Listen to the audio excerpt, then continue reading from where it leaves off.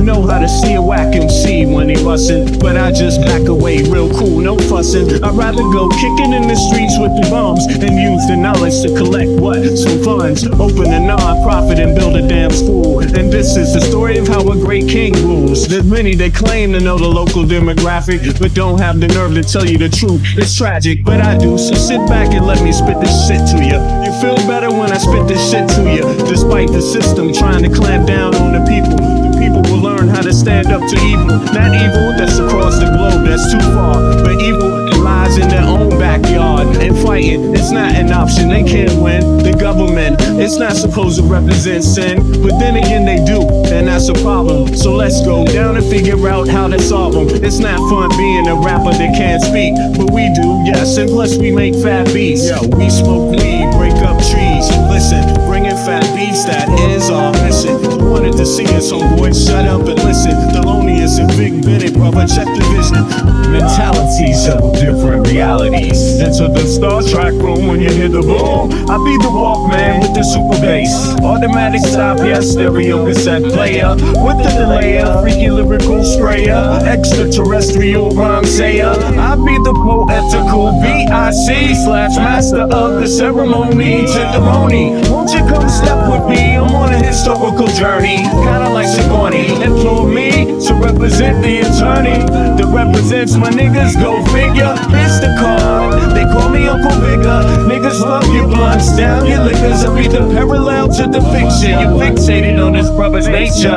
Relaxed behavior, I might save your change. Flip it, rearrange the whole concept. Yo, it's good for all your brain. Insane, psychotic, neurotic, black onyx, and hooked on phonics. Just atomic, it bleeds like a bonnet. Cut with the Asiatic, they all up on it. Rhyme static with the sporadic type of skill. You wonder, is this nigga Vic really for real? It's still, but only necessary in the berry. I'm milk like dairy, they quite contrary. That's scary, but I'm a dog in the prairie. I scurry to grab my bones and just bury. Lyrical flurry, go get your secretary with impeccable diction. My style might vary, so get a hold of your own shit real fast. Fucking with us, we take it right out your ass. Prairie dogs chill while those other dogs howl. Too many dogs get sent to the pound. Back on the hill, me and my peeps just lounge.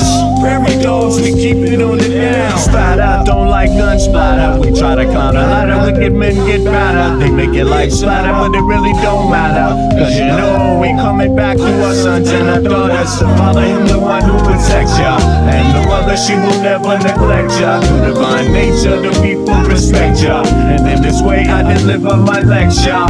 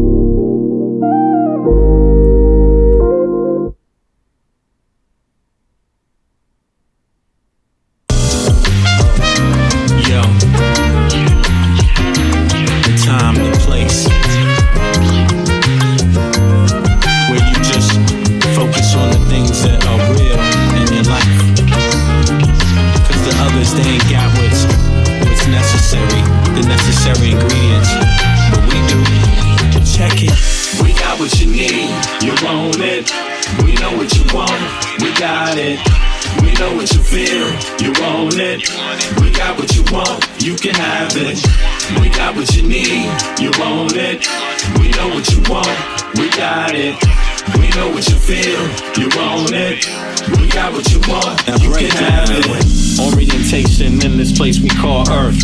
Love from conception, from your mom, your birth. Pops planted the seed in the turf. From there, you must find out what life is worth. Grew up learning your do's and don'ts. before working on your motor skills, working on your coordination, right? And orientation to what you like. The brand new thing, so gentle the soul we're capturing. In this distance, the alphabets the kids sing. They celebrate when it's time to go outside. As you get older, you learn to let all the troubles in your life just glide away. Stay focused, keep it smooth, keep you cool. Things in life can make it get rude. If you let it, don't let it. If you let it, don't let it. If you let it, don't let it. If you let it, don't let it. If you let it, let it, let it, what? If you let it, don't let it, let it. If you let it, what? Don't let it. If you let it, don't let it, let it. Don't let it. We got what you need, you want it. We know what you want, we got it. We know what you feel, you want it. We got what you want, you can have it. We got what you need, you want it. We know what you want, we got it. We know what you feel, you want it. We got what you want, you can have it. We embark on this journey through your soul. We wanna have a good time. We embark on this journey through your soul. We wanna have a good time. We do something that you know you can't deny. We're just slipping in and out on a journey, you and I, on a mission to salvation. Our spirit be our transportation. We think you'll do a little loving that is true. For real, we bring something that you know you can't deny. We're just slipping in and out on a journey, you and I. Bring it. We got what you need, you want it. We know what you want, we got it. We know what you feel, you want it. We got what you want, you can have it. We got what you need, you want it. We know what you want, we got it. We know what you feel. To all the ghettos around the world. And yes, you know the struggle goes on. People trying to survive, hold on. But we know it's been so long. Pain without a limit, so wrong. When am I walking? Sometimes I think about, does love still exist? Yeah, I have my doubts. On the street, I check out how brothers been living. Yo, let's just say, kid, it ain't no Thanksgiving. We got people shooting dope, ain't never heard of hope. We got others with the gat and the brothers with the fucking scope. As I enter the project center rec rooms, some brothers might see the doom. I see my man Paulo, fat pockets of papes. He knows the neighborhood biddies with all the dopest shapes. There goes Rollo with the blowout fro. He's got a gap, hey yo, brothers got to go.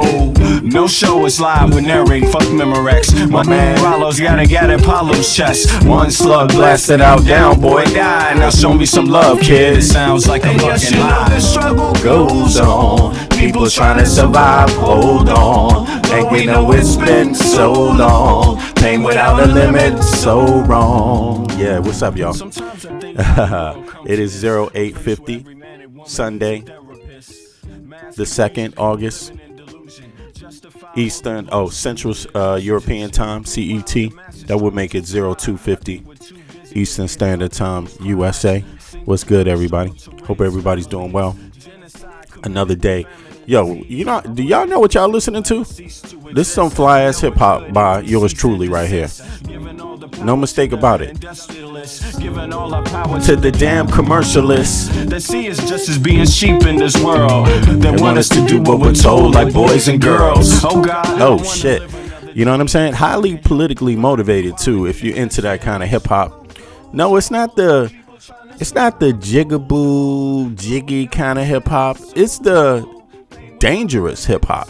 It's the dangerous hip hop, you know? And I don't mean dangerous to innocent people. I mean like dangerously thought out, methodically, considering a lot, you know what I'm saying, in a methodical way. And it's from yours truly, aka Empirical, but V Media here, V Bennett, you know what I'm saying, born and raised in Washington D.C., the capital of the United States of America, you know what I'm saying. So yeah, I kind of made this my music with the spirit of my city where I come from, you know, the energy that's out of there, you know what I'm saying.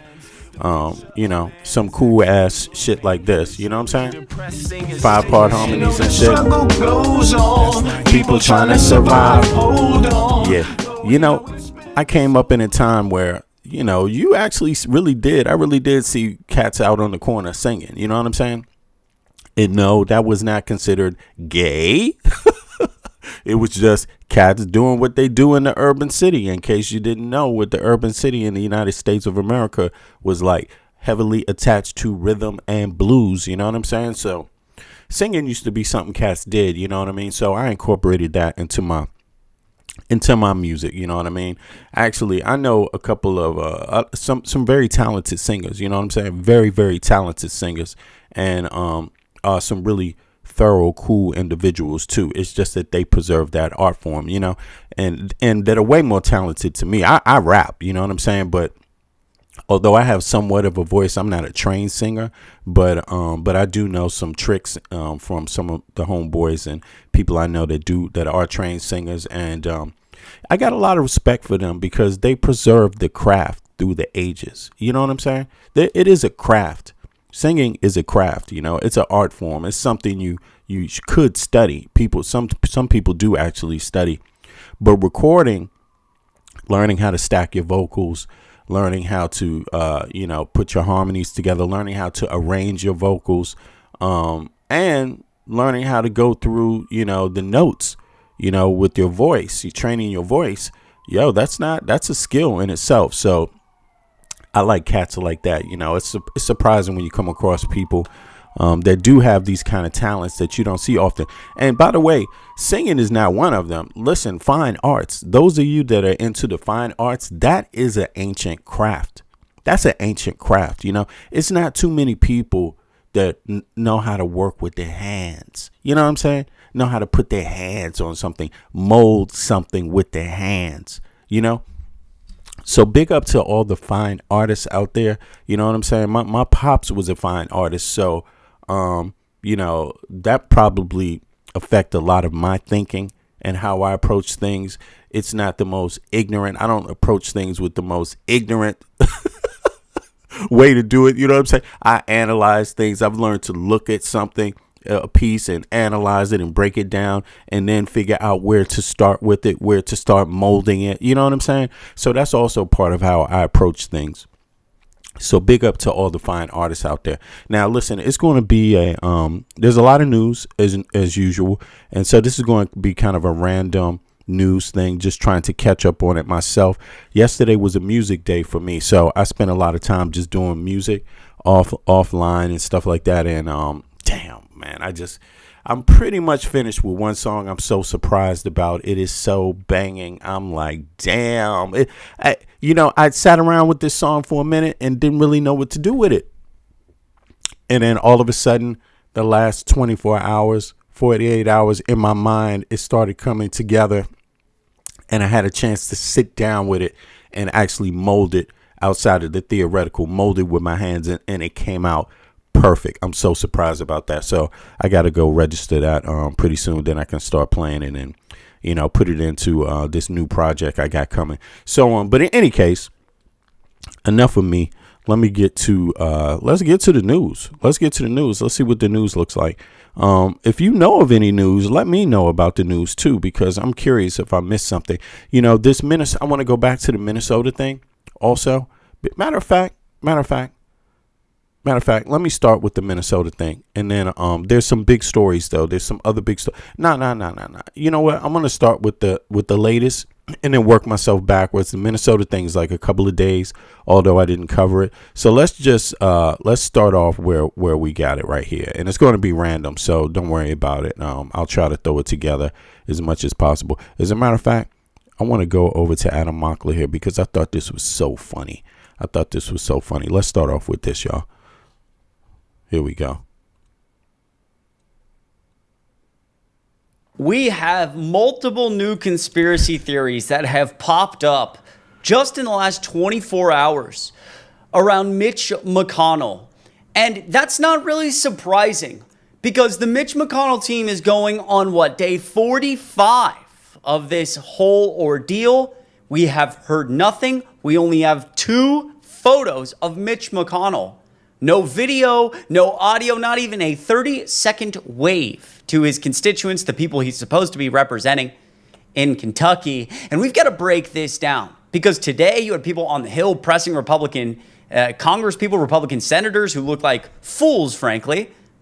I got to play some of those videos, these new conspiracy theories. And of course, because we're here on the Adam Mockler channel, I've got to play this. Scott Jennings was challenged live on air to FaceTime Mitch McConnell because remember, nobody can get in contact with Mitch McConnell. The governor can't get in contact with Mitch McConnell. His constituent, nobody has seen the guy except, luckily, Scott Jennings. Scott Jennings said he had a 20-minute phone conversation with Mitch McConnell, and well, he was pressed on that on CNN today, and it did not go well for him. So we're going to play that clip as well. Let's hop. Scott Jennings is basically a paid liar for CNN, and it's terrible how they do this nowadays. They basically get talking heads. And don't get me wrong, you got to be a critical thinker when you watch the news. Some of it is news, some of it is facts, and some of the individuals that participate are really putting down facts just as they are. But the problem is that the right is basically paid liars at this point. And I'm not saying it because I'm a Democrat. I'm saying it because a liar is a goddamn liar, whether they're a Democrat or not. And sadly enough, they get paid money. People like Scott Jennings, he's a known liar. And he gets paid to just to make excuses, to go beyond the rational and into the irrational and try to justify things that are only make believe, And that's not good for your kids.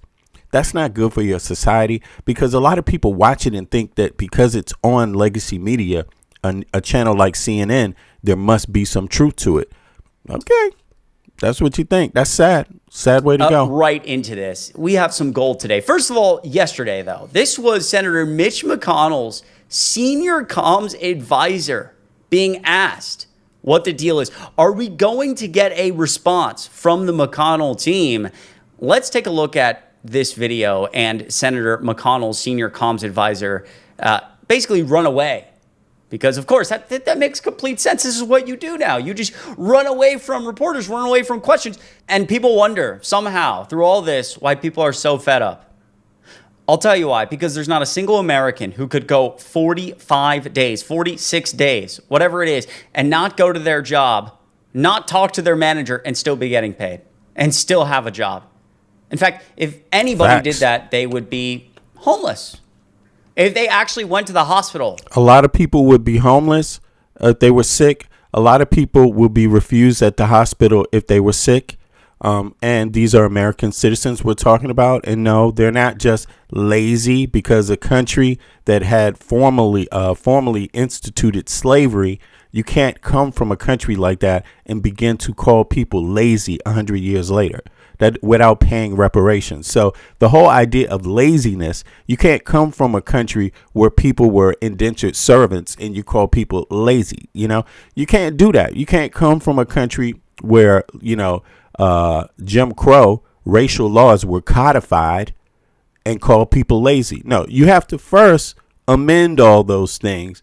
And then maybe if you see somebody that you think is happening to not do as much as you think they should, then maybe you can, but you don't do it the opposite way. You know what I'm saying? That's like the king of King Edward calling people fucking lazy. You're lazy. Get out there and work in the fields. You know what I mean? But they did call people like that. They literally called some slaves lazy, like straight up. And I don't know how much you for that today. If you want that treatment to be for you, a lot of people never think it could happen to them until it's too late. Their job would just fire them, and then they'd be hampered in medical debt forever. No wonder people are fed up. Now, before I hit play here, do me a favor. Hit like, hit subscribe, share this video, because I'm not Adam Mockler. I'm Chris Mowry. Adam Mockler's on vacation right now, which if you've been keen to your surroundings, I keep looking over here because I'm trying to make sure everything's centered. If you've been keen to your surroundings, Yeah, I see Christian. Yo, Christian, you generalize too much, man. You talking about a lefty channel just banned you for calling Charlie Hegbo massacre a terrorist act. Look, man, there's more nuances than lefty and righty. There's more. That's what I just got finished saying about CNN. That's what, you have to be a little more critical than that. I don't know who you're talking about. Whoever they are, they're not a lefty like me. I don't enjoy being people assuming that they know me at all without spending the time and doing the work to know me. You know what I'm saying? Like, that would be considered discrimination. I'm not saying you doing that to me, but I'm just saying, think about it, right? If you just hop through lanes like lefty, righty, you ain't going to get anywhere anyway, man. So that's what I'm telling you. I don't do that. I'll sit down and shake the hand of a person that's from that is a conservative, or not conservative because I'm conservative, but who has some right wing views too. I don't care about that. What I care about is does the person have ethics, morals, and do they speak facts only? If they have ethics and morals and they speak facts, I don't care about their gender. I don't care about their political party. I don't care about their sexual orientation. I don't care about their color. I don't care about their religion. I don't care about their nationality. I don't care about their class. I don't care, period. You know what I'm saying? And, there's a lot of people like me, but you're going to have to do the work, because thinking people without doing the work is like trying to think you have a cheat sheet to stuff, and there's no cheat sheet. My life, there's no cheat sheet to my life. My life is I have the life that I have because I made decisions a lot of other people didn't make, and they're beautiful. You know what I'm saying? So there's a lot of people like me, but we're not just lefties or righties. That's all. Does this background look familiar? This is Adam's desk. Okay, he's gonna figure this out when this video gets uploaded. So I need some support in the comments. I took over his desk. Okay. He's talking about Adam Mockler is on vacation. But hold on. Here, let me forward this. I want to get to the part about Scott Jennings here. Here it is. Let's get to that part. Big up to Adam Mockler, though. And let me see here. What's the guy's name right here who's covering for him? I forget his name, but he's cool too. He's a cool young guy, actually. Sorry if I hope I don't offend anybody, but but I'm born in the 70s, so you know what I'm saying. Although I look young and I have a chipper attitude, I'm still from the 70s. I have a little 70s streak in me. Here we go. Let's go.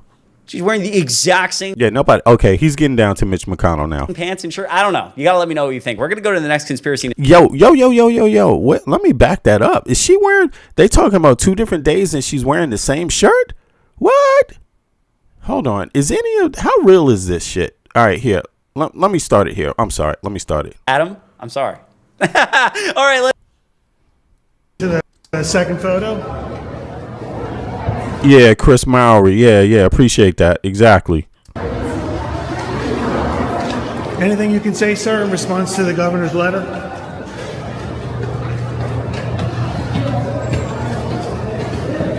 That was my second attempt at trying to get an answer from the senior communications advisor to Senator Mitch McConnell on whether he plans to release a video statement. Here's video of my first attempt. Yo, the young people, gents. Yes, for real. Chris is great. The young people, and I'm not just saying that out of some sort of thing. I'm just saying it because I'm born in the 70s. I'm 56 years old. A lot of people don't realize that. So when I say young people, I'm saying the generation today that's in their 20s, 18, 19, 20, the younger gen, I forget what generation you call that. Those are the ones that bring me hope, like seriously. And they do. Now, some of us older folks are hip too. You know what I'm saying? The ones that are of us that have integrity. You know what I mean? The ones of us that are lucky enough to have some some ability to comprehend on an in-depth level and follow data. You know what I mean? you know, we meet them. We meet the younger ones there at that point of the hard work, you know. So don't give up on the older folks. But obviously, there's a lot that are sold out now. And there's young people that sell out, too. I mean, there's young people that don't have this shit together. But, I mean, in independent media, a lot of the young people, they really kind of, I like what they're doing. And Adam Mockler is definitely one of them. I mean, he's not just a young man. He's a good American, a solid American. You know, a solid American. And Chris Mowry. Let's go. Hey, ask me what you think about people saying that McConnell should put out a video. Normal brain. Nice. The McConnell team doing really good stuff here for the American people. And again, before I get to this video of Scott Jennings, like one of the conspiracy theories that we saw kind of really pop up today, TMZ writing about it as I record this video today, Mitch McConnell's wife's outfit sparks new tinfoil hat controversy. So this is actually pretty interesting. You gotta let me know what you think in the comments down below. Take a look at this. This is the most recent photo we got. We only have 2 photos. The most recent photo on the 26th of Mitch McConnell and his wife, this proof of life photo. And people are talking about it because his wife wore a shirt pants combo during a visit to see the Kentucky senator in a rehab on July 14th here on the left. And she appears to be wearing the exact same outfit. And the proof of life photo his office says was taken 12 days later on July 26th. People are running rampant with this saying, wait, are they lying about when that photo was taken? Did they take photos, you know, on the 14th and then who knows where Mitch is? And so they're just like releasing stuff to try to get past the deadline for Andy Bashir to call a special election. Look. Yeah, this is bizarre. This is really bizarre right here. I mean, and it looks like they're lying, obviously. If they reported 2 different dates and she's wearing the same clothes, don't get me wrong, if these are work clothes, like if you go to an industrial job, for example, that might happen. You know, you might have work clothes. So those would be looking like the same thing. If not the same, they would look like they're the same, right? But she doesn't have an industrial job. This is supposed to be whatever she wants to throw on for that day. You know what I'm saying? And she just happened to wear the same shit. Either she has some people have small wardrobes though, but would that be Mitch McConnell's wife? Come on, man. She just flew to China and shit. If I was flying to China, my wardrobe would be out there, man. I'm going to tell you, I'd be dressing like Shabba Ranks, like in the 90s. If I had that kind of money, you would literally see me just in all kinds of colors and long clothes like crazy with a belt, all kinds of shit. Yo, I'm serious. I'm gonna take it back to Shopper Ranks in the 90s if I get money. I'm not bullshitting you. But listen, hold on. Who mentioned this? Somebody mentioned in the chat. Chris is talking about a left Christian said 12 innocent people unalived, and the mod said they committed a crime. It's magazine printed drawn. Okay, that's what he's talking about. You talking about Charlie Hegbo? I don't like what Charlie Hegbo was doing. You know, of course, they arguing that it's freedom of speech, and to some degree, maybe that's worth an argument. That's worth a healthy debate. What it is exactly, you know what I'm saying? But the reaction, no. There's no need for people to kill other people because of drawings, because of paintings. Debate, and not just debate, research. Have real enlightening conversations about it. Have honest conversations. You know, but don't go to killing. That's something else. That's totally not necessary. That's unnecessary. You know, in Denmark, as of late, there's this conversation going around. I'm not even following it anymore, but I did come across it a second time about some artist that did a painting for a jazz festival. They commissioned the artist, the people who commissioned the artist, the leader of the jazz festival that commissioned the artist, knew about the artist's work first, and the artist does heavily, work that looks really, really blackface. But although he's an African, right? So it's kind of like they skipped the rules, found a cheat sheet into getting a blackface image by going to someone. And here's the thing. The artist himself had already done the painting. this is the insult. This is what adds insult to the injury. But when they decided to pay him that they wanted that piece, he allegedly, from what I heard, I think it's factual. He added a piano to it. Who the fuck does that? Who the hell has a picture, and then when someone commissions them, say, I like that picture, they just, because it's a jazz festival, they add a piano. Then the person is not really a jazz lover. You know what I mean? It's not into jazz. The person said the painting was inspired by his trip to Africa, where he fell into a well, almost died, and crawled out, and surprise. So I've been saying, a lot of jazz enthusiasts, jazz lovers, have been saying that this image is kind of is not appropriate for that context. Jazz, right? Jazz medium, knowing the history of jazz, knowing the legacy of jazz, right? Meaning that jazz comes out of rhythm and blues, and it in fact, the jazz musicians, they created their own language based on the oppression that they were getting. You know, a lot of what's in the music is about combating their experiences, combating oppression or being oppressed. So having this thing that looks like blackface is kind of inappropriate, because they literally had to fight to just be seen as human beings, right? And so a lot of people don't like that, because in Denmark, a lot of people lean on we don't care what your story is. It's freedom of speech. End of story. I own it. I bought it. It is. Right. But I try to explain it to them differently. Like, what if I said, I want to show my expression for my love for Denmark by going down to the town square and waving around a Swedish flag? Right. Would people be upset? What should I say to the Danish people to say, hey, man, are you insulting us? Like, why are you holding up a Swedish flag? Well, a lot of people don't know the difference. A lot of Americans just think the capital of fucking Denmark is Stockholm, like straight up. So that would be ignorant to do. Yes, that would be stupid. And me as an African American, I tell people all the time, no, the capital of Denmark is not Stockholm. It's actually Copenhagen. I correct people all the time. So why can't you correct people with this? Especially if you're supposed to be representing jazz music. Why can't you correct it? And so there's a difference of opinion there.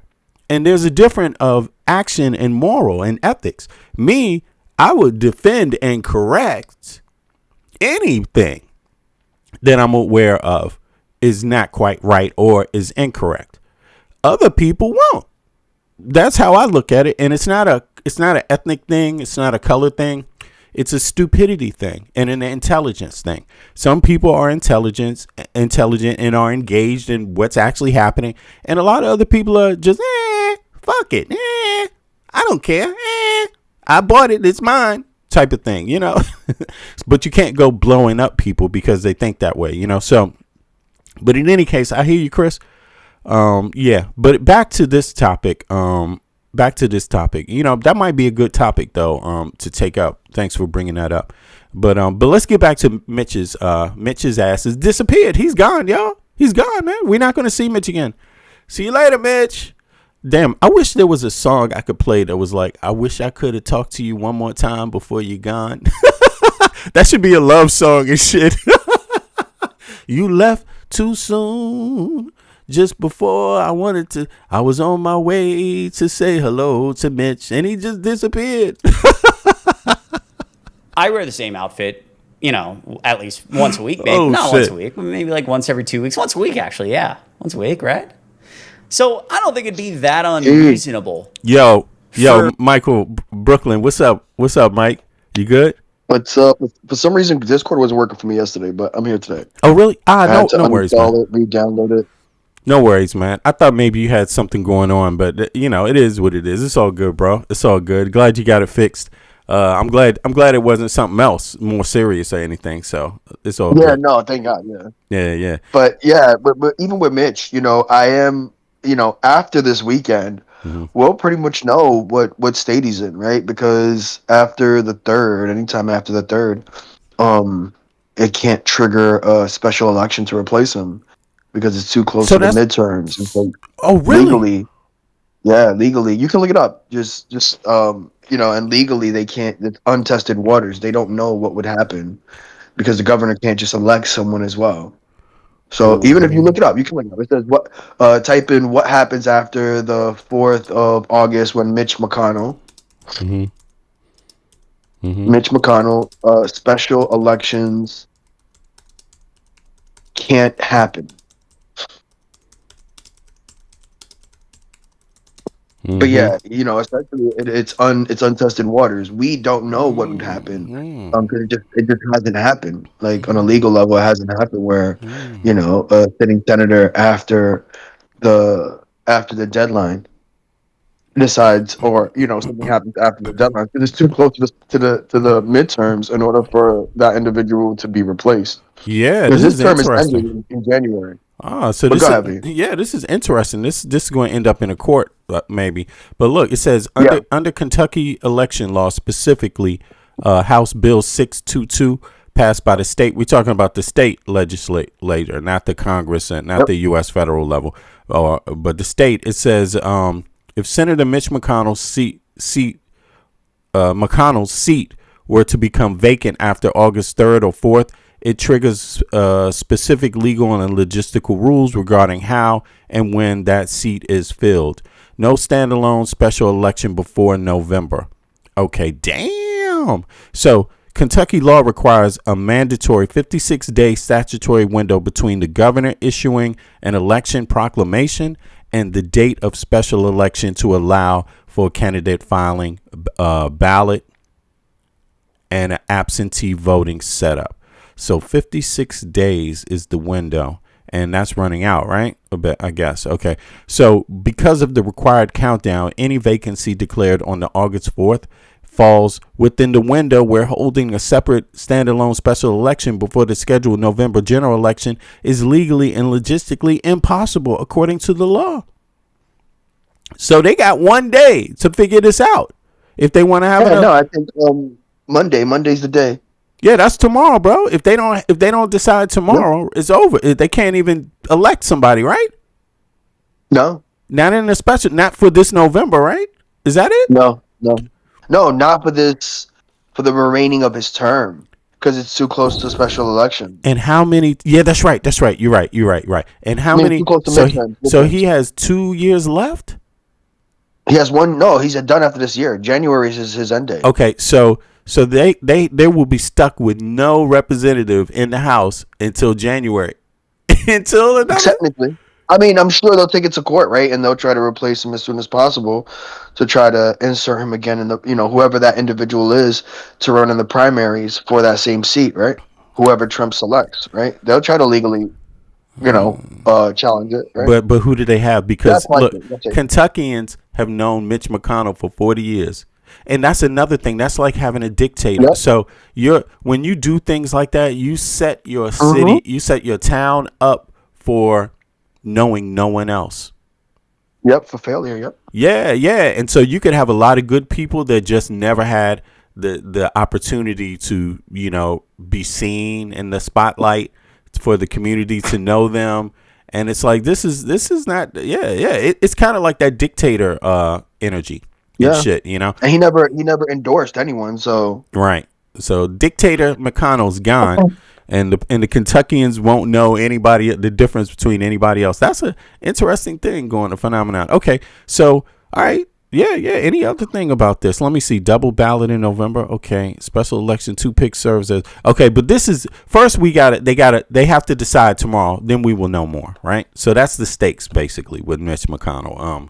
They got to decide tomorrow whether to put somebody else up on the ballot. Have they prepared anybody? Anybody? no, not to my knowledge. Who who should run for that seat? You know who should run for that seat? Hold on. Yeah, let's see. Damn, let me find that out right now. Are there any Democratic socialist? Because they're doing well, apparently, man. They're doing well, I mean, bro. Look, we said it here. It was bound to happen. I know the Republican nominee is Andy Barr for Kentucky for this whatchamacallit, for this upcoming midterm for Kentucky to replace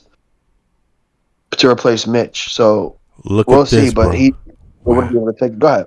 Wow. Louisville DSA, the largest and most prominent chapter of the Democratic Socialists of America, DSA, in the state. Louisville DSA actively runs electoral campaigns, organized strikes, housing, and pushing for local policy changes such as fair, free public transit and police reform. Yo, but you need things like this in states like the rural areas, in states that have a lot of rural place and even cities wherever. Free transportation. That is wonderful, because if you want to get a job, it works for youth. It works for youth, the kids. It works for college students. It works for people that go to work. It works for retired people, right? Free Yep. public transportation. It works for everybody. It works for the wealthy. It works for the poor. The wealthy, then they can say, hey, the more people are taking public transport, and so there's less people on the roads. So I have a more pleasurable time driving. Central Kentucky, Lexington area, operates out of the Lexington and University of Kentucky campus. Go Louisville Sluggers. Is that what it is? Go Sluggers. Yeah, no. Yeah, Louisville. Yeah. I don't know much about Kentucky, but the Sluggers, I know they got that right. Louisville, Central Kentucky. Okay, so Northern Kentucky regional groups, members of Northern Kentucky, often organize independently or collaborate with Greater Cincinnati DSA chapters across the Ohio River. Okay, well, damn, yo, I would not be surprised. Hold on, but who is the candidate? Who's the candidate? Charles though? Booker. Who? Charles Booker is a Democratic candidate. Charles Booker. Charles Booker. Okay, let me just double tap on him real quick and see what happens. Damn. Okay, well, this is interesting, man. Charles. But he's aligned. He's a progressive Dem. He's kind of aligned. I think this is the common. Sorry, this is the common thing with a lot of Democrats that you're starting to see, and I've noticed this trend for a while. Abdul Saeed is also another one. A lot of Democrats have just aligned politically with the DSA without being DSA. Yeah. Right. Yeah.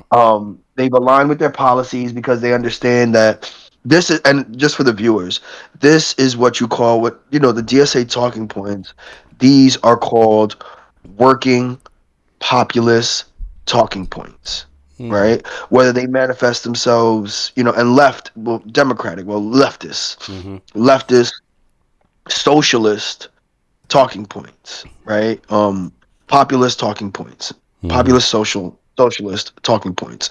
So when they're campaigning, when we speak free housing, affordable health care, affordable child care, free or affordable education, these are populist talking points. And the reason why they're populist is because these are struggles that everyday Americans face. And then the reason why they would be considered socialist is because the solution to them are social policies, right? So that's essentially what a lot of the DSA and a lot of these new incumbent Democrats have been aligning themselves with the DSA for socialist populist talking points, right? And so this is what a lot of Democrats have been doing, whether they've been strictly in name DSA.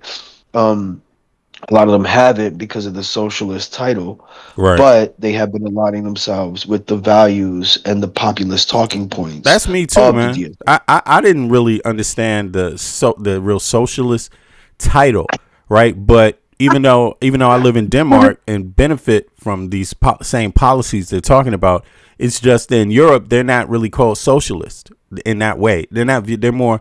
I mean, there's some groups that use that term, but these are policies that left and right share in Europe. You know what I mean? So in that way, you don't really hear. Like I'll give you an example.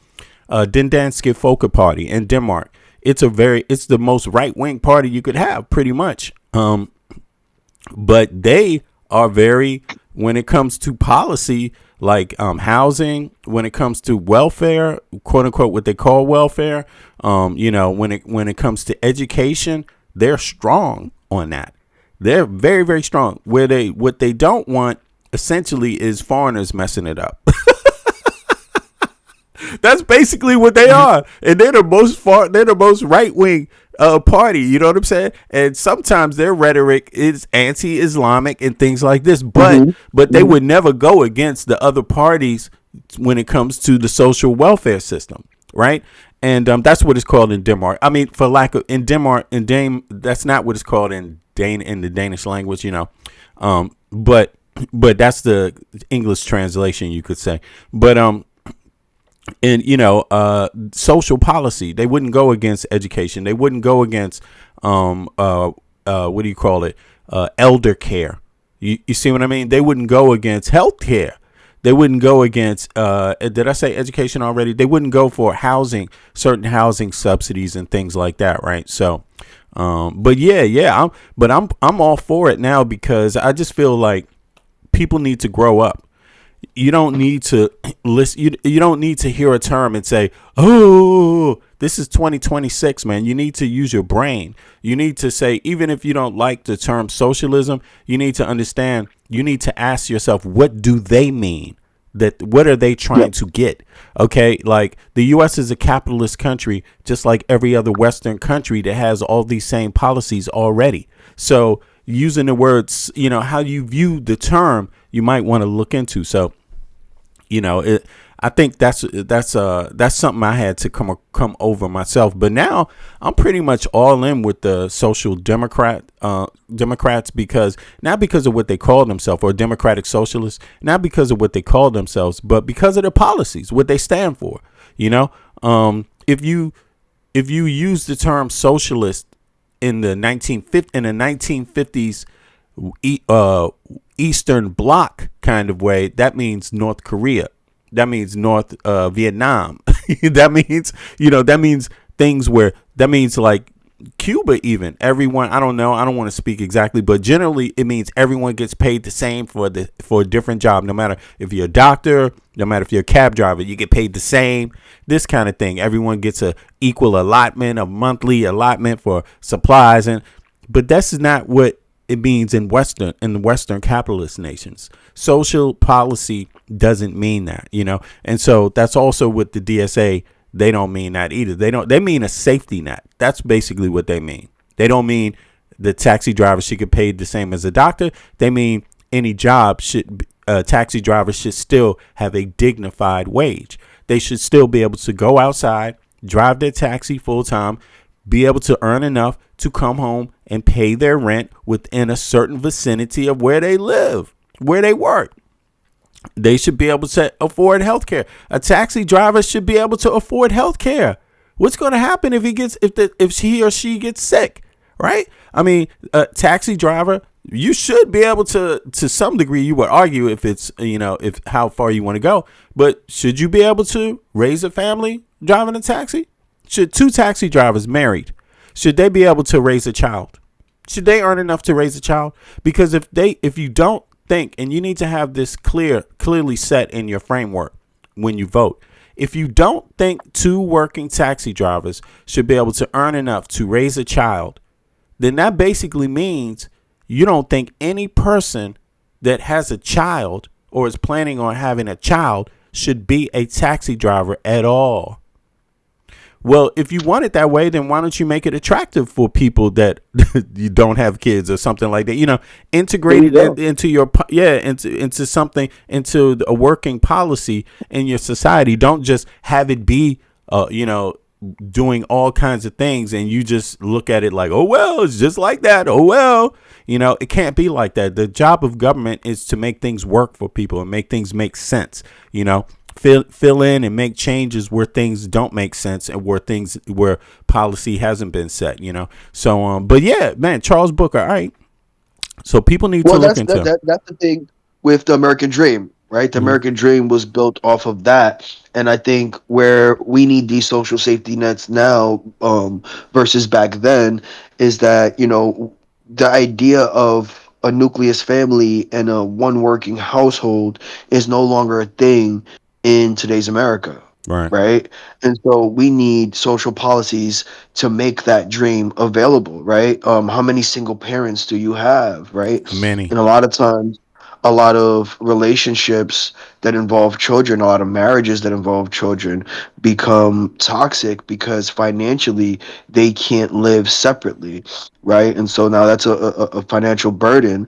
And also, on top of a financial burden, it becomes an emotional and then a physical burden. On the children Um, too. that, yeah, that deteriorates the whole family, Yeah, right? yeah. Um, and so, to believe that someone on minimum wage or so, your average taxi driver or someone making just above minimum wage can't have the idea or the leverage to be able to own a home, for me, is fundamentally non-American, right? It's not patriotic, right? Mm-hmm, mm-hmm. And so, and also, I think it doesn't encourage birth rates, right? It Right. doesn't Yeah. encourage Exactly. marriage rates, Yeah. right? So when conservatives talk about it, it's like you're not promoting this nucleus family that you want everyone to abide by and force by through laws, but you're also Facts. not helping it with social policies to make sure that that's a thing that they can uphold, that they can try to strive for, right? And so I just, like, it just circles back to the hypocrisy of the conservative movement, right? That's why the last thing I'll ever be in life, no matter how old I'll get, is a conservative, right? They Because it's always say that phony, once you bro. reach It's old enough, phony. You no, could it be is. a conservative in your life, but that label and what they do with that term in America is phony as Yeah, hell. You know what I'm saying?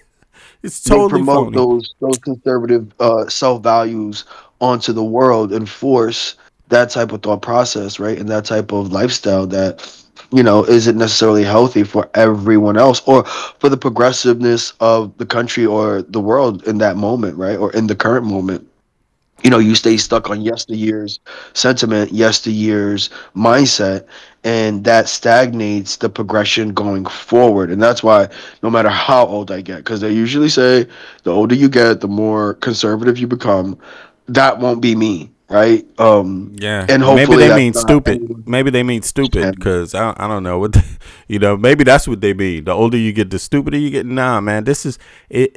Yeah, or maybe frustrated. That maybe they mean that too. You get old and you're angry because now you're finding out the system actually is not working optimal. So you get angry, and who do you get angry at? You know what I mean? Well, conservatives romanticize the past, right? They romanticize the past, and it's the reason why they hold on to the values of yesteryear and promote them today, right? They romanticize when women couldn't vote. They romanticize when that nuclear household that was dependent on that male's sole income, but they don't describe or relive the nuances of household abuse, right? Financial abuse, mental, physical abuse within that household because the man held leverage power and women couldn't go rent their own apartment or buy their own home Yeah, or vote, yeah. right? Um, and they romanticize when black people were able to get less than minimum wage, right?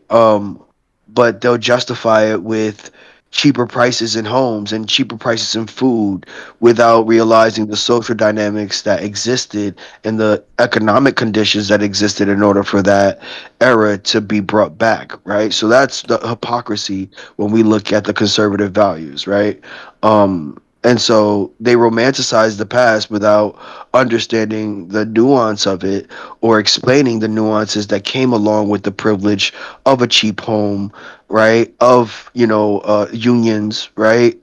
Where who was the minute, women were allowed to vote and the minute black people economically could strive, unions got tore down, right? So they won't ever explain, or sometimes they don't necessarily know what these nuances that allowed for that particular time frame to exist, and the freedoms and liberties and civil rights that were taken away in order for that time or Yeah, during that time they to just exist, they right? just So skip it through history like zippity doo ah exactly. zippity day. And it, Hey, yo.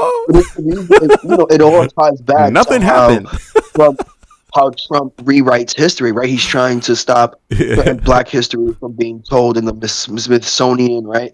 These are all things that play back into the conservative playbook, right? He doesn't want these nuances to be exposed. He doesn't want, even though the internet exists, he doesn't want these nuances to be public or public facing in, public American history standards. He doesn't want it. He wants to take it out of schools, right? He wants to limit it in schools.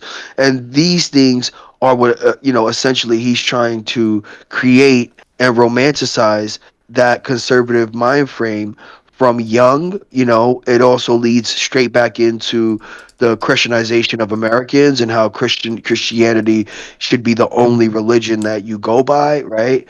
Without, again, the nuances of, how certain religious ideologies allowed for the okay mind frame of slavery, right? To okay that mindset. So again, these are all things that conservatives, including this Trump administration, is now trying their best to limit that exposure and that knowledge from reaching your average or Republican, because I wouldn't even say Democrat. Some Democrat states as well, you do have some strong conservatives movements within Democrat states.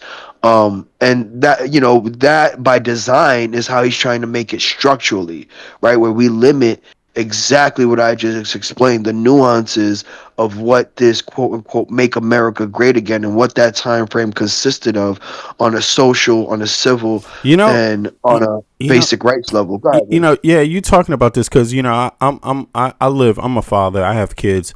They live with the mom and then they live with me. Right, we split custody. But I just realized something that shocked me. Because this month, the last month, I think I'm not sure what happened. My salary, maybe I worked, maybe sometimes my taxes adjust, but I worked like for some reason, I don't know why this is. Maybe it's just because of the overall economy, or maybe it's because I don't know what it is, because I don't always have time to follow up exactly on what's going on. But I got something like 29 krona in housing insurance payout for some reason. Like you sign up for it, but you don't always get it. You know what I mean? And sometimes you get it. It's built into your economy, right? And for some reason, I got 29 krona. And I was just thinking, why did I get this 29 krona? Is it something they went back and evaluated that I was supposed to have, or I don't understand it. But I will talk to them this week. But I just brought that up to show you, like, Americans, because it's a lot of Americans that listen, obviously, right? Most of my viewers are Americans, that in places in Denmark, and also it's not only Denmark, they have this system, voting, taxes. It's all connected to your social security number. So they know about your taxes. They know where you live. You don't just move in Denmark. If you want your rights to follow you, you report your new address. Otherwise, you're going to lose your rights. You will have the rights of your old address and your old job if you don't report stuff. So when you move, you report it to the commune. The commune knows, okay, this person moved, and maybe that commune has different taxes, right? So, or maybe you move, so some of your rights are affected, like the distance. The taxes you pay are affected by the distance you have to travel to work. Yeah. Did you know that?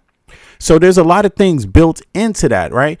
And I think the people in the U.S., they don't realize it when you talk about, I think, social or democratic socialists, what they mean about kind of balancing the slate. It's not giving away something free. It's making sure that some people don't, that people, a group of people or a lot of people don't have it harder just with the basic things. Just with the basic things, not buying the Benz. It's not about helping somebody get a free limousine or helping somebody get a free mansion. It's about making sure that the bottom half, has it fair, isn't broken, just trying to exist. You know what I'm saying? And those kind of small things, like, if you travel an hour and you're part of the bottom class, they might, in Denmark, they may support some of your transport in the tax system. It's built into the tax system. You have to understand that. They adjust it. They know where you work and they know where you live. You see what I'm saying? They already know that. It's built in the form. You don't even fill the form out. They make it for you. It's made and they send it to you to approve. So it's already pre-made. So this is what we're talking about, like comprehensive basic things, education. They know these kind of things, like how much money you make. So if you make under a certain amount, let's say you have a job and you go to school. Well, if you get paid a lot of money, obviously they're going to limit the amount of education funds you get because you don't need it. You see what I'm saying? Like, but for people that have a lower job, a job that pays a lot less, and they might need that job on the side of their school, the education funding, they're allotted more. They're allowed to get more, or maybe whatever the maximum is. I don't even know what the maximum is. It changes. It changes every year. It can fluctuate. It's not like the U.S. Congress where it's stagnant, where the U.S. Congress never gets shit done, where the Senate never gets shit done. No, in Denmark, they're getting shit done every goddamn day, man. And these people aren't even wearing suits and ties half of the time. They just showing up in the T-shirt, voting on laws and shit. And it changes. It's fluid. You see what I mean? Because it adjusts for the times, and people want it to adjust for the times. People want it to make sense. People want it to work because they pay these people, Yeah. But in any case, let's get back to Missing Mitch. That's what we're going to start calling him. The story of missing. This is going to be on FBI files and shit. Whatever happened to Mitch McConnell?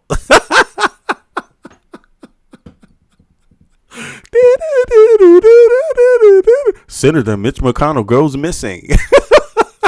I hope it doesn't. I hope it doesn't, man. They're going to be like, we found his bones in the fucking forest. Happened to wear the same thing twice, but also like, oh my God. Look, I'm a 24-year-old dude, so my wardrobe is not super advanced. These are some high up people. She's wearing the exact same pants and shirt. I don't know. You got to let me know what you think. We're going to go to the next conspiracy in a second, but first we got to listen to Scott Jennings. All right, Scott Jennings live on CNN. This is hilarious. Take a listen. About your former boss, Senator Mitch McConnell. Have you spoken to him recently on the phone? No, I haven't spoken to him. I talked to him early on, and I'm in touch with his office, but I haven't spoken to him recently. Do we want to FaceTime him? Ooh. About your former boss, Senator Mitch McConnell. Have you spoken to him recently on the phone? No, I haven't spoken to him. I talked to him early on, and I'm in touch with his office, but I haven't spoken to him recently. Do we want to FaceTime him? No? Okay. Okay, on that note, Scott Jennings, Karen Finney, thank you both for being here. Up next, That was pretty hilarious. Scott Jennings there with no response. Look at Scott here. And again, I thought you guys would like this because Scott Jennings has got eviscerated by Adam Mockler so many times on CNN. Scott with literally no comment. There's no way. There's no way he talked to Mitch McConnell for 20 minutes. And look, the reality is that if tomorrow we find out that Mitch McConnell is doing well and he's like back in the Senate, like I just want to be clear, there's a whole other problem. And the whole other problem is that 45 days, you could apparently talk to Scott Jennings on the phone for 20 minutes, but you couldn't show any other proof of life to your constituents. You couldn't show any proof of life to Andy Bashir. That's a whole other problem on itself. But again, this situation has gotten so bizarre that there's no way. I'm not conspiratorial. Some people tell me actually that I'm not conspiratorial enough. I tend to hear a narrative and I'm like, all right, my brain is just not built to go toward conspiracy theories, Yo, Jess, I hear you, Jess. You're right. It's crazy. So Jess says the U.S. democracy was held together by paper and bubblegum compared to other countries. Handshake deals and the ideas of everyone follows the rules, as we found out. Yeah, exactly. And we don't have our legislator, our parliament in the U.S. hasn't made comprehensive. They're not doing the work of the people. They're not forwarding the progression of the people, Instead, they're scapegoating it on others while they're getting a hefty paycheck themselves from the people. It's sad. It's sad. That has its benefits and its flaws. This is bizarre. I mean, this is insanity. Going on day 45 of a guy who supposedly suffered a minor fall and is not even technically at the hospital. He's at a rehab center, even though the rehab center he's at 24/7 rehab in the hospital that he got sent to when he originally suffered this fall, which is certainly not the best long-term rehab facility to be at in DC. Like, there's so many bizarre things about this. It can't be the truth. This was today a Republican senator who you all know, who was so vocal in the Dr. Fauci hearings, because Republicans want to relitigate 2020. They want to relitigate 2020, and we'll spend time doing that, but will not. They have no response. They don't even feel a need to call for Mitch McConnell to, I don't know, step down, give some proof of life. They have no need to do that, but they want to relitigate 2020. Take a listen. Do you have a response to the Kentucky governor saying you should be calling for McConnell to put out a video or some verbal confirmation that he's in good condition? I don't have time for him. Sorry, we don't have time right now. Just thought you want to respond to Bashir because he's saying that that you should be calling for that. Give some proof of life. They have no need to do that, but they that he's in good condition. I don't have time. That he's in good condition. I don't have time. That he's in good condition. I don't have time. That he's in good condition. I don't have time. That he's in good condition. Though. I don't have time. But he's getting that check. He's got your check, but he doesn't have the time. This is ridiculous. That he's in good condition. I don't have time. Video or some verbal confirmation that he's. They have no need to do that, but they want to relitigate 2020. Take a listen. Do you have a response to the Kentucky governor saying you should be calling for McConnell to put out a video or some verbal confirmation that he's in good condition? I don't have time for him. Sorry, we don't have time right now. Just thought you want to respond to Bashir because he's saying that that you should be calling for that after calling for Fauci to address the American public. That was his exact statement, that you should be calling for McConnell to do the same.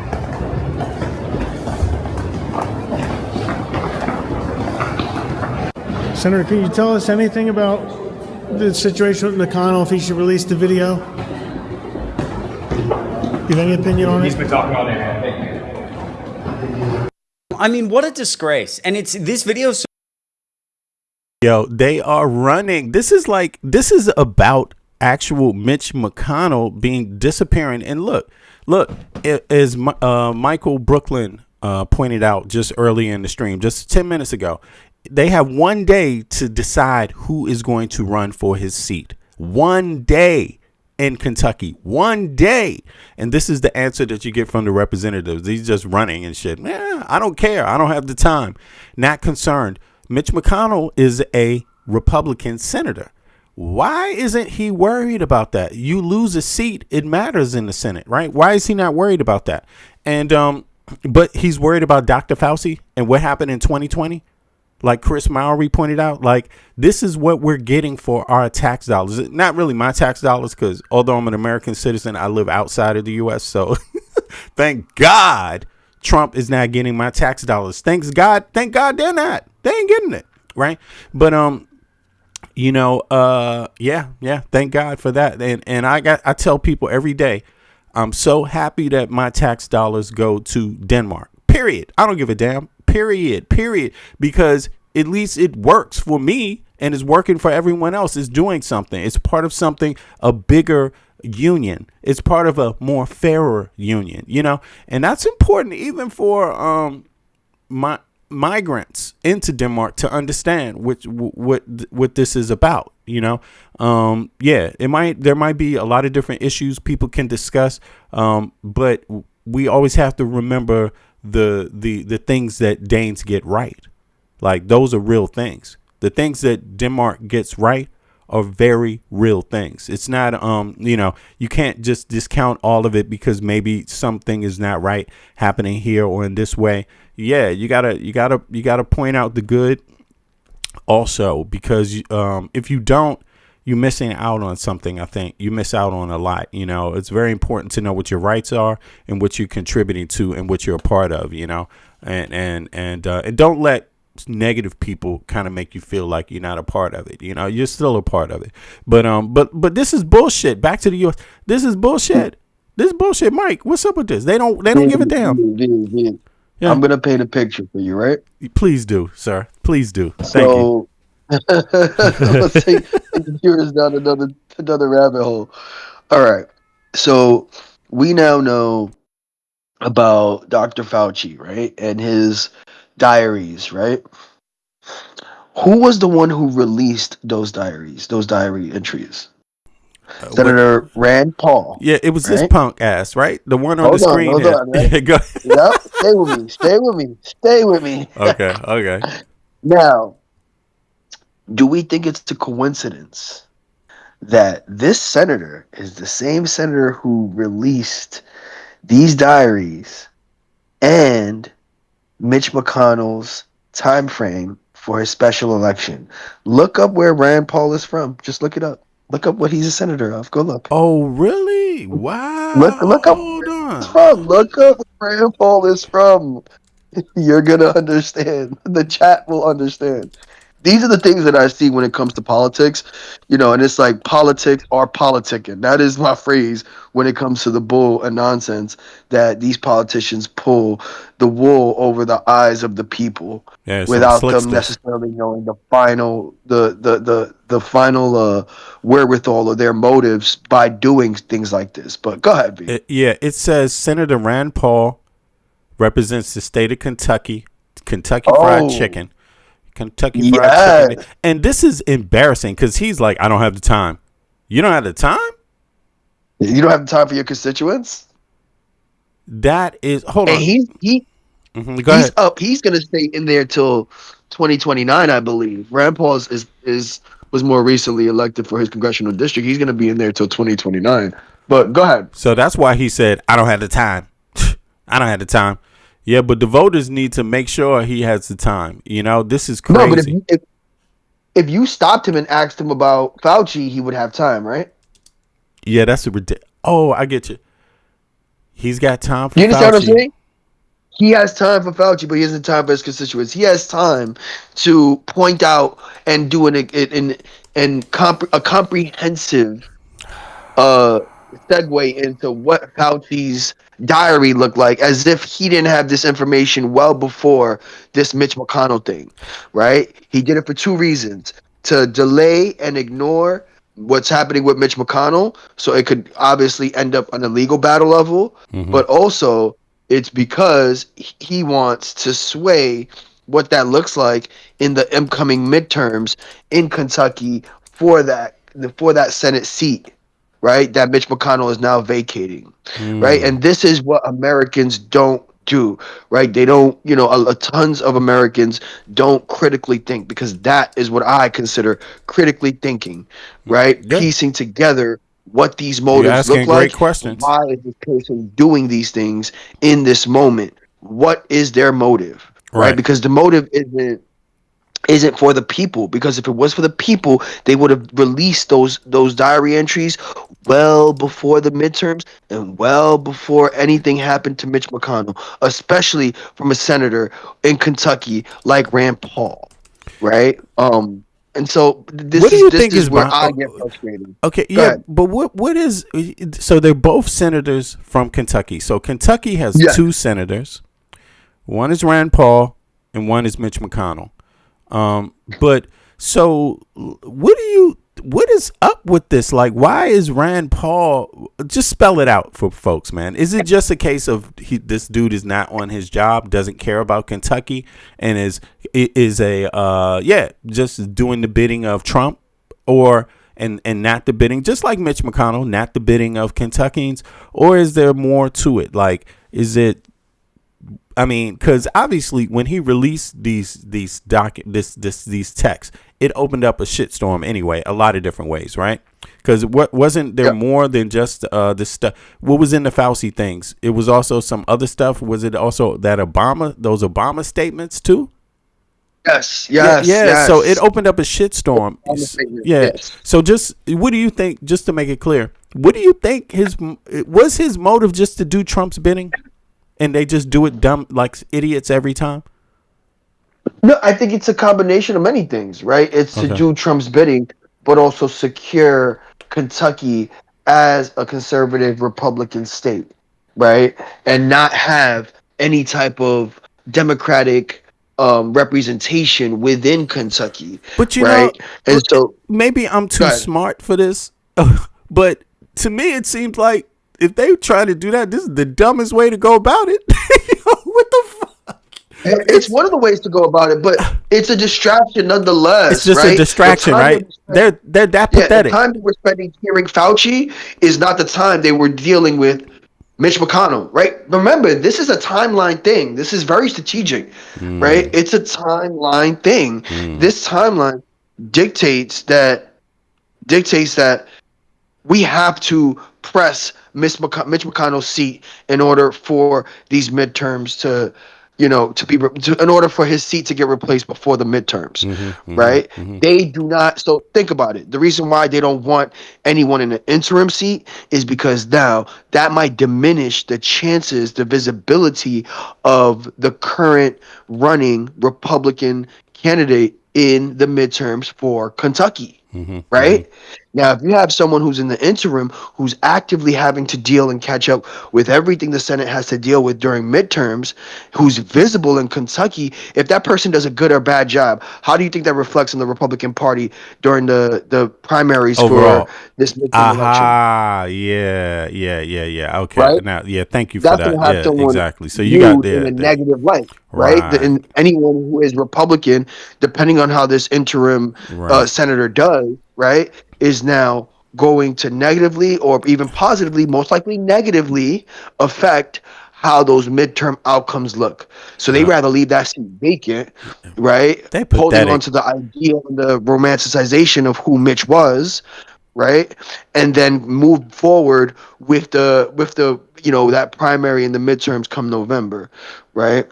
Bro, So that's essentially what they're doing. But go ahead. Yeah, bro. No, you gave a full synopsis of that, man. The whole picture, and that's what I was looking for. It is pathetic.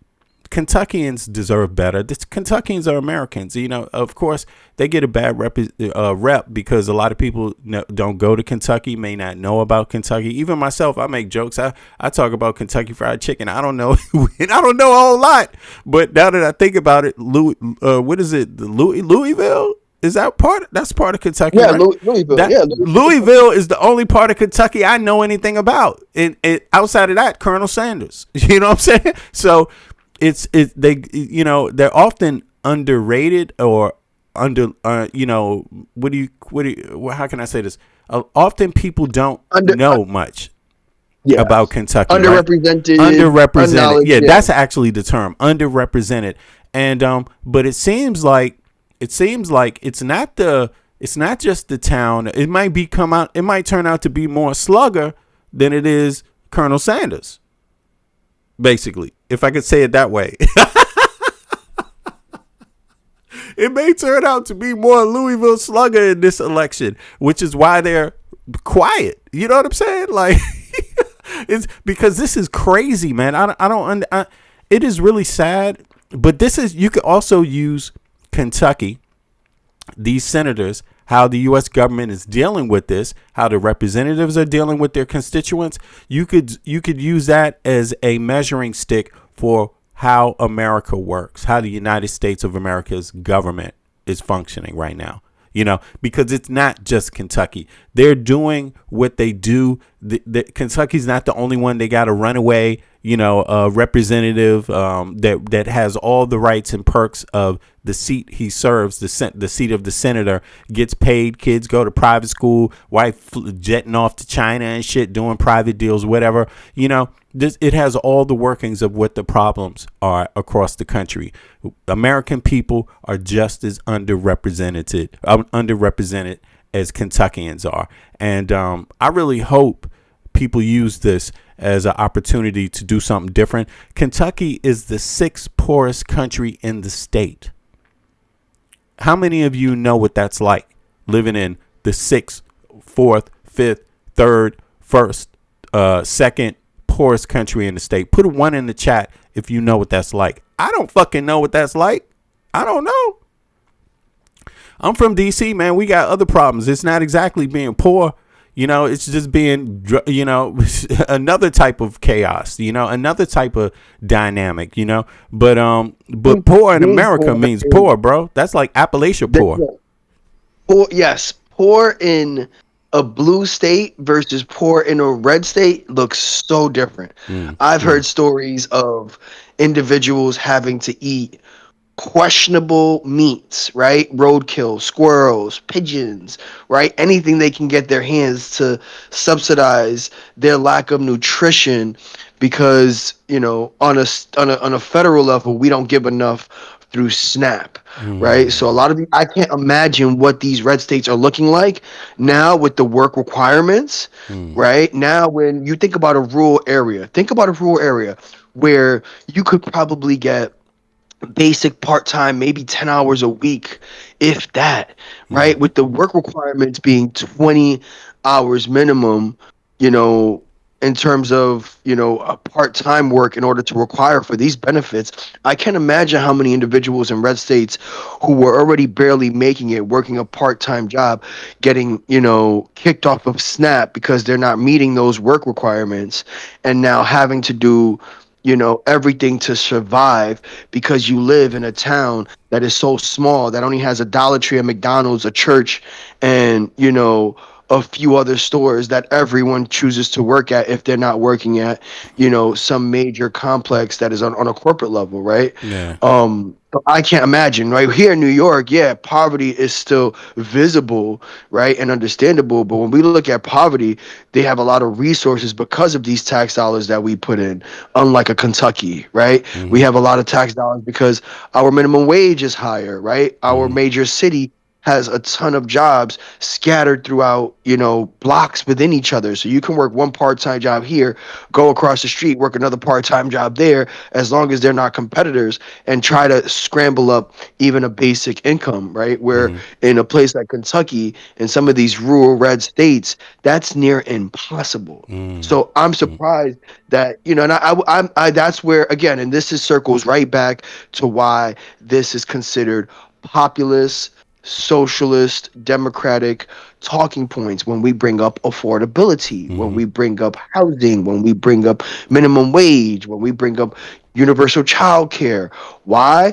Because those same things plague red states in abundance in comparison to blue states. In blue states, it's more education that impacts us, or lack of continuing education, Yeah. right? But when we look at these red states, if we think that in blue states that these issues that are brought up, from the Democratic Socialist and other progressive Dems are just a trend, it's not, because they suffer a whole lot more, and they're not visible, right? Their senators aren't going to speak about it because it doesn't fall into their conservative values. They don't want to be considered a socialist. They don't want to be considered a Democrat, so they won't bring up. You'll have the Rand Pauls, you have the Mitch McConnells, while their constituents are suffering. They won't bring up these populist issues because they understand that it'll harm what the future of the Republican Party will Yeah. They're will more. face. And it's Yeah. facing now. Yeah. Right? This They're is,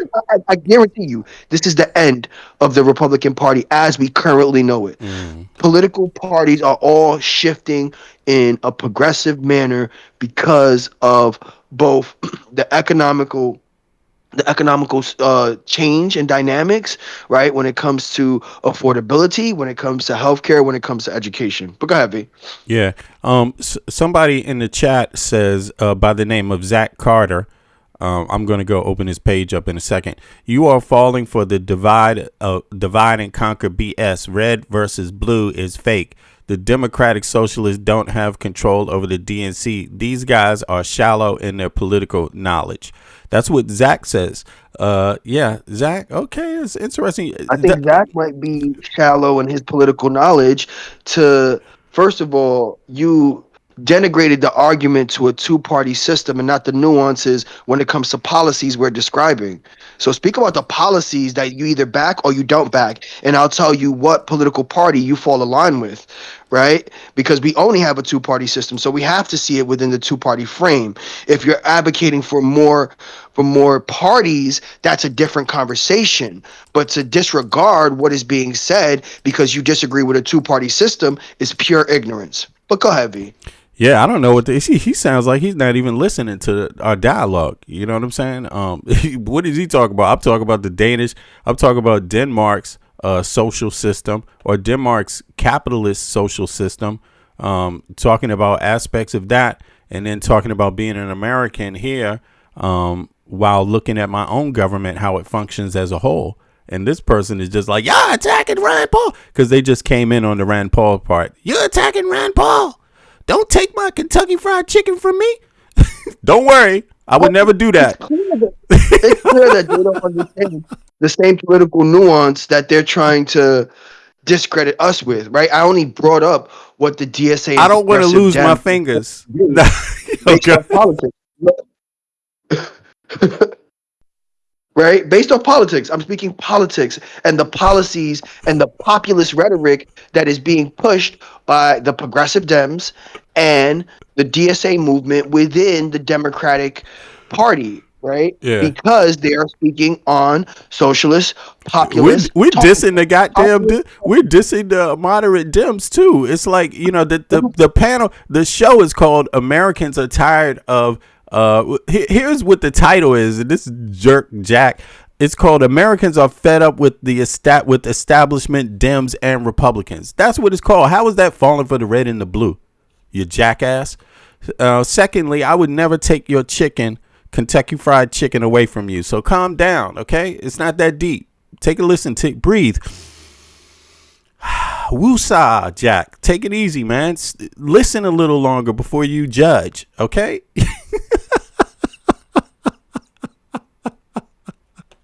In any case, Zach, please make sure you fill out. Let me find out something here. Did you check the poll, Zach? Did you click on the poll? We're collecting a poll here. Let's see. Obviously, Zach doesn't like the Democratic Socialists, you know. That one he doesn't really like, but he also doesn't like the red versus blue thing, huh? Interesting. So you don't like the only group that's not pushing red versus blue. Okay, I got that. Now let's see here. Let me open this up, the chat, and let me see. I want to announce what the poll says here. Let's go.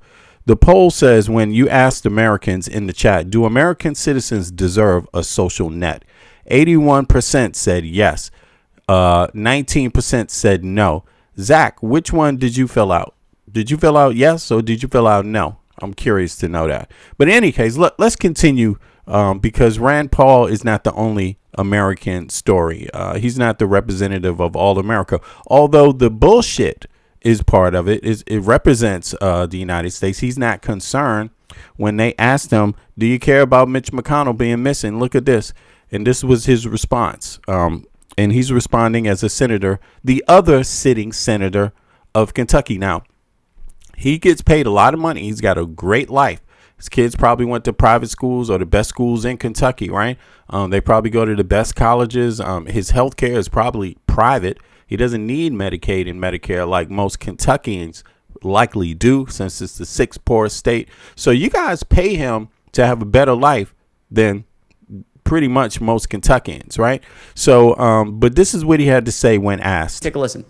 Do you have a response to the Kentucky governor saying you should be calling for McConnell to put out a video or some verbal confirmation that he's in good condition? I don't have time for him. Sorry, we don't have time right now. Just thought you want to respond to Bashir because he's saying that that you should be calling for that after calling for Fauci to address the American public. That was his exact statement, that you should be calling for McConnell to do the same. Yeah, so he's worried about Fauci in 2020.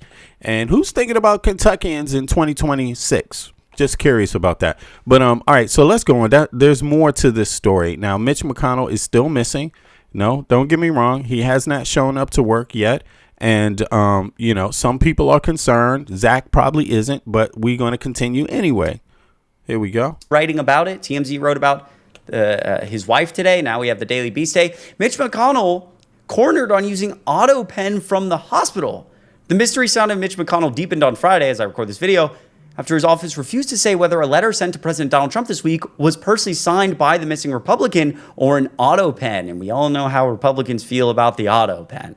The July 28th letter signed by McConnell and every member of Kentucky's Congress. Sorry, Zach, do you believe American citizens deserve a social net? Put a 1 in the chat if you believe American citizens deserve a social net.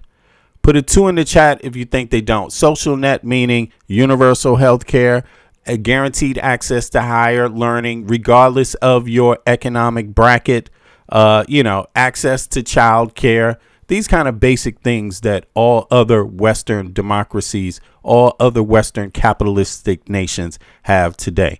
Put a 1 in the chat if you think the United States citizens deserve what other Western capitalist countries have for their citizens, and put a 2 if you don't believe they should. Congressional delegation urged Trump to approve a request from Governor Andy Beshear for a major disaster declaration following devastating flooding in the state. And this is the letter itself. And you see here a Mitch McConnell signature. And so the Daily Beast, doing what the Daily Beast does, they're so great, asked McConnell's office if the signature was handwritten or produced using an auto pen. His aides, led by the senator's $226,000 a year chief of staff, Terry Carmack, declined to answer. The silence adds another layer to the growing questions surrounding the 84-year-old senator who has not been publicly seen since being hospitalized on June 14th. I mean, again. All right. So if Mitch McConnell if they don't show up, long story short, if they don't tomorrow, Kentuckians, somebody in Kentucky, they have till tomorrow to schedule a special election to replace Mitch McConnell. If they don't, Kentuckians will go without a representative until some other time. But you can't schedule it after tomorrow, according to the rules, 56 days before the midterms. That will be up, you see. So you have 56 days. If you cross that boundary of 56 days, you cannot schedule a special election in Kentucky for that seat. That means you will, instead of electing somebody in November, you will get a chance to elect first in January. So that's like 4 months time, 3 months time. You will have to wait. So this is the issue. Kentuckians should be up on that. Now put a 3 in the chat if you're from Kentucky. Let me know where you're from. Also, if you're from, what part of the country are you from? How about that? That's better. Let everybody know what part of the country you're from. Everybody participate. The chat is open. You don't even have to subscribe to be in the chat. Although cool ass people do that, that shows you have some nuance, some style, some finesse about your shit. You know what I'm saying? Even if you don't agree with every goddamn thing. Some of you may not curse as much as me, but you're like, the guy, man, he's spitting facts a lot. I like his perspective. He's an American that lives overseas, born and raised in Washington, D.C. Family goes back both sides to the colonial period. But as a grown-ass man, he lives in the great country called Denmark, and he's intelligent enough to understand that there's some things we might share and some things we can share and things we can learn from that experience, So let me know where you're from, and that will tell a lot of people, some things. We have some qualifiers there, so I appreciate everybody for participating. Now, this ain't the only news, so let's get to the next of it. Let's keep it going. We're just going to go rapid fire in a second. So appreciate everybody for showing up on their Sunday morning. Trump is heading towards an electoral black hole. I feel like this is like one of those magician's tricks, right? Where the floor just falls out beneath you. And that is exactly what is happening with President Trump. Kate off on the side laughing there. Trump's approval hits term 2 lows all out this week. You mentioned the CNN poll, 34%. You think that's all? How about AP North? 33%. You think that's all? How about Quinnipiac University? 32%. So you look at it and you get 3 different pollsters all saying that Trump is hitting term 2 lows this week. In fact, Quinnipiac, I believe that is an all-time low for him. And the CNN poll, as you were mentioning, Kate, that is tied for an all-time low for him. So is there a bottom? It does not appear to be, to me. Damn, Trump's polls aren't looking that good. By the way, the panel link is open. It's Discord. All you got to do is do exactly what I tell you here. Pause the video. Go to your, app store. If it's Android, you know where to go for that. If it's Apple, you know where to go for that. Go download the Discord app on your computer, on your iPad, or on your cell phone, right? You download that, you install it, you check your security. So you make sure that your security allows Discord to access your microphone and your camera if you want. You don't have to do both. But, and then once you've done that, come back to the stream and click on the panel link, and you will be, boom, right here, able to have a cool conversation with me, V Media, and our other contributors. So just to let people know that. Now let's continue. That there is a bottom for President Trump. Compare this to history for me, please. Yeah, okay, so we'll compare it to history. Let's compare it to the other presidents who got a term 2 in the 21st century. You could see it right here, and I'm averaging CNN Quinnipiac and the AP. Look at this, approval, 21st century presidents. At this point in term 2, you average them out, you average out CNN Quinnipiac, AP, you get 33% for Trump. Obama wasn't too hot to trot, but he was at least at 41%. How about George W. Bush? The Iraq War was raging on back then during the 2006 electoral cycle. He was still at 38%. Trump is at the lowest of any president at this point in term 2 for a 21st century president. You have to go all the way back to Richard Nixon to find a lower approval rating at this point in term 2. And of course, Richard Nixon was resigning in about a few weeks at this point in 1974. Not the comparison you want to be making if you're Donald John Trump. What is behind his historic low? What's driving it so low? Yeah, what is driving it so low? Well, what was the reason that President Trump got a second term in the White House?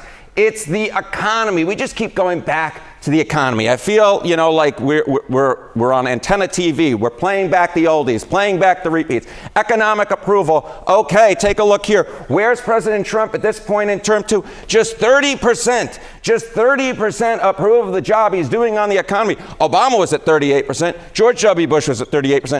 These guys were doing terribly, but he's doing terrible, terrible, terrible. Some people have this idea. I noticed this lately because of Trump's polls, right? People have started saying, well, Trump's not running. Yeah, we know that. I know Trump's not running. Every person that has any inkling of clue of the midterms knows that the president does not run in the midterms. It's other federal officers that do, representatives that do, like McConnell, right? Like, it could be Congress or Senate. It depends on their state when they chose it. Right. But here's the thing. The question is, there are senators and congressional members that sign Trump's bills, that support Trump. They support him in speeches every day. They support him in laws, even though they don't pass many laws. They supported Trump in the tax cut, the biggest tax cut to the wealthiest few in the nation's history. They supported Trump when he called for, basically cutting Medicaid and Medicare benefits instead of reforming it, instead of making it work better so more people can be a part of it. Like, making it work better. Like, for an example, make sure that private corporations don't charge 30% for administrative fees and bring it down to something reasonably sustainable like every other Western country has. 10 to 5% administrative fees. That would be, how can I say this? Fair. That would be the decent, ethical, moral thing to do with something like healthcare. But these kind of things. So it does, his approval ratings, they kind of spread over to the representatives too. So I think that's where it is. It's not about Trump directly. It's about Trump indirectly getting support from congressional members, certain congressional members and certain senators that voted for certain Trump policies, right? Not to mention, why is Trump even the president anymore? Because at the end of the day, the Congress and the Senate, they can stop any member. They can impeach anybody. They can impeach a corrupt Supreme Court justice. They can, why is Clarence Thomas, they can impeach a president, a vice president. They can impeach any sitting person in a director of any federal agency. They have carte blanche. Judges, any improper conduct they can find, or illegal conduct or anything, they can simply get rid of you with a vote. Of course, you might have to have a supermajority or many of them to agree.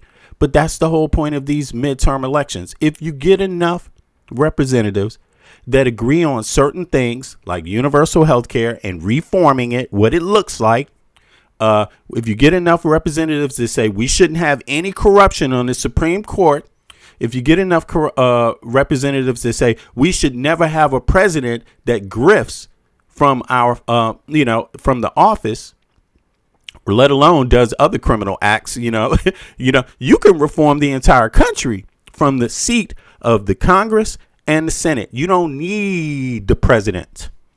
Yes, you can pass laws that become law without the president's signature. That is the power of the Congress and the Senate. So that is what this election is about. And when you see them talk about Trump's approval rating, they're not talking about him running for office.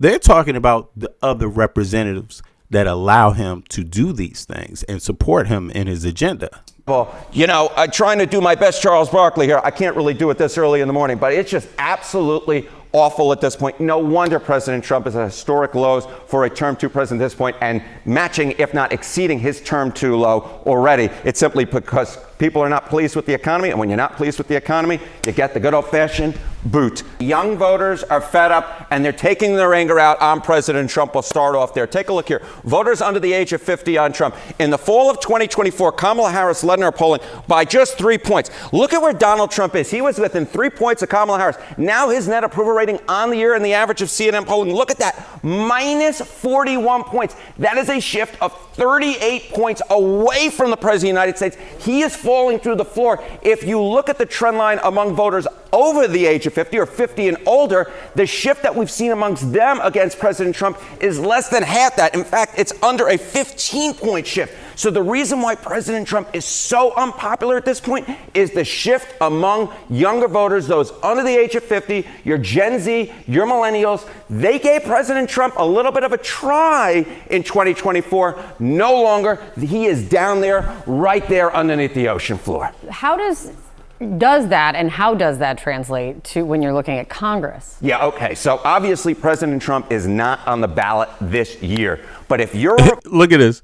Somebody said in the chat, this is so funny. Puritan says, Democrats only take, they never give.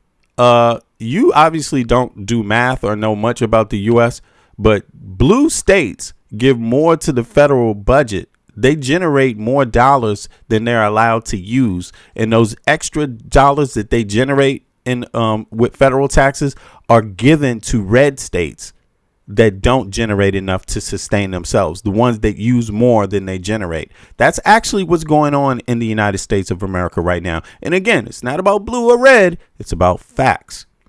And we need a language to discuss the facts. That's just what it is. And, so just get your facts straight, man. Republican in Congress, and you think you're going to escape the unpopularity that President Trump has amongst younger voters, you got another thing coming, because just take a look at these shifts. Okay, in the fall of 2024, the choice for House margin, Democrats were leading amongst those under the age of 50 by 4 points. Look at that lead now, though. Look at that lead now. It's more than 4 times that, a double-digit shift. Their lead is now 17 points. Look at those 50 and older. Look at that. Republicans led by 8. They now lead by 6. Basically the same. The reason why Democrats have been able to jump out to this lead in Congress, the reason why that they are likely to take back the U.S. House of Representatives is not older voters. The key game that has shifted here, the key play that has shifted here is younger voters. Those under the age of 50 are taking out their anger, it seems to me, that they have against President Trump. They're going to take it out against Republicans in Congress this fall. This is a titanic type of shift away from the Republican Party and to the Democratic Party. Generally believed predictor, of course, in how things will pan out is the enthusiasm gap, if you will. So the most motivated voters, the people most excited or most, excited to turn out in the midterms, how is this looking? Yeah, younger voters are as excited to turn out for this midterm as I am every single morning I appear with you as I bam off the screen, to quote Emeril Lagasse. And these are bam numbers. I mean, look at this. Voters under the age of 50, the choice for the House, among the extremely motivated. You go back to the fall of 2024, Democrats only had a 2-point lead amongst them. Look at this lead now in the 2026 average. It's a 46-point advantage among the voters who are most likely to turn out, because midterm elections have lower turnout than presidential years. The extremely motivated is a very key. That's wild. This is a wild shift. Taking the words right out of my mouth. We're talking about a 44-point shift amongst those who are extremely motivated to turn out and vote. These are the types of numbers that blue waves are made of. And if there is a blue wave come November, it will be because of voters under the age of 50, younger voters who gave Republicans and President Trump a try in 2024. They are doing a 180, and they're saying, you know what, we're going back to Team blue, at least in the polling we see so far. Trump's net approval rating on inflation, our latest. All right, so listen, anybody that wants to hop up on the panel is open. Let me see here. Let me put the link again. The link is at the top of the chat, but let me put it in because I know a lot of people maybe don't notice those things. Let me see here. Here's the link again. It is in the chat. It says panel link. 2 seconds, and it's there. Okay, so anybody can hop up as long as you want to have a real dialogue. You know, come with your facts, come with your information, or come with your concerns. It doesn't matter, you know, and we can talk about them. We can discuss them. Come with your experience. Also, maybe you got personal experience. I don't have, because everybody's life is not the same. But I know one thing for sure. We can have a conversation about it if you want to. So the chat is not even in subscriber mode. So that means even if you're not subscribed, you can be in the chat. But a cool person, a person that, you know, is into some nuance, probably would subscribe. So do me a favor, take a second to subscribe also. If you're watching from your TV, do me a favor, pick up your remote, hit the like button. This is how the YouTube algorithm works. It's not only about your content. It's about how many people click like. Did you know that? Because what happens is that when they see you click like, they automatically start sending out the suggestion to other people that watch the same things you do, other content, not this content, other content that you watch. They will now share the video with those people too, because they're thinking, okay, they may be interested. So do me a favor. If you like the content, click the like button. If you don't, you're still welcome to be here. How about that? I'm a fair enough host to do that for you. I like to see what people think, you know, and ask questions too from my seat. So let's continue. And Paul, doesn't look like Trump's doing too well right now in his approval ratings. Has been coming out over the last few days. The net approval minus disapproval, 50 points underwater. I looked back at every single poll before President Trump that asked about inflation and the approval rating of the president. There has never been a president before President Trump who had ratings this bad, at least 50 points underwater. That's an over 50-point shift from where we were before the election, where, of course, President Trump was more trust on inflation than Kamala Harris, which is why he got a second term. Honestly, that is an insane. Have you seen down 50 point anything? No, only on gas prices, which, of course, is part of this equation, right? I mean, as I said, laughably bad. You just don't ever see numbers like this. All right, so when you give us a sense of why they're blaming Trump, I mean, it's kind of obvious. But why? I mean, just take a look at the cost of living direction. On the cost of living, the country is on the wrong track, the right track. Look at this. 70% of Americans say we are on the wrong track when it comes to the cost of living.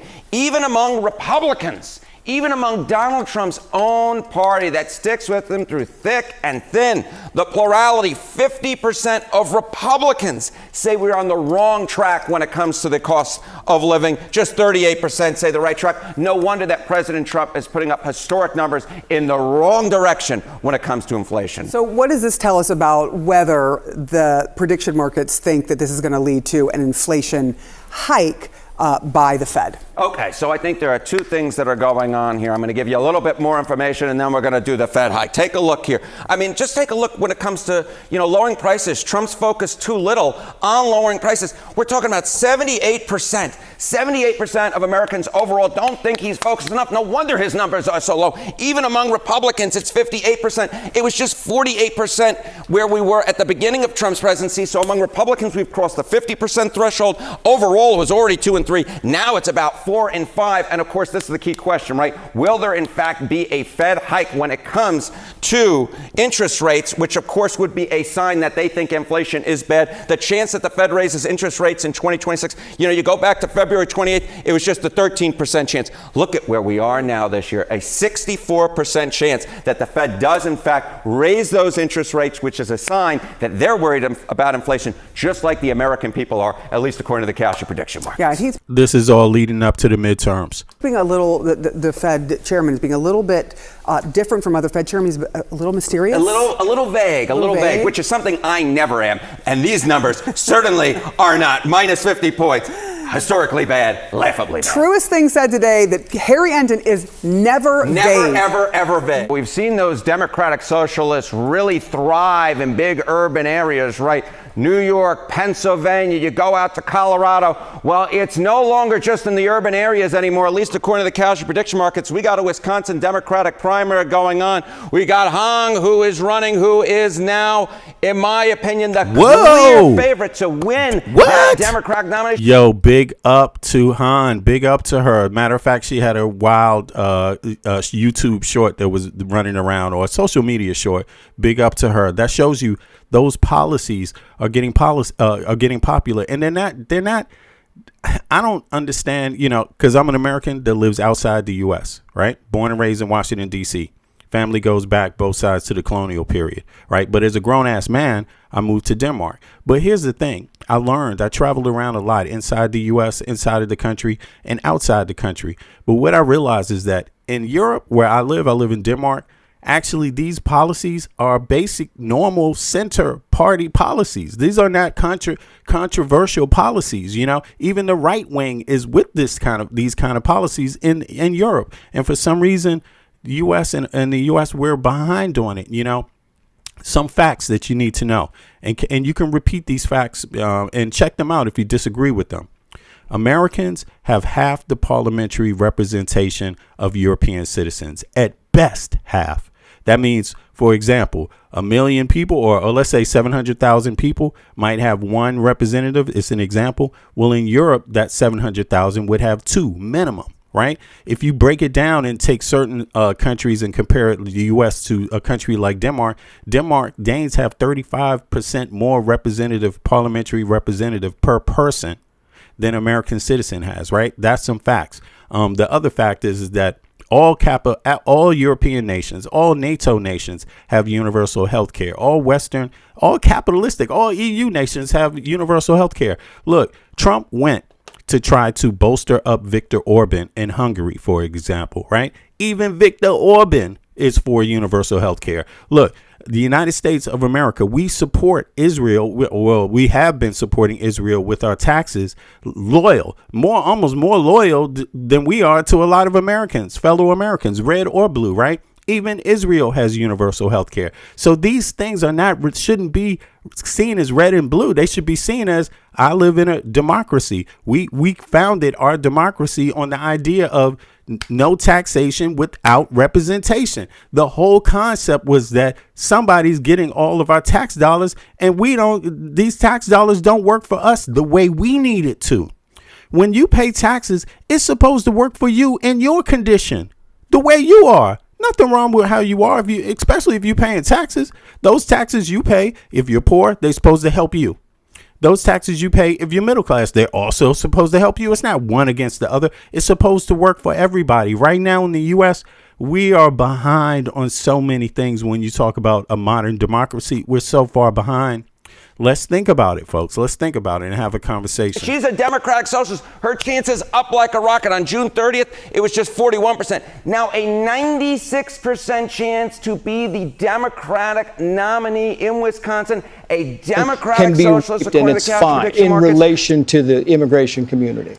All right, here we go. So this is not just happening now in New York, Philadelphia, Denver. It looks to me like it's going to be happening in a place like Wisconsin, which of course is a very purple state. Which it all works with each other, right? You've got the wins in various places. You've got this chance of winning here in Wisconsin. You have the polling then on how many people identify as Democratic Socialists. It seems just like there are wins for Democratic Socialists all over the place.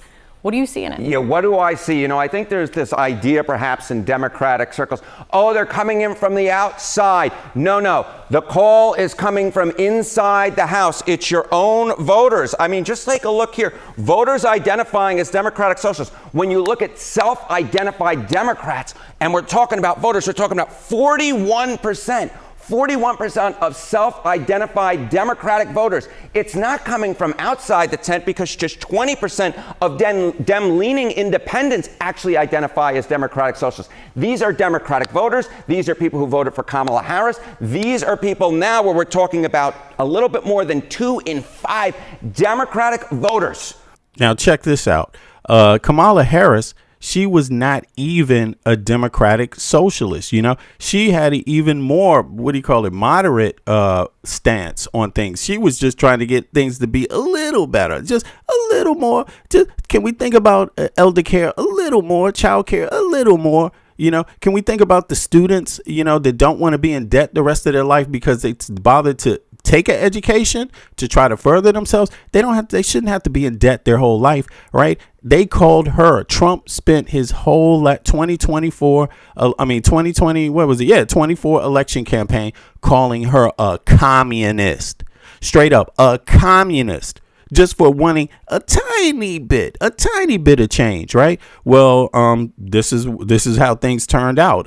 Things got a little different now. So, but what are the new terms going to be? You're going to just use the word communist again? How does it work if a center Democrat is called a communist? What is it worth? Now, this is the campaign. One of the YouTube shorts going around. Check this out. Here we go. For governor in your state. Her policies include free child care, a minimum wage of $20, publicly owned grocery stores, obviously increasing taxes on the rich, and she wants to ban the construction of data centers. Congressman, your thoughts? So it's these types of policies that we're working against. Socialist Democrat Francesca Hong is running for governor in your state. Her policies include free child care, a minimum wage of $20, publicly owned grocery stores, obviously increasing taxes on the rich, and she wants to ban the construction of data centers. Congressman, your thoughts? So it's these types of policies that we're working against. Yeah, and the Republicans are running against these kind of policies, you know, and they said it themselves. That's what they're talking about. I mean, this is where they stand on it. They are against those kind of policies. And look, she's at 96% now. Basically, she's going to win. Basically. Now, let's continue. Let's continue. All over the place. What do you see in it? Yeah, what do I see? You know, I think there's this idea perhaps in Democratic circles, oh, they're coming in from the outside. No. The call is coming from inside the House. It's your own voters. I mean, just take a look here. Voters identifying as Democratic Socialists. When you look at self-identified Democrats, and we're talking about voters, we're talking about 41%. 41% of self-identified Democratic voters. It's not coming from outside the tent because just 20% of Dem-leaning independents actually identify as Democratic Socialists. These are Democratic voters. These are people who voted for Kamala Harris. These are people now where we're talking about a little bit more than 2 in 5 Democratic voters who identify as Democratic Socialists. And are they voting? Like, what about turnout? Yeah, what about turnout? Motivated to vote. Just take a look here. Okay, Dem-leaning voters voting in 2026, extremely motivated. 66% of Democratic Socialists, self-identified, say they're extremely motivated to turn out and vote. That is higher than the 57% of all others of Dem and Democratic-leaning voters. So these are people who turned out in 2024, and they are extremely motivated to turn out in 2026. These are regular voters. They come from inside the tent. These are not infiltrators. These are Democrats who've been voting Democratic for a long period of time. And this isn't just exactly about a label, you think, either. No, it's not just about a label. Just take a look nationally. Okay, net favorable among Democratic voters. Zohran Mamdani, I'm not sure there's a better known Democratic Socialist nationwide besides Bernie Sanders, plus 56 points. Look at that. Chuck Schumer at just plus 14 points. Actually, they're saying right now that Mamdani is rated nationally, in terms of national polls, they're rated higher than any other politician, straight up. And you know what it is? I mean, this is my opinion. It's because he didn't make excuses.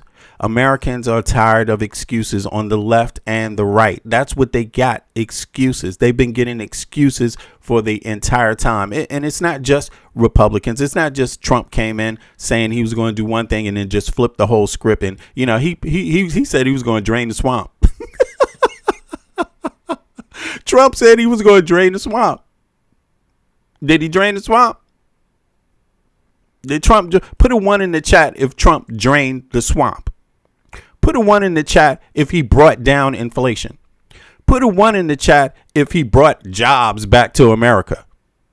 I mean, come on, you know. And did he release the Epstein files? Put a 1 in the chat if he released the Epstein files. Put a 2 in the chat if he ain't do none of that shit. Okay, Put it to it in chat. You don't even know what he's doing about immigration because they're not even releasing any data. They're just running around on the street, harassing people, terrorizing people. You don't get to see data. You don't even know if there's less immigration. And did you know this? The law right now, as it stands, is very simple. If you come into the United States, if you cross that wall right now under Trump and you file for asylum inside of the United States, do you know you have that right to, according to the United States law right now under Trump? So it's been an illusion.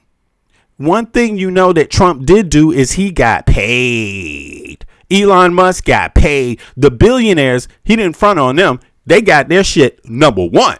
The first thing they passed was the biggest tax cut for the few wealthiest people in the country. They got that shit carte blanche. They got it without any question. What about you?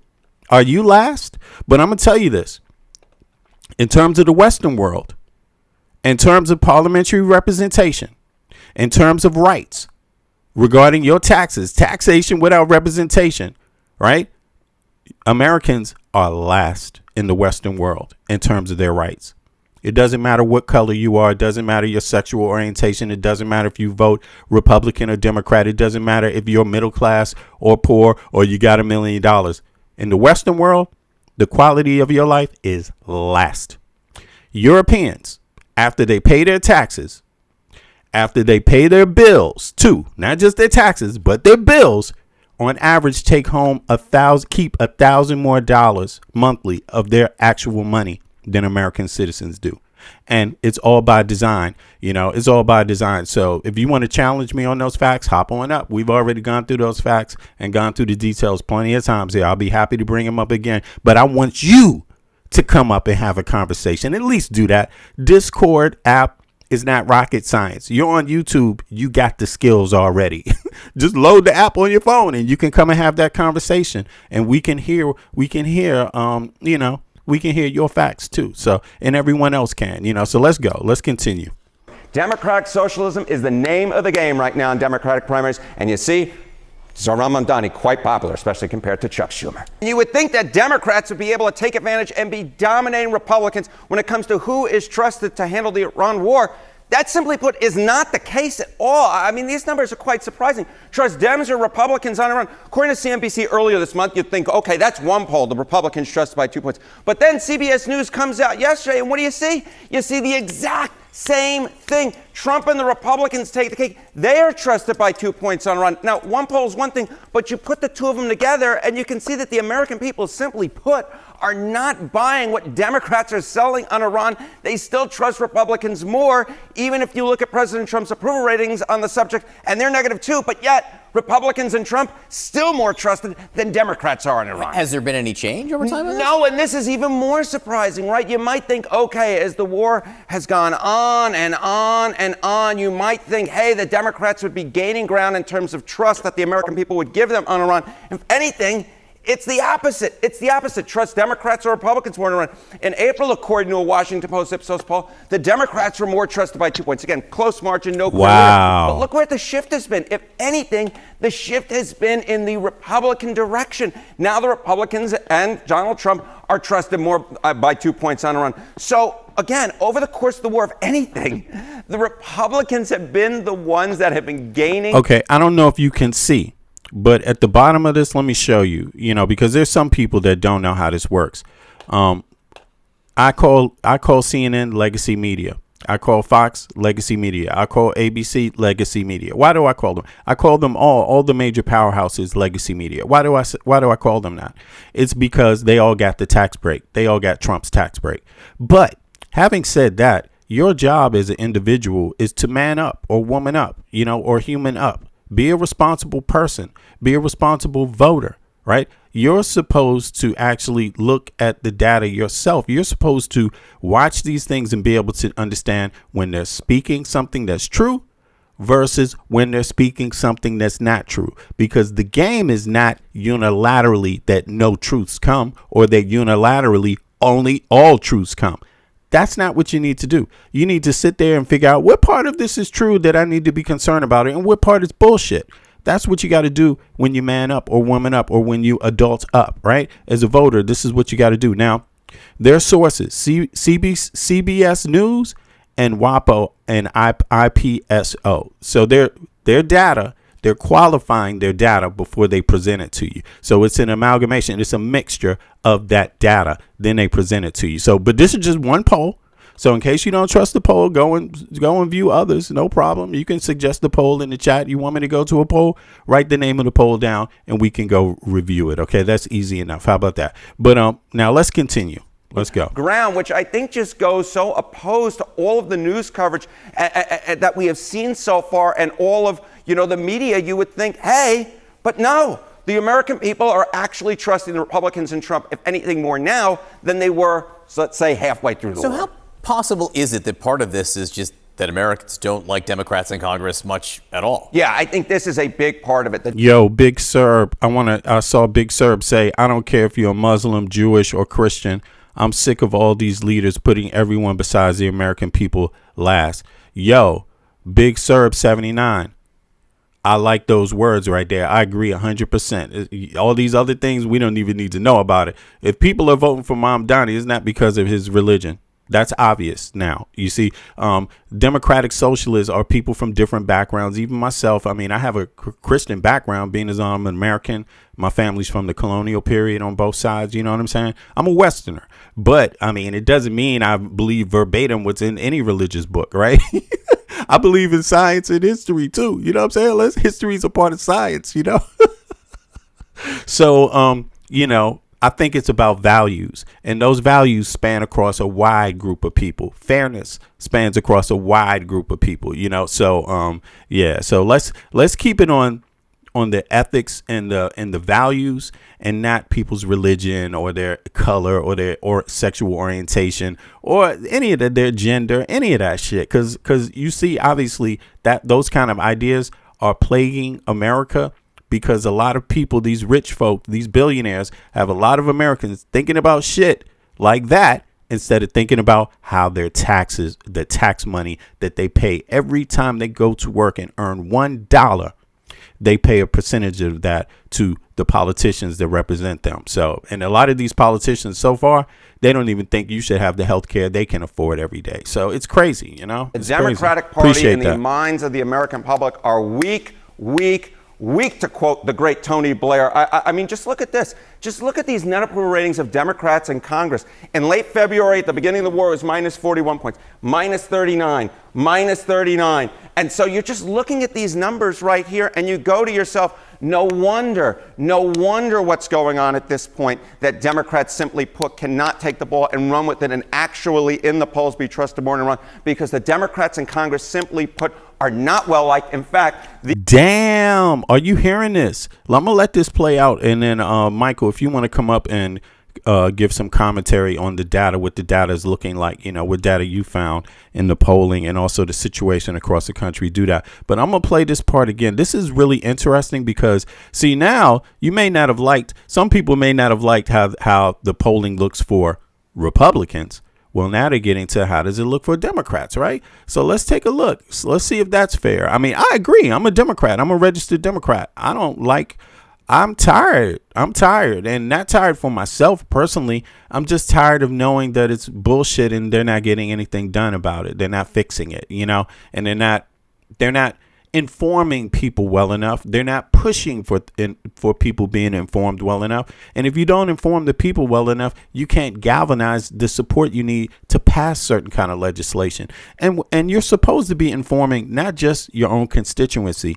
Information is information. You're supposed to inform American people regardless of their political affiliation, because right now you can see, obviously, a lot of Americans are really not happy about shit, Republicans and Trump, if anything, more now than they were, let's say, halfway through the war. So how possible is it that part of this is just that Americans don't like Democrats in Congress much at all? Yeah, I think this is a big part of it. The Democratic Party in the minds of the American public are weak, to quote the great Tony Blair. I mean, just look at this. Just look at these net approval ratings of Democrats in Congress. In late February, at the beginning of the war, it was minus 41 points, minus 39, minus 39. And so you're just looking at these numbers right here, and you go to yourself, No wonder what's going on at this point, that Democrats simply put cannot take the ball and run with it and actually in the polls be trusted more than run, because the Democrats in Congress simply put are not well liked. In fact, these are the 3 lowest on record in terms of percentage points for the approval for Democrats in Congress. So it all puts together a picture. Donald Trump and Republicans may not be liked, but Democrats in Congress are really hated. Highest disapproval All right, rating. so Michael, you want to get in on this? I'm just curious what your thoughts are. I can see the cross correlation between Democratic Socialists getting a lot of popular, viewership now versus people not being happy with Dems. They mentioned this one particular part was about Dems with Iran, right, on Iran, and then Republicans also. But then the other data was about Republicans overall. What do you think about this? You still there? Yeah, I'm here. Okay. Yeah. What does this tell you?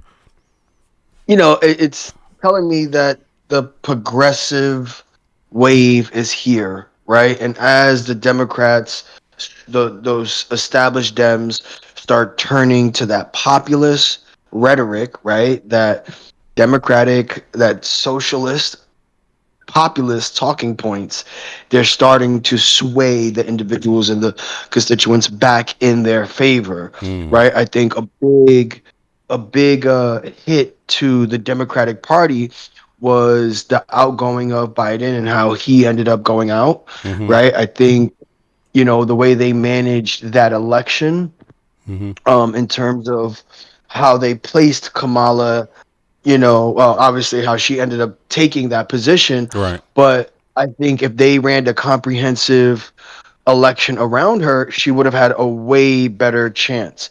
Yeah. But I think them covering up for, Biden's aging mentality, them seeing how Biden was just, obviously aging right in front of the American people, that made a distrust for the Democrats, right? As bad as the Republicans are, it made an active distrust in the Democratic Party, right? And also the openness when it comes to the support of Israel. But on that point that you said about how Kamala became the nominee, right? I actually and also Biden's age. I'm a registered Democrat, right? Although obviously I lean towards the Democratic Socialists, to be honest, I do, and I will be supporting and voting those policies, right, for those policies, because I know they can really happen in reality and that they're good. They've been successful across Europe, but and fair. People are living more peaceful lives and enjoying life and living longer, But here's the thing: when it came to that election, I looked at it as Trump was what Republicans were running. So I damn sure wasn't going to vote for Trump, right?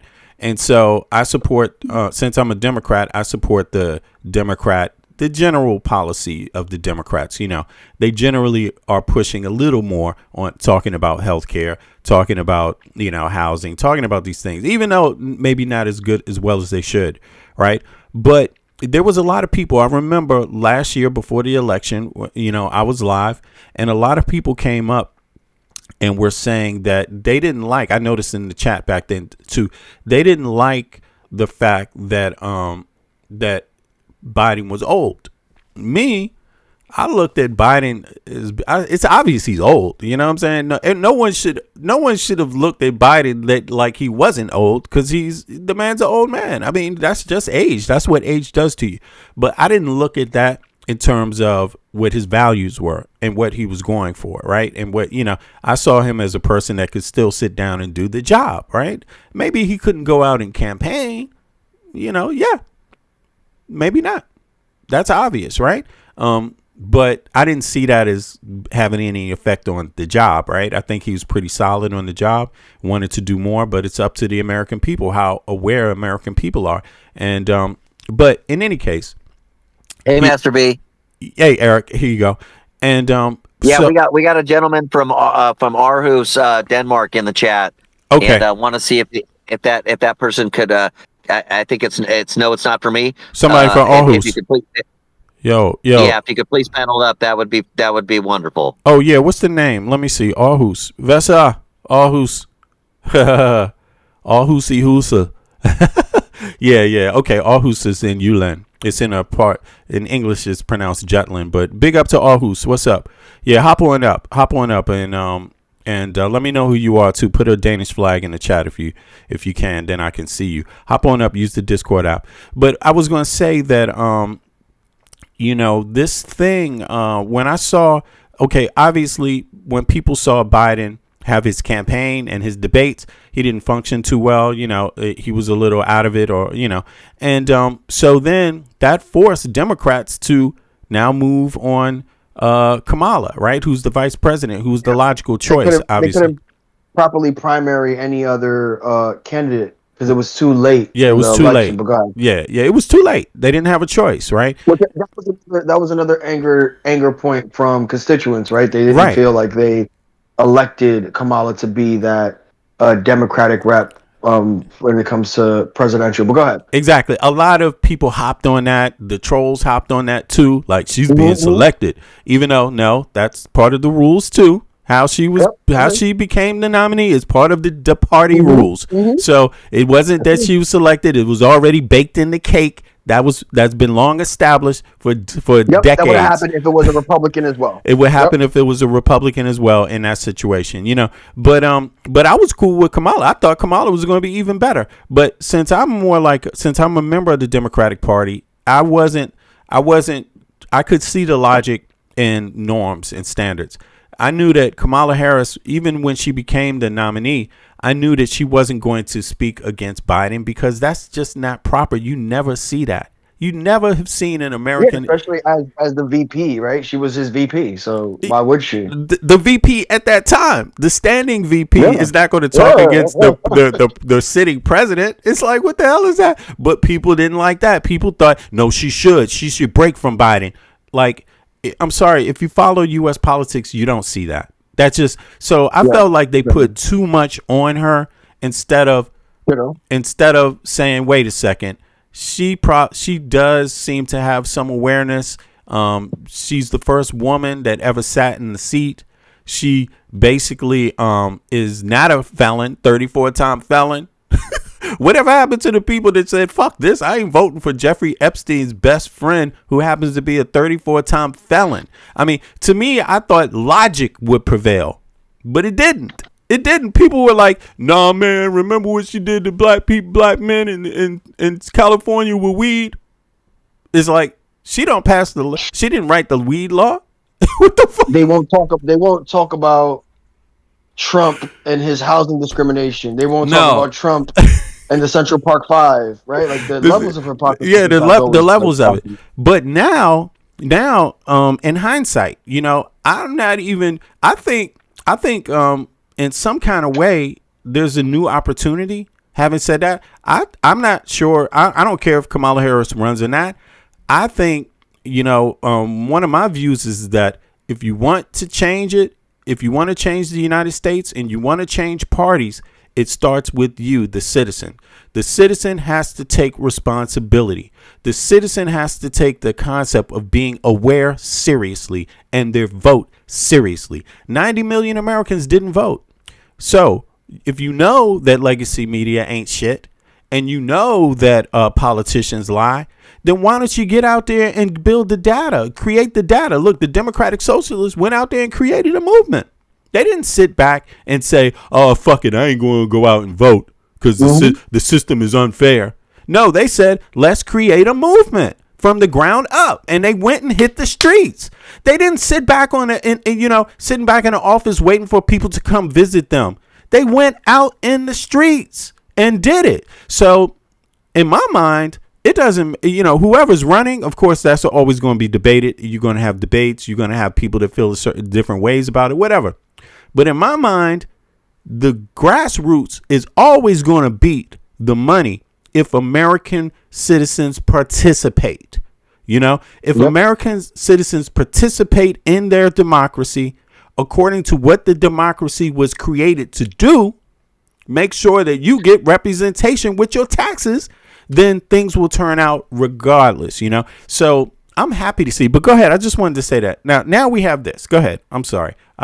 No, you're fine. I mean, okay. I think, with this current movement in the DSA, whether those candidates are visible or as visible as your establishment Dems, it's forced the establishment Dems to go circle right back to go back to progressive politics, right?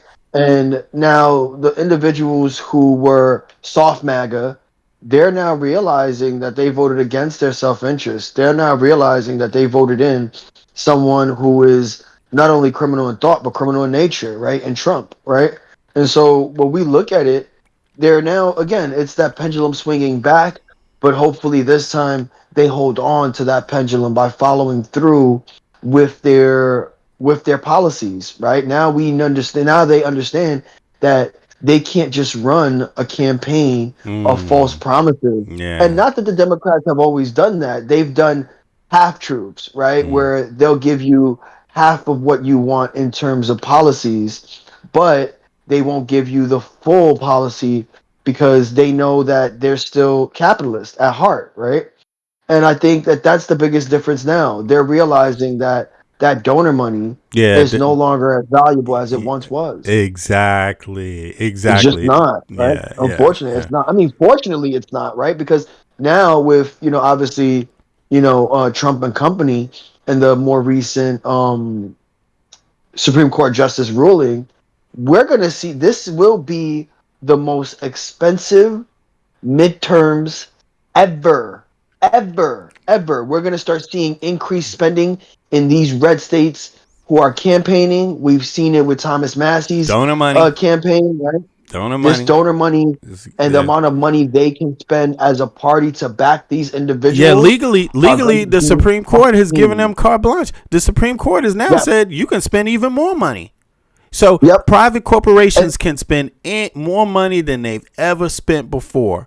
Not only private, but the actual individuals. parties themselves when it comes to the parties, like the Republicans and the Democrats. Because the argument with the Supreme Court justice was that the influence swayed too much in the whatchamacallit, in the PAC money. So they were like, from a party standpoint, we need to be able to keep up with PACs in order to not have our elections compromised by PAC money. Right? So the Supreme Court justice allowed them pretty much unlimited spending when it comes to elections and primaries.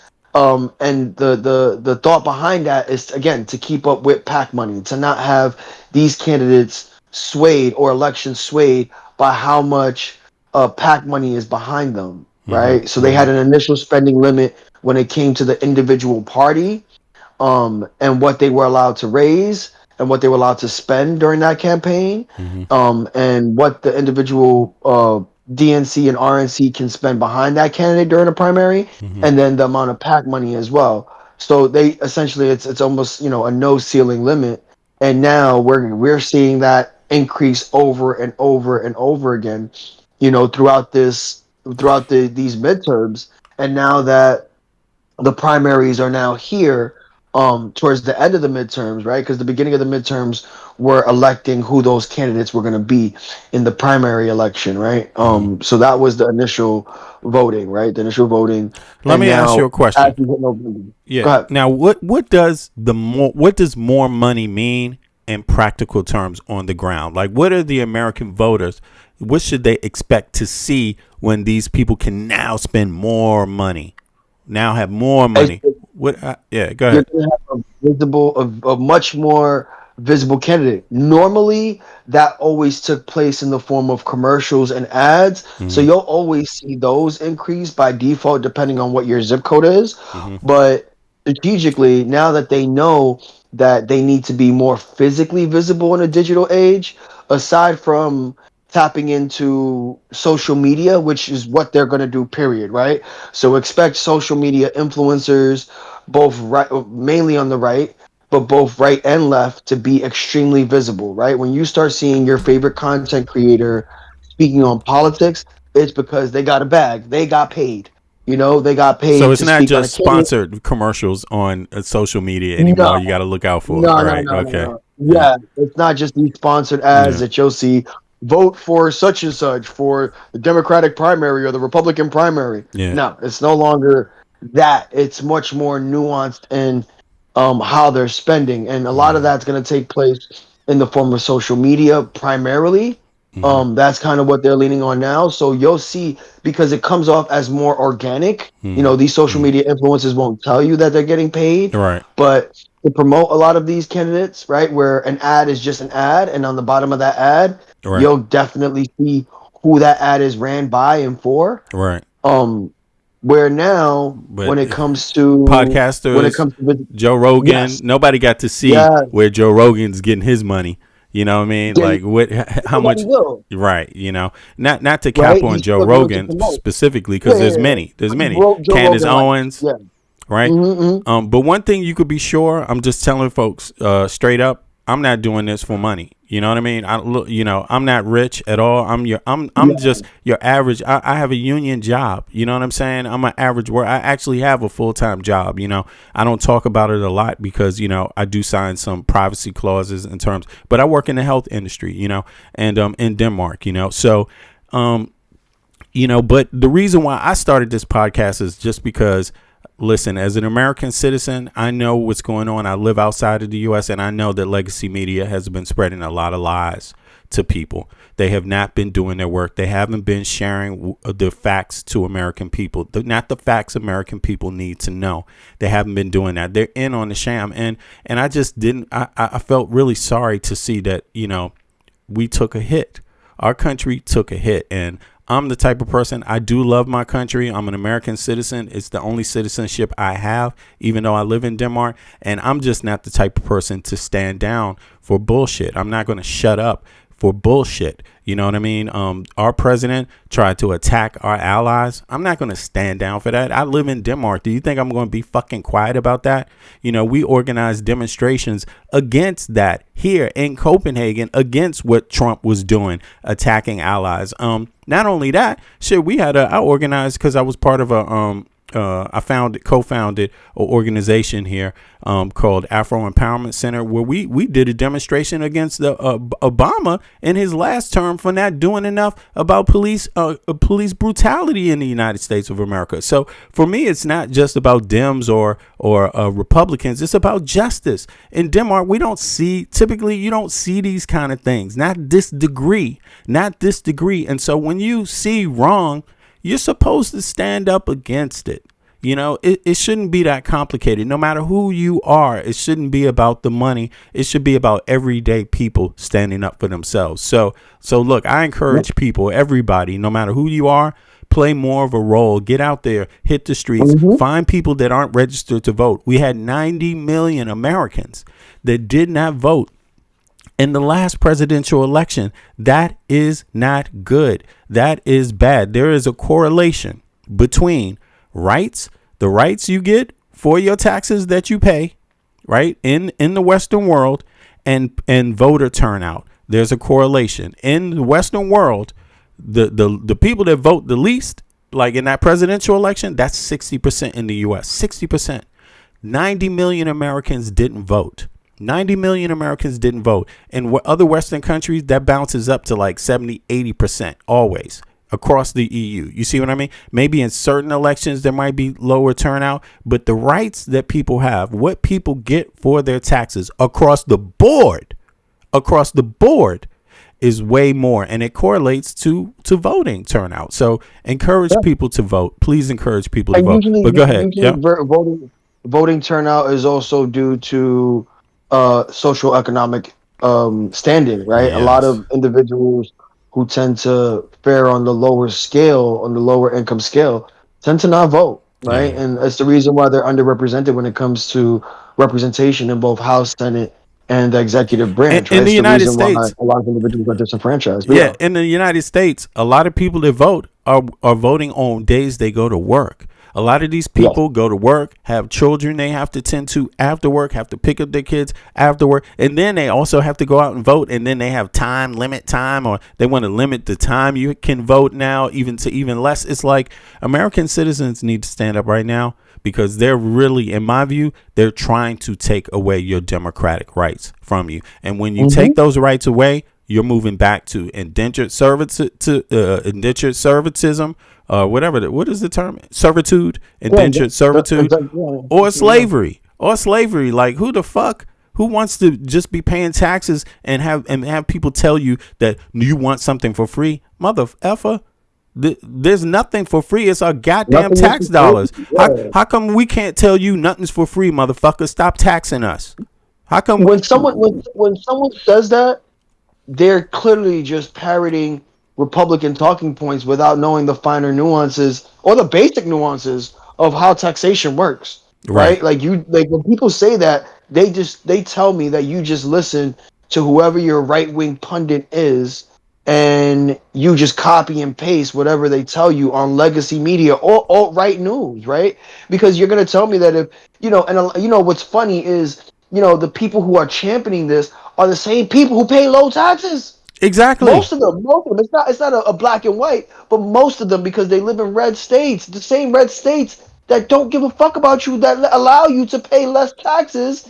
And then here you are mad because someone else is in need of those taxes that they pay as well, right? Yes. So like the hypocrisy is wild, right? It's a wild level of hypocrisy. Yeah. And I laugh at it because the levels of ignorance that they've been allowed to be while being an adult is the reason why we have a lot of disenfranchisement when it comes to voters, right?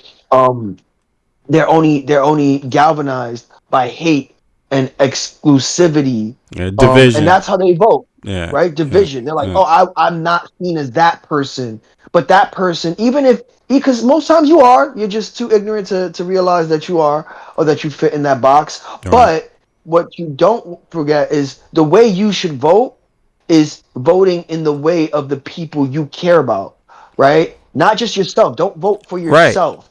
Vote for the people you care about. Now, vote for what they would struggle with. Let me ask people this. How many of you live in a community where the top 10% live?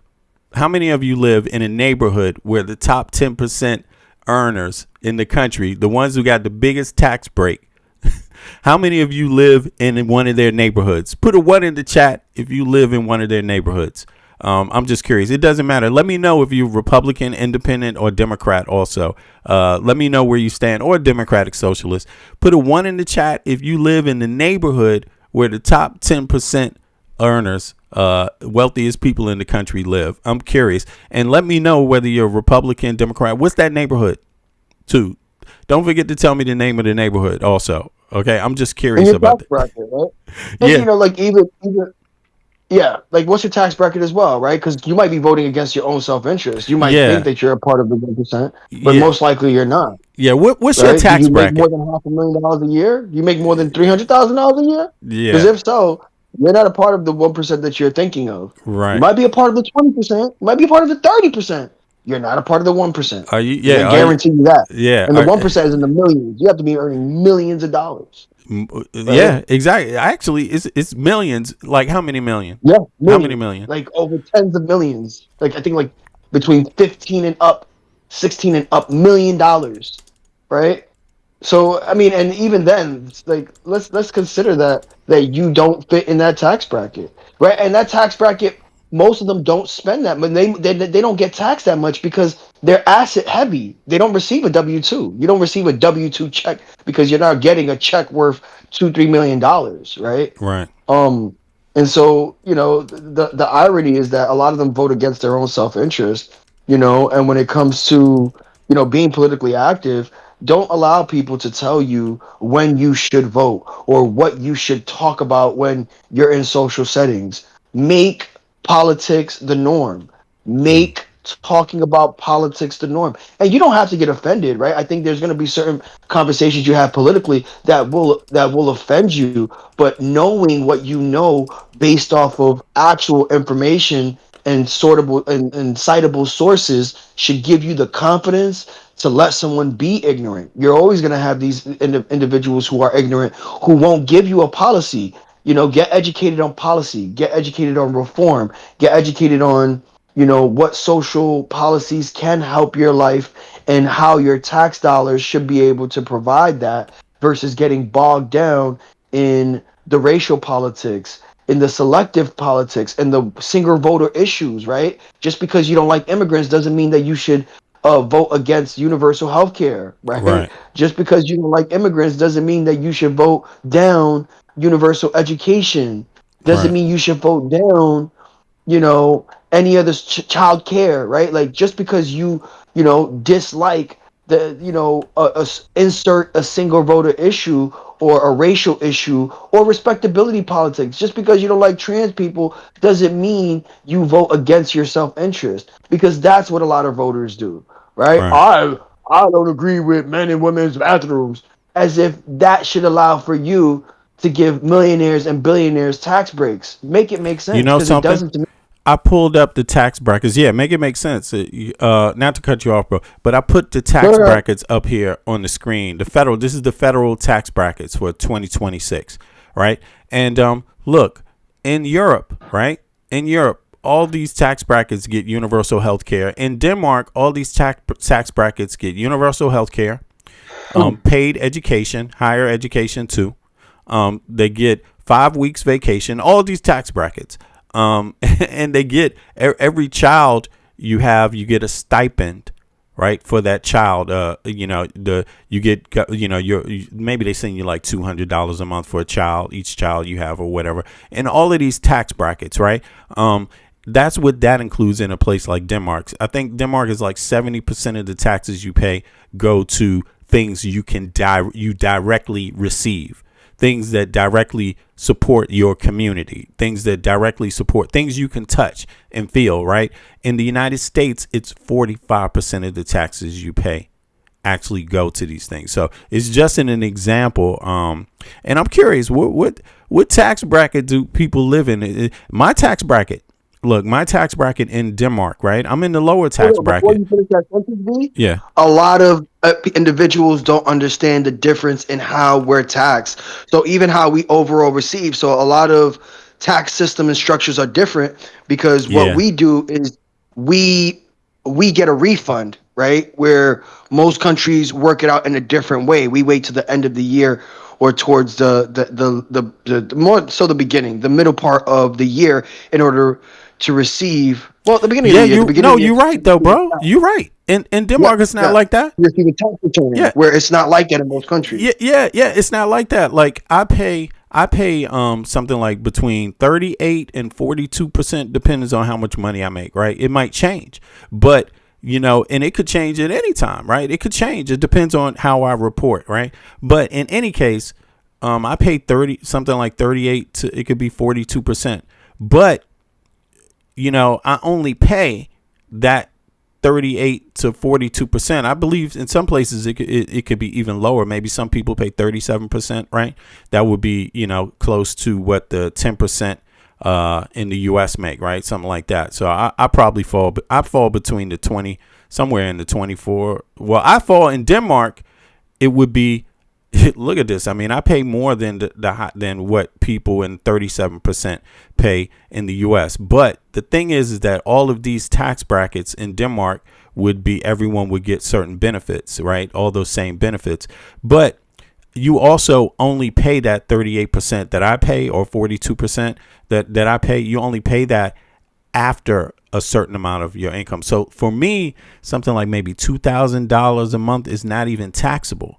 I pay that 40, 38, 39, 40%, whatever, after, I make over that 2,000. It's roughly, maybe it's a little less. You see what I'm saying? So, and you get that monthly. They monitor you. They see it. It depends on how you report your taxes.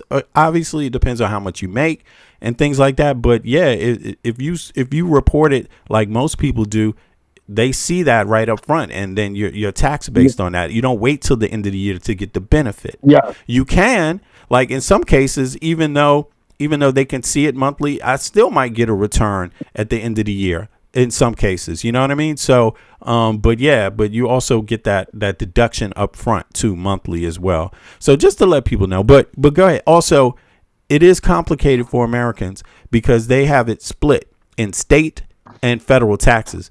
But when I say 45% of the taxes Americans pay they only see 45% of the taxes they pay work for them.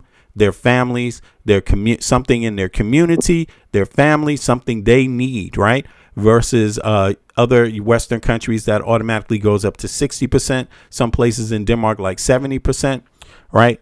I mean, all the taxes Americans pay, state and federal put together. Because in Denmark, it's not. It's just one tax. That's what it is, pretty much. Yeah. You I guess it could be explained best that way.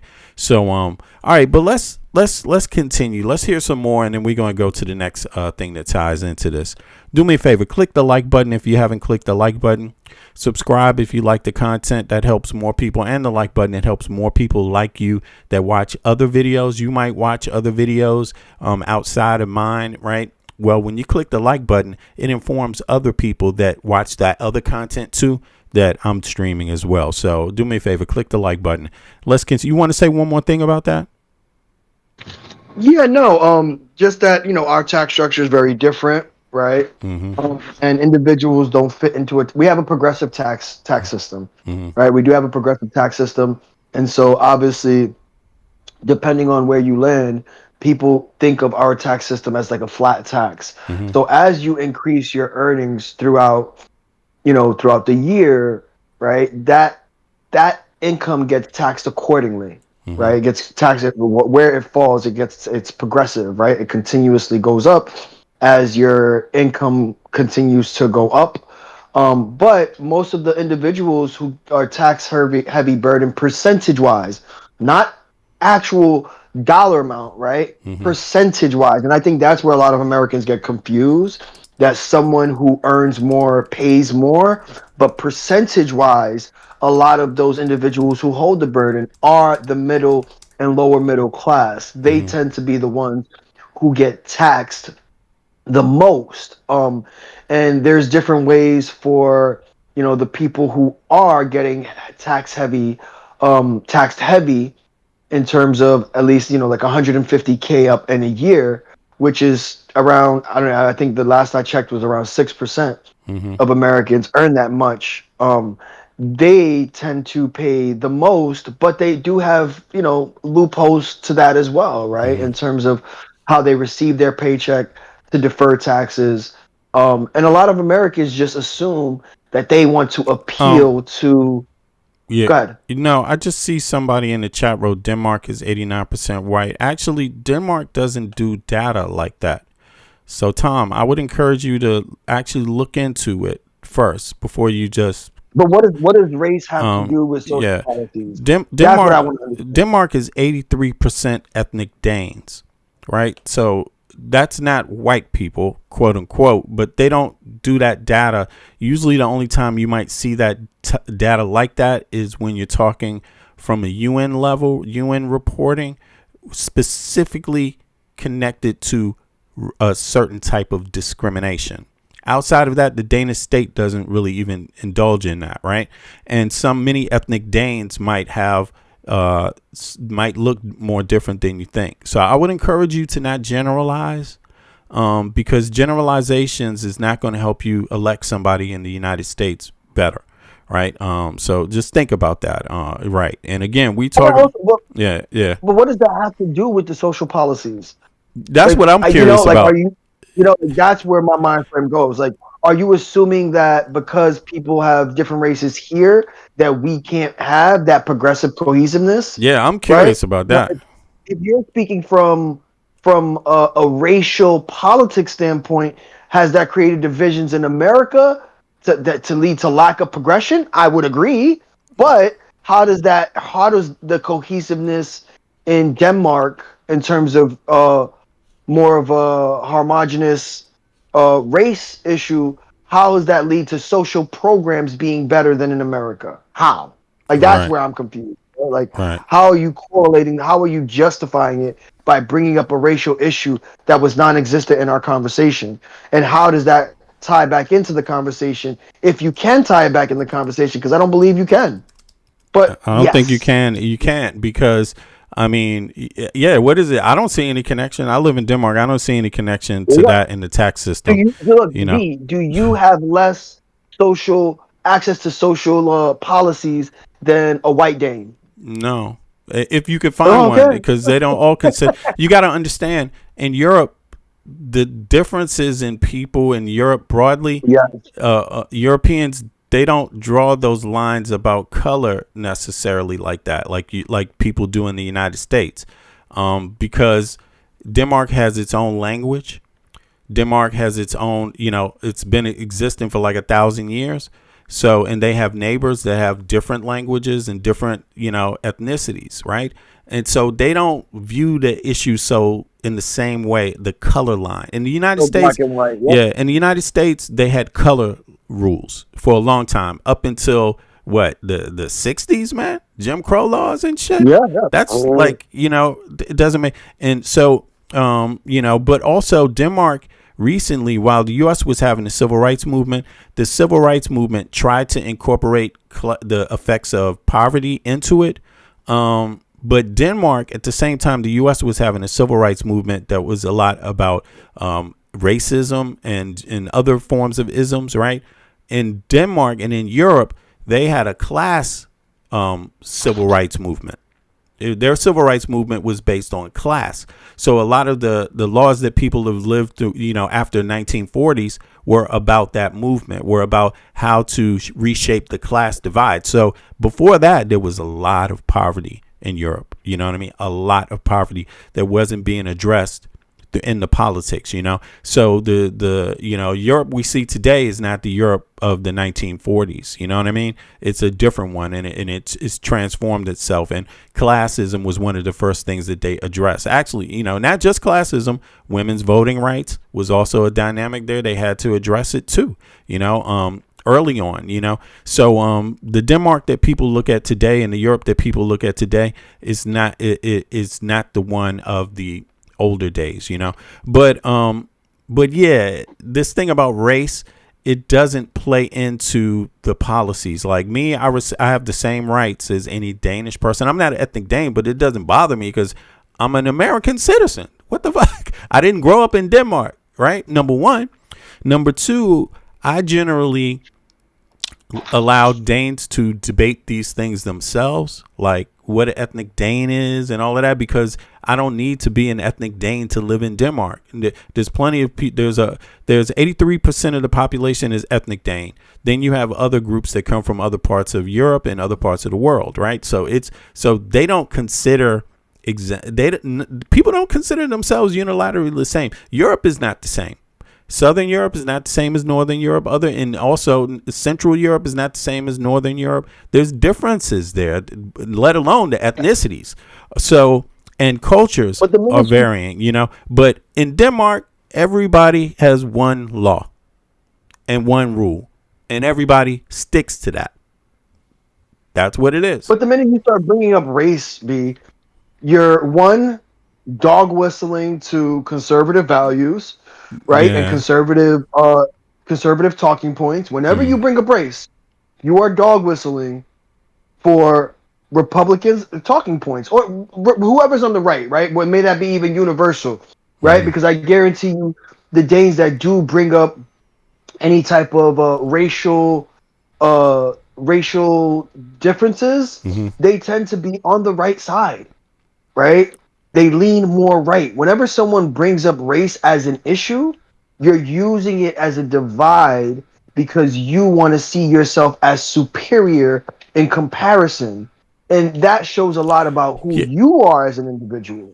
And Denmark has that's so funny because I think when Americans do that, they try to run away from their own history, right? The United States Denmark is people left Europe and went to the Americas, and those people reshaped and reformed themselves into something else, which is why I say all the time they don't even identify with Europe in the same way anymore, because they see a lot of European values as being something they don't understand, right? So they attack European values, and so Americans are not really they're not Europeans, they're Americans. It doesn't matter if you're talking about Canadians, if you're talking about South Americans, if you're talking about Central Americans, they're all descendants pretty much of certain specific groups: European, right? Whether you from Cuba,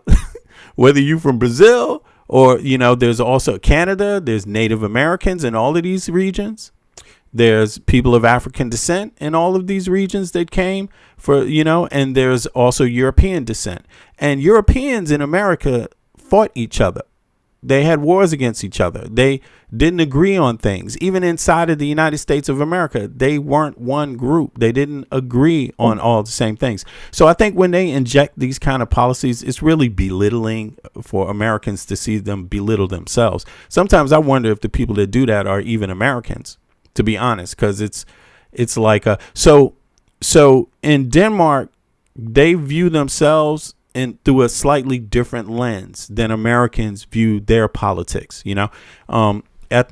Color in the United States, sadly enough, they use it as to mean something else, like somehow you didn't contribute to the foundings of this country, which is wrong in the United States.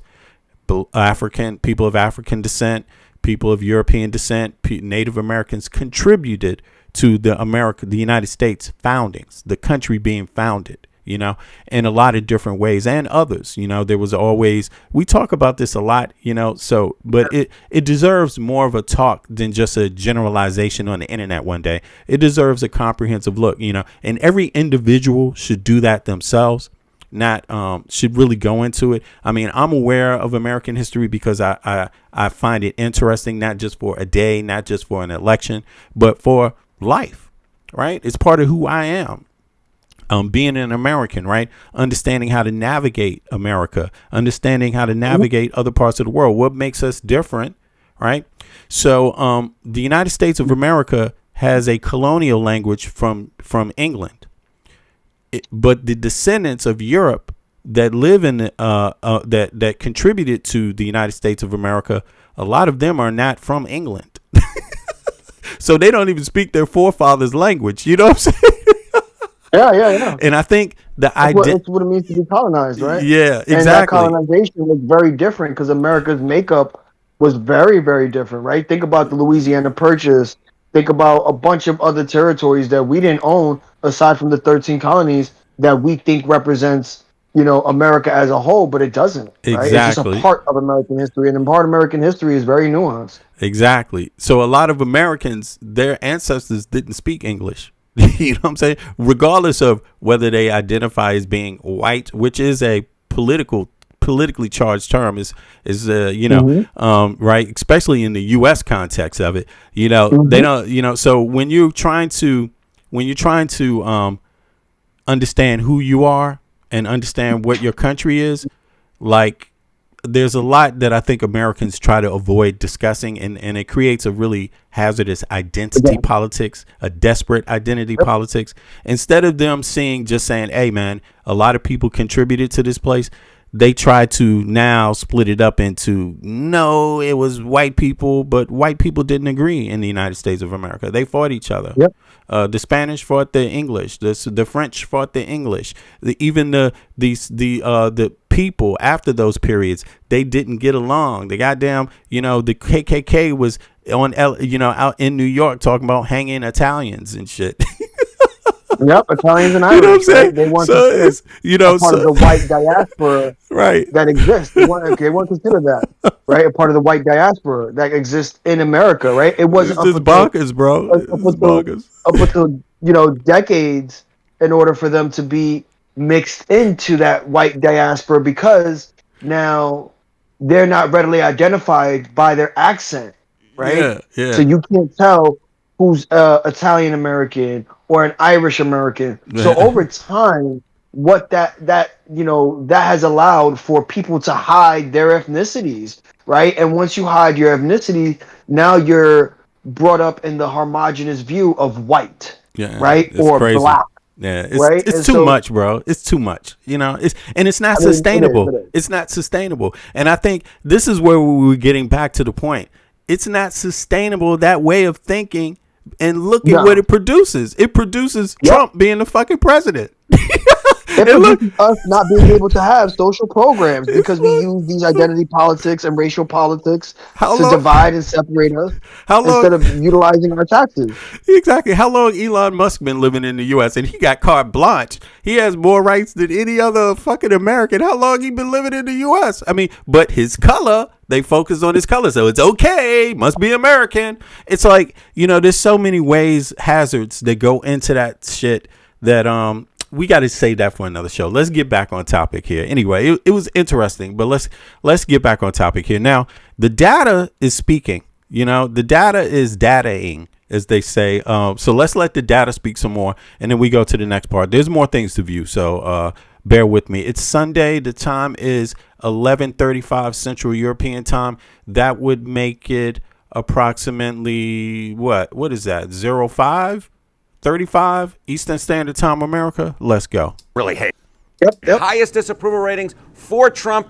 Back in January of 2021, that was his term one high, and that was 62% of Americans after January 6th disapproving of the job that President Trump was doing. Take a look here now.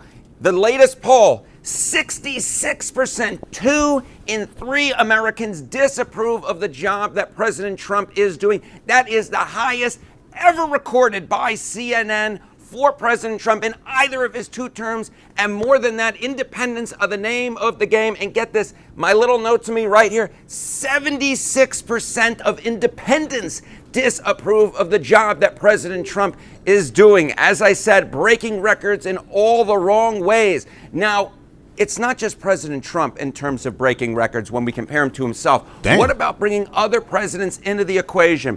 Well, take a look here. Okay, disapprove of job in CNN polls at this point in term number 2. We mentioned President Trump, 66% of Americans disapprove of the job that he is doing. Well, for Barack Obama at this point in term number 2, it was just 55%. George W. Bush, who was really struggling at this point as the Iraq War wore on back in 2006, get this, 59% of Americans disapproved of the job that he was doing. So President Trump, we can say at this point, has the highest disapproval rating of any American president this century at this point in term number 2. Now, President Trump's ratings are obviously quite poor, but is there any optimism for the future from Americans? In a word, Max, no, there isn't. Take a look here. Okay, feelings about rest of Trump's term number 2. Well, back in December of 2024, just before he took office, look at this. Most Americans were enthusiastic or optimistic about term number 2 for President Trump. The majority were, 52%.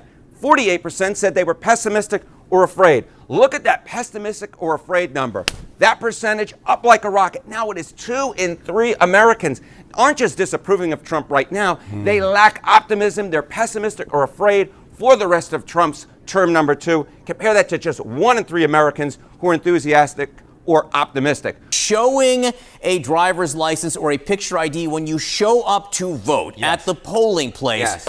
What do voters say about that? Yeah, overwhelming support. Okay, this is going to be interesting. For it. We've spoken about it before, and the polling really hasn't shifted all that much, and you can just see it right here. Okay, so we're talking about voters favoring photo ID to vote. Among all voters, we're talking 77%. And this is uniform, basically, or universal, I should say. Universal. Democrats, 62%. Independents, 77%. Republicans, 95%. This is something that is popular across the political spectrum. It is a rare thing that is popular across the political spectrum. When it comes to voter ID, the voters are with President Trump on this, whether they're Democrats, independents, or Republicans. Overall, very clear. We're talking about 3 in 4 overall who support the idea of photo ID in order to vote. Even 62% of Democrats show an ID when you show up to vote. Now, showing a very specific ID when you register to vote, proof of citizenship like a passport, birth certificate, or real ID, which not every state has.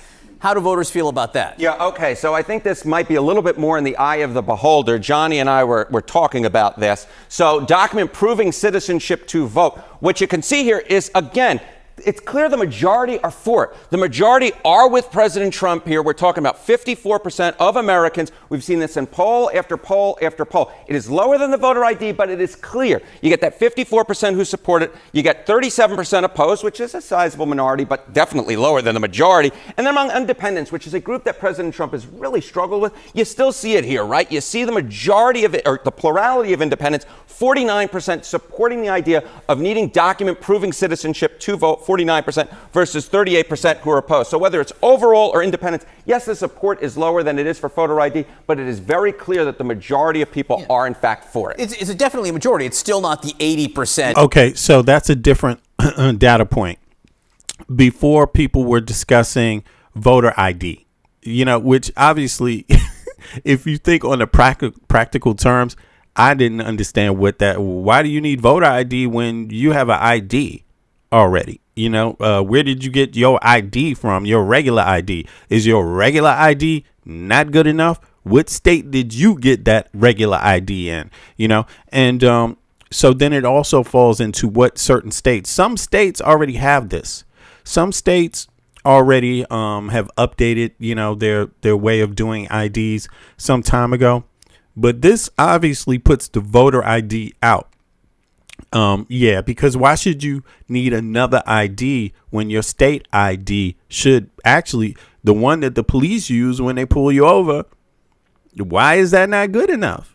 Why do you live in a state where you have an ID where somehow it is not good enough for voting? That's a strange thing. So that means that pretty much people being forced to go get new IDs is out of the window, it sounds to me, and just having an ID will work. But I'm sure that this is going to spawn another round of conspiracy theories, and online trolling, where there's things that don't actually make practical sense. People will be talking about like they're going to happen. But let's see what they say about that. That's interesting. For voter ID, when you show up to vote with the photo there, this is showing proof of citizenship. Michael, you want to chime in on this part? Let me play this back. Go ahead. Yeah, let me play this real quick and then chime in. Hold on, 2 seconds. For independents, yes, the support is lower than it is for voter ID, but it is very clear that the majority of people are in fact for it. It's definitely a majority. It's still not the 80%. No. For voter ID, when you show up to vote with the photo there, this is showing proof of citizenship to register there. There are voting, public interest groups who say not everyone has access to a passport or real ID or birth certificate. What are the numbers there? Yeah, okay. So again, this is a bit in the eye of the beholder. Okay, can produce citizenship proof to vote, like a passport or birth certificate. Very easily, or with some effort, but still pretty easily, 90%. So the lion's share, and this I think is part of the reason why the idea of producing a document to vote is so popular, is because most people think they can do it, at least with some effort or very easily. But there is this 10% who say hard, can't, or unsure, Johnny B, in terms of that. And then I would just note, just in terms of the chance that it becomes, I think that 10% very much like this number, though, because the chance that the SAVE Act becomes law before January 4th, 2027, it's just a 7% chance. Just a 7% chance. So the American people are with it. So to me, it sounds like, look, typically the norm already was you do not change voting rules in the year of an election, or you don't do it during the midterms. You don't do it in the same year that people are expected to vote for the president, right? There needs to be ample time for people to make adjustments in any way, regardless of what the adjustment is. It's kind of voter suppression when you just throw it out there right before an election. But go ahead. Having said all of that, what do you think about this? This is some interesting data. So, obviously we have a few people in the chat. If we could slow down timing them out, but because we want to see what these talking points that are against our talking points are, right? Oh yeah. Don't be careful on timing out too many people. Don't time people out, but don't get me wrong, it's hard. We don't typically want disinformation. So we can't allow disinformation, outright lies, to prevail in the chat. But someone who has a concern, listen, make your comment a concern, because disinformation is an issue, but try not to time people out so quickly if possible, because we want to address even some of the disinformation or some of the incorrect There you go. views. And because it allows us to correct them, right? It allows us to give them the proper perspective and educate them, right? Right. And so to circle back to that, right? When it comes to Hold on. voter ID, Somebody said opinions and concerns are now lies. No, opinions and concerns aren't lies at all. Exactly. Yeah. But disinformation is something That's a that different our government, our security, our Pentagon, and intelligence community has told us to be aware of because it has affected the elections. Not how people vote, not the mechanisms or the voting machines, but the disinformation. So that's all. Take that into consideration. But go ahead. Let's go for it, Mike. Go for it. and when it, because obviously somebody in the chat has said, that we're Democrats don't want voter IDs even if they're free because they need illegals to vote. That's disinformation. Have they proven exactly? When have they proven that illegals vote in mass to sway elections? And if this existed, how was Trump able to get elected into office? And also, no Democrat has said that. So where's that coming from? No Republican has proved it. Yeah. No Republican has proved it. Democrats don't want illegals voting.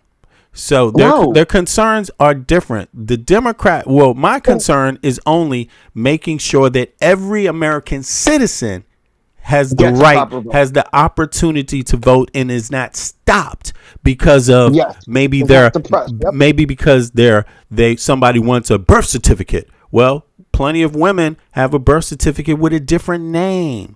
Don't harass them. They're still citizens. An American citizen showing up, in my view, an American citizen should be able to vote, and you should have numerous ways of knowing whether they're a citizen. Period. It shouldn't just come down to one particular thing. That's my view.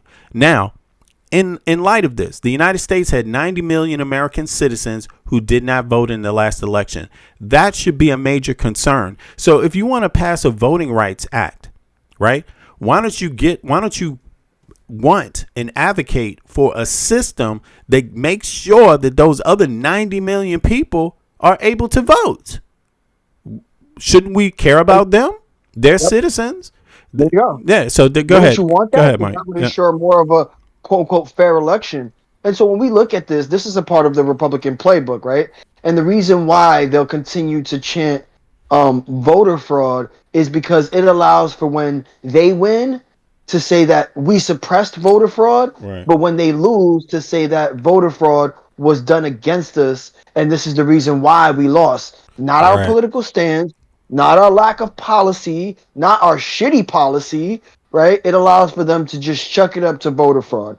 And so, like V said, and to piggyback off that and to add to it, when it comes to an election year, may that be presidential or may that be midterms, we don't want to pass or shouldn't be passing any type of voter law that could possibly suppress. We don't want to make any major changes to the system that could most likely and possibly disenfranchise voters and allow their vote to not be heard or counted. What we do want, if we truly want voter reform, is to pass a voter ID that is given for free, because we don't want a tax on that. We don't want a voter tax, which is illegal. The reason why it's illegal to have a voter tax.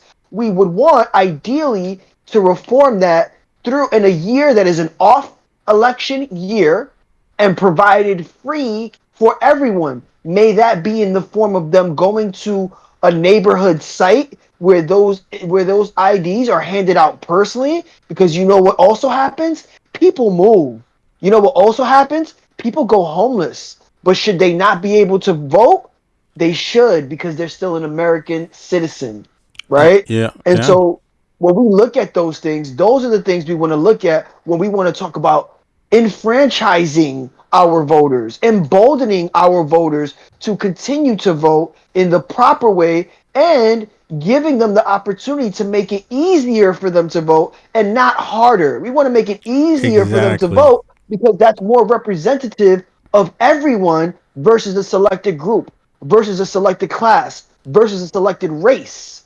Right? And if you truly want a democratic election, we would want it to be as wide as possible because that's a true representation of who America is and what the voter wants. You now get a representative who is for the people because they were elected by the people, right? Not by a certain amount of people who are represented within America, You know but by what? the majority of the people. And that's the Check. reason why we have constituents here in America who don't serve the people but serve certain classes. But go ahead. You B. know what? Look at this. This is so funny. Melanie Guy 121. Yeah, I don't know yep. who that is, but Melon guy, yep, says Melon guy, yep, says Melon guy, yep. says let's let everyone in Skid Row vote. Great idea. If they're citizens, Are they not citizens? If they're citizens, do you know if they fought in a war and they're on Skid Row? Yeah. Do you know if their family ancestors fought in wars for you to have the rights that you have today? I mean, you're acting like Skid Row, like that means something. That's classism. They live in a country. It's just very simple. Why not have the type of patriotism? You're mad because someone is facing a social issue. Well, why not? You think someone by choice wants to live on the street and eat whatever comes by their way while you get a choice in what you eat on a daily basis? Exactly. So does that make them less of a citizen, or is that more is that more telling of our social programs that disenfranchise voters and have the same thought frame like you, that people who are homeless don't deserve a vote? Because guess what? Don't you think if people who were homeless voted more en masse, that we might have more social policies to not let them continue to be homeless? Right. I just think it's. Do you lack that critical thinking skill? It's right. It's Do you terrible, think man. if homeless people were a voter block, the same way we treat white, blacks, Hispanics, any class, right, middle, upper class, lower class, the same way we treat other classes, do you not think that constituents Look at this, would be more inclined to pass social reform if they knew that homeless people had a voice in the election? Think about that. Look at this. This is Melon Guy. Melon Guy, yeah, Melon Guy, joined August 1st, 2025. Unidentified and anonymous account says what? Says you think people are on the super? No, they said informed voters should be the only casting ballot. Okay, wow. But you're not informed. Wow, you are not a part of that group. That's From deep. what you said, you've shown me that you are not a part of an informed voter. You are, in fact, a disinformed voter, right? You are a misinformed and disinformed voter based off the statements you've said, right? But does that mean I think you shouldn't have a vote? No, I think you should, but I also do think it's your responsibility to get educated before you continue to spread misinformation and disinformation, before you continue to preach what you think you know versus what you don't know, because you don't know a whole lot more than what you think you do. This is interesting. Now look at the next account. And you're welcome to hop up on the channel and debate me for it. Look at this, bro. This is the next account that agrees with Mellon. Max Mellon, right? Joined August 2nd, 2026. Okay. So it sounds to me like the same troll is talking to themselves. Unidentified, anonymous. Today. Are these even Americans? Like, today he started that account. Yeah, exactly. Today it's like he got blocked before and he created a whole new account just to hop back up. But that's fine if you're doing all the work and giving us the views. But if you are, we'll still call you out. This is hilarious. Yeah, so these are real patriots. Just got an account today. I got you. But listen, why not put something up on your account that shows you're an American? Take a picture of your backyard. Let us see some of the plants, indigenous plant life. Do something. Like, don't just, make these accounts up and shit and then and talk to yourself. And talk to yourself. Like, have a debate. Yeah, I agree with you, Mellon. Mellon is like unidentified. It's like, come on, man. And this is what we mean. We don't just allow this kind of nonsense to prevail. In any case, here's the thing. Let's move on now. We covered that, and now there's more. Let's give the real people and the trolls something else to talk about here. So let us know your views, Mellon, on this one. Let's talk about facts now. This is what's happening. Let's see. Do you agree or do you Donald disagree? Trump is notoriously weak on across the board. The economy hasn't gotten any better. There's some notorious blunders. Stop. Is Donald Trump is that a fact right here? Donald Trump is notoriously weak. Is Donald Trump notoriously weak? Put a 1 in the chat if Donald Trump is notoriously weak. Put a 2 in the chat if no, he's your savior. Let me just see which one is Donald Trump. Was that a fact that the man just spoke? Is he notoriously weak? Donald Trump is notoriously weak. Fact or fiction? 1 in the chat if that is a fact. 2 in the chat if that was a fiction statement. And Melon, don't you run away from that. And also the guy blocked whatever that. What is this? You know? This is crazy. This is crazy. It was a fact. Melon. Okay, see now, we do have rules. That means you have to answer, Melon. You got to answer 1 or 2. That's the whole reason why we have the chat open to everybody. That when we have these qualitative questions that we put out, everybody that's using the chat needs to answer. So you see, Melon doesn't want to answer 1 or 2. The guy you blocked doesn't want to answer 1 or 2. And they don't want you to be able to qualify their other statements with a 1 or a 2. So, yeah, so there you got it. So here we go. Listen, this is my podcast. So even though I asked the mods to be generous, we don't need somebody who made an account today to saying anything here. So see you later, Buster. All right, now let me see here. I'm going to time out Melon because Melon, you didn't answer. So there you have it. Come back when you feel like participating like everybody else. Okay, how about that? The rules are the same for you as everybody else. You're not special. All right, so let's continue. On across the board, the economy hasn't gotten any better. There's some notorious blunders you can point at, like Iran. People don't know why we're still there. Today, we just saw the expansion of the war in Egypt. You see these headlines every single day. We're talking about anti-weaponization. We're talking about infighting. But at the end of the day, my criticism to my own party is that we have not developed a clear enough message answering one question, which is, what are you going to do tangibly for the American people if we give you the reins of power? I have not heard Hakeem Jeffries answer that question, and it drives me nuts. We can no longer simply say that we got to stop that right there. Now, you see, he is talking about, I don't know, you should know who Hakeem Jeffries is if you're an informed voter. Hakeem Jeffries is the minority whip for the Democratic caucus. He's the head of the Democratic caucus in the House, right? And in Congress.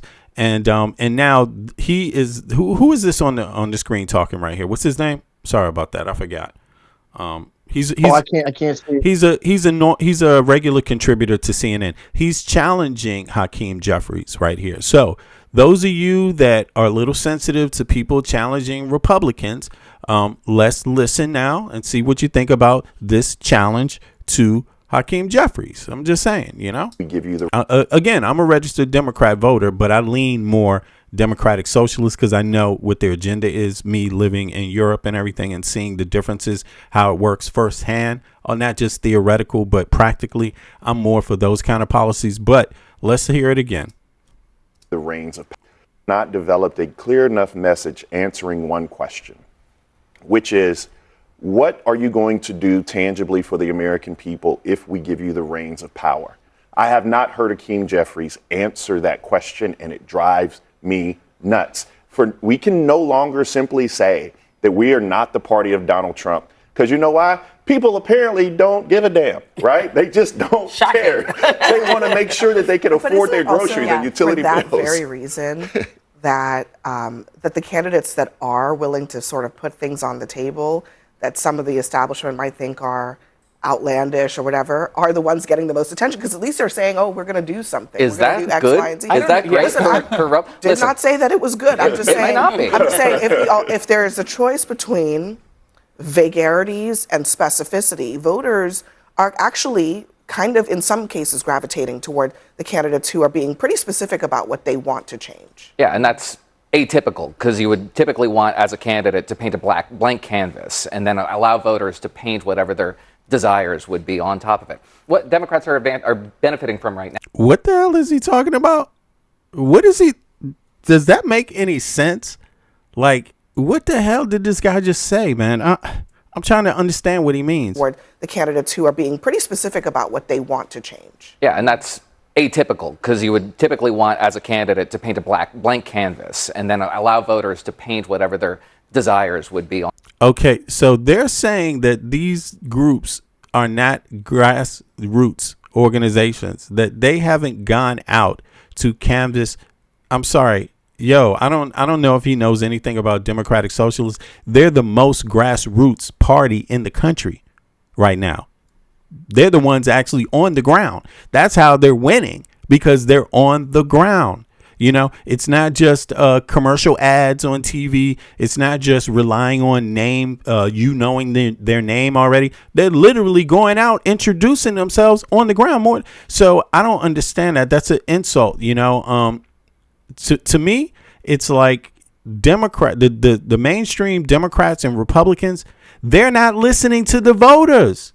They're the ones that should be, you know, that he should be accusing of that, you know, instead of actually having a blank canvas and listen to the voters. How many of the voters want this war with Iran? Did they listen? Did the Congress and the Senate listen to the voters? No, they didn't. So what is he talking about? And let me let it play some more. This is just crazy. And this was specific. They're talking about the Iran war. Listen to this. This is Donald crazy. Trump is notoriously weak on across the board. The economy hasn't gotten any better. There's some notorious blunders you can point at, like Iran. People don't know why we're still there. Today, we just saw the expansion of the war into Egypt. You see these headlines every single day. We're talking about anti-weaponization. We're talking about infighting. But at the end of the day, my criticism to my own party is that we have not developed a clear enough message answering one question, which is, what are you going to do tangibly for the American people if we give you the reins of power? I have not heard Hakeem Jeffries answer that question, and it drives me nuts. We can no longer simply say that we are not the party of Donald Trump, because you know why? People apparently don't give a damn, right? They just don't care. They want to make sure that they can afford their groceries and utility bills. For that very reason, that the candidates that are willing to sort of put things on the table that some of the establishment might think are outlandish or whatever are the ones getting the most attention, because at least they're saying, oh, we're going to do something. Is that good? Is that great? Listen, I did not say that it was good. I'm just saying, might not be. I'm just saying if there is a choice between vagarities and specificity, voters are actually kind of in some cases gravitating toward the candidates who are being pretty specific about what they want to change. Yeah, and that's atypical because you would typically want, as a candidate, to paint a blank canvas and then allow voters to paint whatever their desires would be on top of it. What Democrats are benefiting from right now is that their base is just very enthusiastic to vote. Republicans, less so. You can expect that to change as we get closer to October. And there are a lot of opportunities on the table. Oh, because Republican voters will engage with the election. All voters will engage. Yeah, it always tightens up as you get closer into the fall. It's unwise to judge the election based on summer polling when people aren't necessarily tuned into the races. They will. And it will be a good year for Democrats. Democrats are going to be more enthusiastic than Republican voters are. They don't have as much to vote on. However, a competent political operation can channel that economic message. You're absolutely right. That's what they want to talk about. And say, listen to what these Democratic candidates are proposing, and what that's going to do to your wallet. Well, and the ones who are actually doing that, I mean, looking at the CNN poll, only 34% say Democrats are the party that cares about the people like you. When you look at the favorability, 30% favorable for Democrats. We have the graphics, so let me put it up because it's also it's important to put up the full thing, because 34% say the Democrats are the party that cares about you. That's compared to 25% that say the same about Republicans. So they have an almost 10-point advantage. There's party fighting corruption. They're almost evenly matched there. Party that gets things done. This is the issue that I think we're talking about here. Republicans have an 8-point advantage. The party of extremism, Republicans by 10 points. That's actually Well, here's the thing. In the Democratic Socialist of America environment, that's kind of surprising that Americans are not even. It's not even. That's like the least close one. Also, where they just say Republicans the are the caveat. extreme party. The caveat I have to give about CNN polls or Emerson polls or whomever is polling is that at the end of the day, it's about candidates. And one of the things that midterm elections have shown is that Republicans usually choose some candidates that have warts beyond belief, right? I mean, we go back to Roy Moores of the world. We go back to Todd Akins of the world, right? Or what's the woman who was not a witch? Yeah. Catherine O'Donnell, right? O'Donnell, yeah. Yeah, but I mean, Good and memory. on the flip side this year. That was a time. That was a time. But this year you have people like John Ossoff. You have in North Carolina the former governor of North Carolina, Roy Cooper. You actually have Josh Turek in Iowa. You have Sherrod Brown, who are not out of touch with mainstream, who are talking about the issues that you're talking about. So when it drills down to candidates, I do think that we've done a good job across the board, even in some House races, of getting very good candidates, irrespective of what the national mood may play. But what is the model that you just described, the Todd Akin model, the nationalize the race model? It is to make that guy emblematic of the party and compel all these other nominees who have nothing to do with them to get on the record about that guy.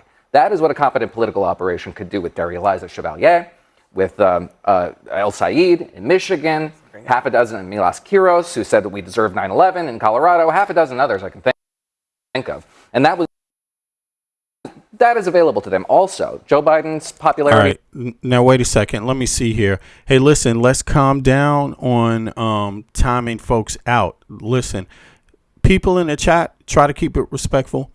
But again, if you have something, if you have an opinion, opinions are fine.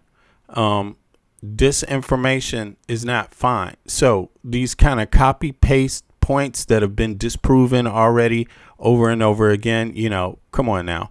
Come with something original if you support Republicans. Come with something original if you dislike Democratic Socialists, if you dislike Democrats, if you dislike Republicans, if you dislike Trump. Come with something original too, or come with something data specific. Don't recite lies. Don't recite things that are actually untrue or that you have not looked into yourself specifically, right? That I would like that. But in general, let's try not to time out so many people or block too many people, delete too many comments. Don't worry about it. Let's let people get a chance to, have their conversation, and we can take up some of these points too, some of the things that maybe aren't accurate or may even be untrue, right? But listen, don't come with these copy paste comments. They just don't work. All right. So let's have a real conversation. Again, look, the panel is open, by the way. Here we go. Let me see here. Let me put the panel link in here. Oh, here we go. I'm sorry about that. Sorry for slowing down the stream. I just needed to make sure everybody's on the same page here. I appreciate everybody coming out today. Let's see. Let me just get this link up for people. Listen, now, if you want to hop up and you want to be proven wrong or right, or whichever way it is, because it's only about the facts. I don't care about being right or wrong. What I want you to do is make a little effort, put Discord on your phone like you put YouTube on your phone, hop on up, and let's go through the data specifically. We can't obviously address every comment in the chat. It just doesn't work that way. But if you think you have something important and you think you have a good argument or some things that, data you want us to look up live here for you, come on up on the panel and participate. All right. It's open to everybody. Even if you blocked in the chat, you can still hop up. You can still hit the link. Being blocked doesn't mean you can't click the link, right? It just means you can't comment anymore in the chat. That's all that means. So there we go. So like Melon and whoever that other guy is, don't block me again guy, they can still hit that link if they want to. You see what I mean? So just so you understand that. All right, let's continue. At this point in 2022 was pretty much where Donald Trump is, and yet Republicans didn't really benefit from a wave election because their candidate selection. Well, also because history tells us Democrats of the win. Dobbs decision. But the question is by how much, and that's really when it plays the biggest role is who's actually getting elected on the Democratic Evan, side. American people are really trying to tell the president in overwhelming numbers that they think that he is focused on all the wrong things. When is he going to listen? Is he going to listen? I mean, you mentioned the Quinnipiac poll. It's also not great for Democrats. I think the polling overall has been saying pretty much the same thing across the board, not just for the president, that people are generally unhappy. I mean, the Democratic Party is polling at 17% amongst independents with that Quinnipiac, and amongst men, it's at 20%. In that so same I do think that Quinnipiac people poll, are complaining. Democrats have a 48 to 41% advantage on control over the House. That's Yeah, but simple. we're going into the House where we expect that the Democrats I'm are just going saying, to win. I'm just saying. Oh, let me hear that one point again she just made. I'm just curious. I want to make sure I understood that. Hold on. People are complaining. Democrats have a 48 to 41% advantage on control over the House. Okay, they're talking about polls. They're talking about polls about the midterms coming up. Is everybody in the chat registered to vote? Put a 1 in the chat if you are registered to vote. I am registered to vote. So, but I'm checking again. Even if you're registered to vote, don't make this mistake. Double check. You can always double check, right? You can, and the easiest way outside of calling, an even easier way to double check to make sure you are actually registered right now in the system is to go to vote.gov, right? There it is right there. And check your voter status. You can just click right here, right? Vote.gov. It will go here, right? This is the government's website. You can go here, click on your state. Now you see here it says register to vote, but you can also do something else. Like let's say you're from Alabama, for example. You click on that and now guess what you see? Register to vote Alabama. Check your registration. You can actually check your registration. You see what I mean? Just in case you want to know. And that's important to do, right? If you changed your address, you might want to update it. So you can also update your registration online.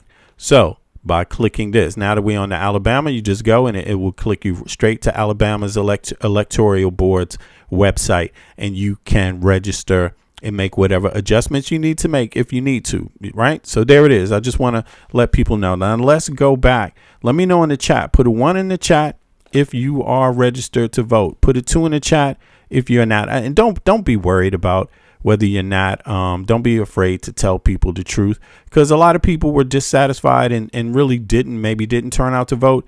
But you need to be told by somebody, listen, your vote is needed. Your vote is important. Your vote is how the federal government decides how to spend your tax money that you give them every time you make a penny. Okay? So it's called representation with taxation. If you do not vote, you're ceding representation and you're only being taxed. People had a war. It's called the War of Independence in the United States about that very issue. So let's hear some more. Yeah, but we're going into the House where we expect that the Democrats are going to win. I'm just saying, in that poll, even in spite of what you're saying, because I get it, right? Like, actually, Democrats are not happy with Democrats, which is probably Big girl, what's up? The generic ballot favors Democrats right now, but on the president, the simple question: are you paying attention to the things we elected you to pay attention to? When do we get 75% of Americans practically saying anything in this country? They're saying he is not focused on the right things. How is that not a problem? No, I don't think it's not a problem. It obviously is a problem politically. I think what the president would tell you is that he's focusing on what he believes is best for this country in the long term, despite the fact that it's hurting him right now in the polls. Iran is a perfect example of that. I think everyone in this administration understands the importance of making sure that they don't have access to nuclear weapons and that we are able to completely eradicate the threat. We have access to nuclear weapons. Why do we have access to nuclear weapons? What's that for? What are we going to do with that? We got access to a lot of them. What do we use those for? Who pays for those? Taxpayers, right? So we know how important this conversation is. But listen, the conversation, Israel has universal health care. Just because you have an international policy issue about Iran having a nuke, which is really not just about that nuke, by the way, doesn't mean you should abandon domestic policy. No other Western country is abandoning their own national policy, domestic policy, for one country over one fucking nuke that they don't even have. Who does that? Who does it? You know, it's just in the arrogance of that statement is, I really wonder who in their right mind believes this dumb shit. Like, what? You mean Iran having a nuclear bomb is more important than elderly people being able to have elder care and you're the richest country on earth? Wow. Like, what are you defending if your people are sick every fucking where and homeless? What are you defending? You defending people not having the right to a fair wage? That's what you defending? Like, yo, this is I hate that comment that he made right there. It's, of course, it's trying to make people feel like that the president doesn't need to have a domestic policy. He had a domestic policy. The man advocated to cut fucking health care. He's look at this. Hold on. This motherfucker, you know, this is how absurd this is. I have to revert over here now. Give me 1 second. I'm going to show you something that Trump said. You know, this is from Trump's own mouth. And, you know, this man, it shows you that this man is full of bullshit on this screen talking this shit. This is what Trump said as of late. Where the hell is it at? Trump said some shit about we don't have enough money for we don't have enough money. Did I not put it up on here?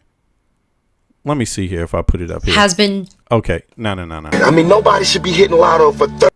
So 2 seconds. I think it's this one. I mean, nobody should. Oh, no. Matter of fact, maybe I didn't even get this one up. It's about Trump saying we don't have money for health care. We don't have money for child care. And he's telling you flat out, they don't have money for that. That's a goddamn lie.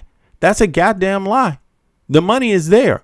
Everybody else in the world. Didn't you see NATO countries immediately send troops to Greenland when Trump was talking about invading it? They could do that at the same time they have a domestic policy. Didn't you see them confront the issue in Ukraine when Trump said, man, fuck this. I'm not doing anything over Ukraine anymore. Europeans immediately addressed that issue and they have domestic policy in place. Didn't you see them boost up their military production? Europe is producing more weapons than ever, and they still have a domestic policy. The same domestic policy they always had. Why are Americans accepting this when we actually are the richest Western country on earth? What the hell is this about? What is this about? You know, I'm just sorry, but values. This is about values, and we value things that should matter to other people. Look. Why doesn't Saudi Arabia handle the Iranian problem? Why doesn't Bahrain handle the Iranian problem? Why doesn't Iraq handle the Iranian problem? Why doesn't Israel handle the Iranian problem? Why doesn't Turkey handle why don't they just handle it? If the nuclear bomb can get to the U.S., it could get to any of them faster. Hello? We have more minutes than they have. Why is it our job to jump out first? Why is that our job? You see what I'm saying? Is Europe sitting there worried about this conversation with Iran? No, not like that. They talk about it, but not like Trump is. So that was a decision. Europe is closer than the United States is to Iran. Duh. You see, so they're not abandoning their domestic policy. They believe that, you know, the voters are like, yo, you better have both things in place. None of this one or the other shit, you know. It's not one or the other is not good enough. You better have both. You can chew bubblegum and walk. We pay you enough in taxes. Get it done, or we vote somebody else in that can. Very simple. The president in overwhelming numbers that they think that he is focused on all the wrong things. When is he going to listen? Is he going to listen? I mean, you mentioned the Quinnipiac poll. It's also not great for Democrats. I think the polling overall has been saying pretty much the same thing across the board, not just for the president, that people are generally unhappy. I mean, the Democratic Party is polling at 17% amongst independents with that Quinnipiac, and amongst men, it's at 20%. So I do think that people are complaining. Democrats have a 48 to 41% advantage on control over the House. But we're going into the House where we expect that the Democrats are going to win. I'm just saying, in that poll, even in spite of what you're saying, because I get it, right? Like, actually, Democrats are not happy with Democrats, which is probably driving this. The generic ballot favors Democrats right now. Listen. Let me see something. Salty Savage wrote, "The commie terrorist is running your city right now." Okay, that's not a fact. That is disinformation. So listen, right? Because we were discussing in the chat, mind you, he's saying New York City is corrupt, but if we were so corrupt, with the exception of our last mayor, how is crime at an all-time low? Exactly. Right? How is affordability with social programs that our current mayor, including Universal 2K, disenfranchise us as one of the highest paying tax states? Right. I'm confused, right? Because when people say that, they show how much they don't know and how much alt-right news they consume because they just use these talking points without factual data, right? And so it's just, like someone like a Salty is just that, salty, right? He has no Look, talking points. that he can Salty bring up. said, Same with Jerry. Salty said, I'm a property owner. I've heard this a million times. I'm a property Okay, owner. you're a Look, property owner, but where? I'm a property owner. I know more than you.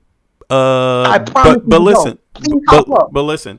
I will make you look like a fool. But Please. how do we know you're not just lying, Salty owner? I mean, Salty Savage. Even if he is, hop up. Let him hop up so I can destroy this. Look at this. Please. Yeah. It's so funny how it's like, again, I don't see evidence that you own anything.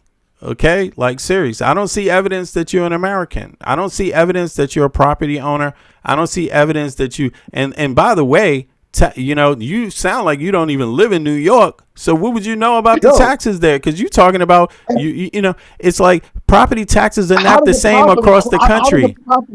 How does a property qualify him for information? How does that educate you? Please explain to me how owning a property allows for you to know more than me, as if your assumption is that either I don't own a home or someone close to me doesn't own a home, and that I don't understand a tax structure in the state and city that I live in. Stop it. Yeah, look, so now he's resorting to, see, this is what it is. He doesn't want to hop up. He doesn't want to prove anything. He don't even want to prove he's an American. He doesn't want to dialogue past the one point. So he's going to get mad now and just make a disinformation comment, which is Zoran Mamdani is a commie terrorist. That's a fact. No, Okay. he's not. Well, all right. What then. terroristic action Master. has he done? Yeah. I think Big Girl's in the chat.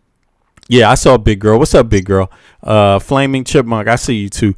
I For see some everybody. reason, I think she's muted. And could we maybe show that the clip Muted? about socialism building Tennessee? Okay, let me okay, I unmuted Chipmunk. What's up, Chip? You there? No, big girl. Oh, Big Girl also? Let me see. Okay, hold on. Big Girl's also here? I don't see Big Girl up here. She's not up here. She's in the chat. Chip's not here. But Chip's here. Big girl that's here on Discord. Oh, that's Big Girl. Oh, Big Girl, what's up? What's up, Big Girl? You there? He's on mute. She's off. Well, she's on her own mute. She should be free now. Okay. What's up, Big Girl? But yes, Would when you- it comes to Go ahead. obviously these comments about Zoran, these are individuals who won't argue policy, right? They won't argue policy, and when he's leaning, what his argument is dog whistling to is Zoran's policy on second homes worth $5 million or more, where we've already discussed what that looks like, right? We've discussed what that looks like. There's, I think, about 10% of all homes within New York City worth $5 million or more, and then that's even less of a percentage when we look at second homes worth $5 million or more. The average home in New York is just under $1 million, and it would take just over about 30 years or 20 years in order for that home to be valued at $5 million. So that's just the information. He can do with that what he will, but this is all researchable. He can look it up on his own, but that's a fact. So what we're not going to do is argue rhetoric. We'll argue facts, and that's a fact within my state and city that I live in. So that's it, B. Go ahead. Yeah. Let's continue. I think they just now they getting hissy. All right, let's continue. It's okay to be hissy in the chat. On the president, the simple question, are you paying attention to the things we elected you to pay attention to? When do we get 75% of Americans practically saying anything in this country? They're saying he is not focused on the right things. How is that not a problem? No, I don't think it's not a problem. It obviously is a problem politically. I think what the president would tell you is that he's focusing on what he believes is best for this country in the long term, despite the fact that it's hurting him right now in the polls.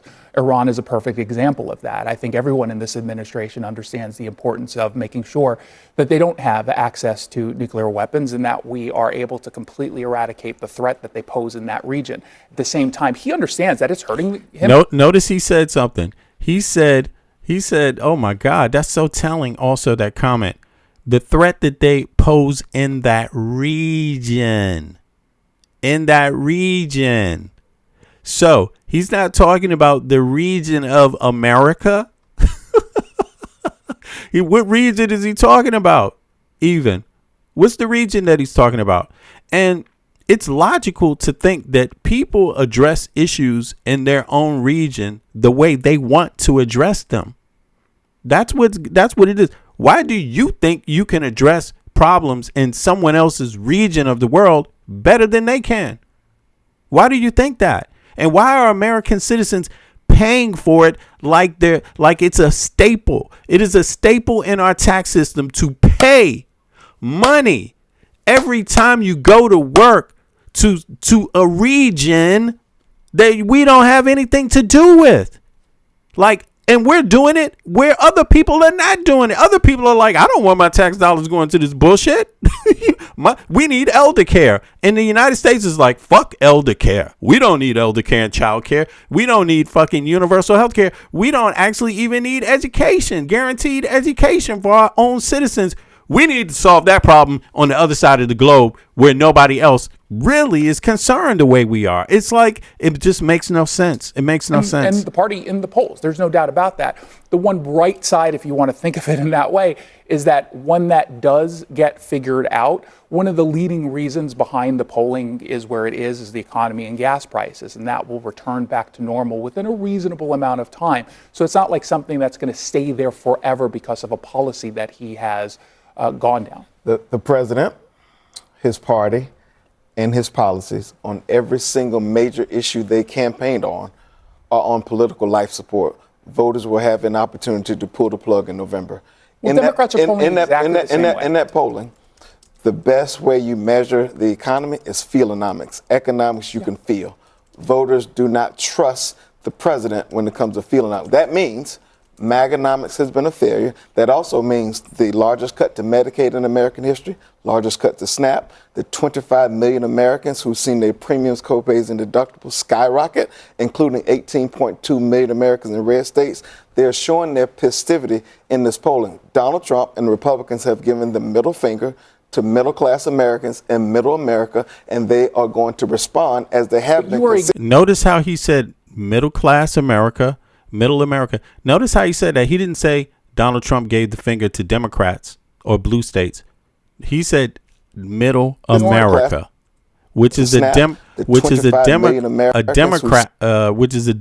America is a demographic that crosses red and blue states. Seen their premiums, copays, and deductibles skyrocket, including 18.2 million Americans in red states.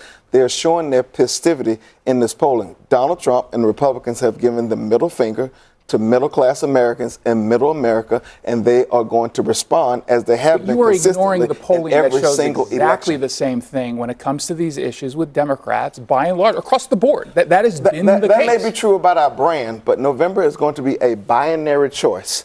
Us versus them. And remember, in elections, I learned this as a Democrat in the last election, it's easier to vote against something than it is to vote for something. Historically, people are going to based vote on history, against. Democrats are going to win. I also want to point out that, Jason, you suggested that all the I don't want to say all, most of the president's problems stem from his decision to go into the Iran war, which you support, and the subsequent high gas prices and inflation that followed. But let's look a little deeper at the poll, because it goes even beyond that. On trade, he is underwater 21%. Immigration, underwater 17%. Foreign policy, generally, underwater 28%. So it's not just, I mean, they are unhappy about the Iran war, for sure, Lydia, but it's not just that. It's really, literally every agenda item. Actually, that proves that it's not just Republican representatives or Democratic representatives ignoring things. Let's say middle Democrats, right? It's not just them. It's the commentators that they have on TV. This commentator literally ignored he just got saying that the president is not ignoring it. It's just that he thinks that all these things have to be, but that commentator themselves is ignoring all the other data. And that's a problem, because you would think that the commentators would agree on facts, right?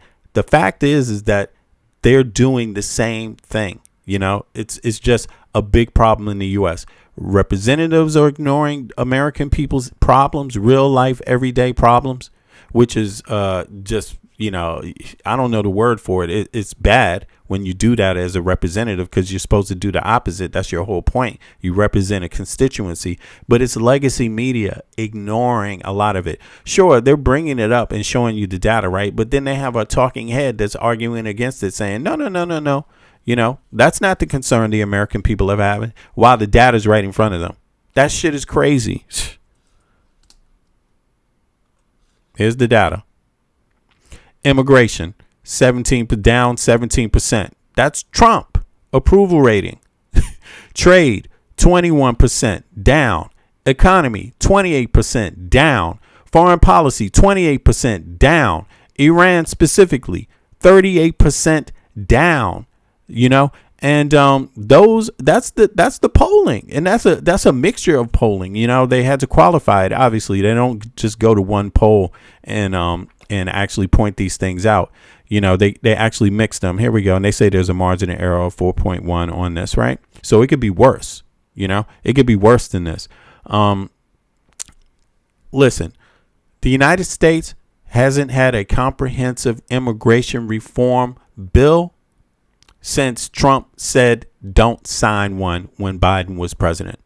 There's still none. They don't even have one. Comprehensive would mean something deeper than just Muslims countries coming in, or something deeper than just illegals. It would have something about, what do we use these people? What do we need in our economic sector? What do we need in our workplace versus what do we not need? It's not a unilateral yes or no. People always say the border's closed. Trump closed the border. No, the border is not fucking closed. What the hell? When was the last time you saw any news network on the border? It's bullshit that people are coming in every goddamn day, and it's not as simple as illegal or legal. It's not. Guess what else is coming in every day? Drugs. Okay? Because they don't just show up at the gate and say, here you go. Can I come in with my drugs? I got a whole truckload of drugs, y'all. Will you let me in? No, they have other ways, A lot of this, the economy. Trump said he was going to solve the economy. Inflation went up. It didn't go down. What does he know? What does that show you? And they're trying to get you to wait it out more. The dude said day one, they should have had a comprehensive immigration reform bill on the table that deals with how many we need of different sectors in the work market and how many we don't before they affect the American worker. It needs to be comprehensive. That's what comprehensive means. Okay. It also, you could have a lot of conversations about immigration, but it shouldn't be the only conversation. It shouldn't be used to scapegoat basic rights. Okay. They used immigration as the idea of illegal immigrants to take away people's health care instead of reform health care. Instead of reform it, they took a 0 point something % of the population to steal everybody else's health care, like to rob people. That's just insane. So, and then the foreign policy is like, dude, what are you doing with your foreign policy? I mean, even as a Republican, what the fuck are you doing? Trump ran on no more foreign wars specifically, and then he immediately got engaged in one that could turn out to be, you don't know where it's going to end, but it costs you $1 billion a day since you started it. It's not just. If this was Biden or Obama, you would be pissed. Obama didn't start he didn't send the troops to Afghanistan. He didn't send the troops to Iraq, but they damn sure blame his ass. I mean, there's things to be criticized about Obama's foreign policy. He had that mix up with Gaddafi. That was wrong. That's another look at what happened. And even Trump, the hypocrite, talked about that. You shouldn't have never done that to Gaddafi. Now look at it. Well, look at what you're doing in Iran. Look at what you're doing in other parts of Venezuela. You're doing the same damn thing. Yeah, this is just crazy. It's crazy. I mean, they are unhappy about the Iran war for sure, Lydia. But it's not just that. It's really literally every agenda item, including U.S.'s foreign policy didn't stop North Korea from getting a nuclear bomb. How did the U.S. foreign policy stop North Korea from getting a nuclear bomb? So foreign policy, you do not dictate things always. And in this case, you basically lost. You had an agreement that was signed by a prior American president that had the international community observing the agreement daily. And this man, Trump, the same one who's the best friend of Jeffrey Epstein, the same one that's a 34-time felon, got into office and ripped it up like it was nothing. Like you just make it. That was easy. Since Obama did it, it must not have meant it took any work for anybody, even though it included so many partners. Talk about that plan. You see, so sorry.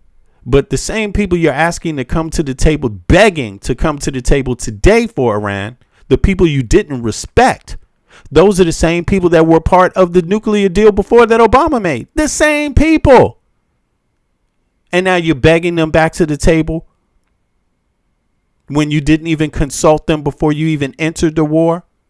Start consulting people. Start caring about what other people think. Okay, nobody's going to help you anymore if you don't care about what they think. If you think you're better than them, stop asking them for fucking help. Okay, act like you're better.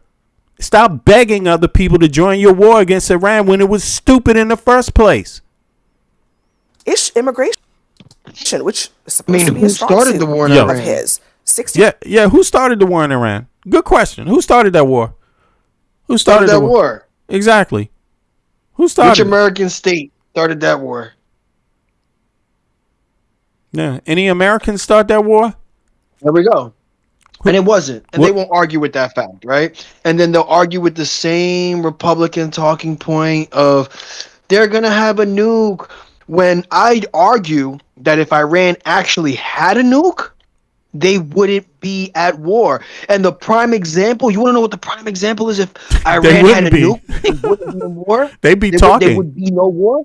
You know who has a nuke and doesn't get bothered even though they have human rights and justices in their country? You want to know what country has a nuke? North Korea. North Korea, yes. Yeah. It's almost as crazy as they stopped talking about North Korea when that was always a talking point. Hasn't it always been a talking point? Stopping them from getting a nuke. Stopping them from getting a nuke. Stopping them. Got a nuke. Under Trump, they stopped talking about North Korea and switched that rhetoric to Iran, who doesn't have a nuke. Trump loves North Korea. Trump loves North Korea, bro. Yeah, he loves Kim Jong. He wants Americans to be North Koreans. That's what he wants. He wants the level of obedience that North Korea, China, and Russia has. This is the reason why these are the same public leaders. These are the same leaders that he praises. He doesn't praise any other leaders publicly, right? In fact, if they have any form of democracy, he denigrates them. And this is the reason why we have a alternative right movement that's populist. Look at what he's did to Latin America, right? You have Chile, you have Peru, you have Ecuador, you have Colombia, you have Argentina, right? All of these countries have now elected far-right presidents based off of the ideals and the right-wing populist movement of Trump, right? Look who he aligns himself with. He praises Putin. He praises Kim Jong-un. Xi Jinping. Kim Jong-un sent him a love Kim letter. Jong-un, right? He sent him a love Yes. letter. right? He publicizes anytime he has meetings with these individuals because this is the government. That's the type of government that he wants. That's the type of constituents that he wants. This is the type of rhetoric that he's dog whistling to his base, and his base can't even accept it. But then they claim that he's draining the same swamp. And in fact, he's only made this swamp bigger, and now he's placed even better monsters in that swamp, right? And they can't accept that. But the people who aren't your hardcore MAGAs are now forced to realize that their lives have gotten worse under Trump. Affordability has gotten worse under Trump. Mobility has gotten worse under Trump, and then now they're paying higher in inflationary taxes that didn't have to be, that should have been a whole lot more calculated when it came to tariffs, and also gas prices now, and that we're not going to even talk about fertilizer that comes along with these gas prices off of a war that we did not start, but somehow the right is now trying to justify it and flip the script as something that Americans should back, because the only way that they can actually get boots on the ground is if they go through Congress. And it's the reason why they keep restarting what these negotiations looks like, because the timelines keep superseding 3 months, right? Every 3 months, they pretend to have some sort of peace agreement, and then they restart the war, right? And the reason why is because they know that it would fail through Congress. These are things that individuals on the right are too ignorant to understand. They don't understand that they don't understand the three branches of government and how we have to go through these branches, because there are check balances on each and every one. So we don't have the executive power just doing stuff the way Trump has gotten to do and has tried to supersede every time. Do they not notice that every 3 months we somehow magically go to the table with a peace agreement? Iran's not falling for it now, because now they don't want to negotiate unless it's completely on their terms, and even then they don't trust it. Why? Because they want to force Trump to go to Congress, and they know he will not get approval for boots on the ground. Without boots on the ground, this Iran war will last years, and if not, will still come to a stalemate eventually, because they will not get boots on the ground. But go ahead, V. How do you yeah, exactly. And listen, how is that drop your pants, soldier? I want to give you a testosterone injection. I want to check your testosterone, soldier. Drop your pants. How's that going for Hexet? I mean,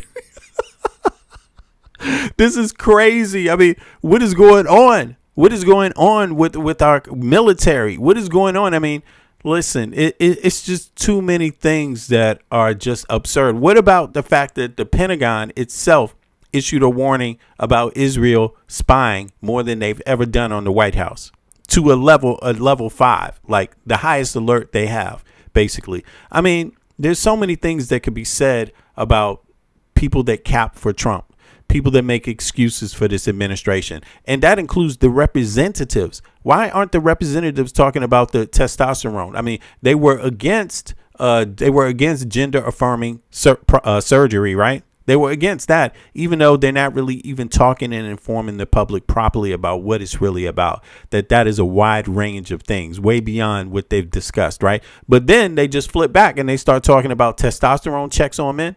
Giving men testosterone that they view as having low testosterone. Like, what kind of monkey shit is this? It's just crazy, man. It's going to get people hurt. But in any case, look, we have this. Let's get a dog whistle, B. It's a dog whistle to affirm any man who feels inadequate. Right? It's a dog whistle to the base to let them know that they're creating quote unquote strong men, because only strong men can fight in the military. When guess what?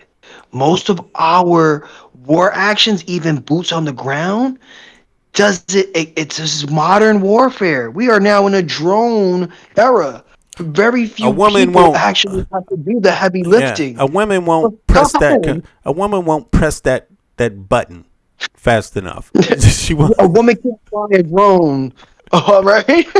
A trans man can't lift a certain amount and press a button on a drone.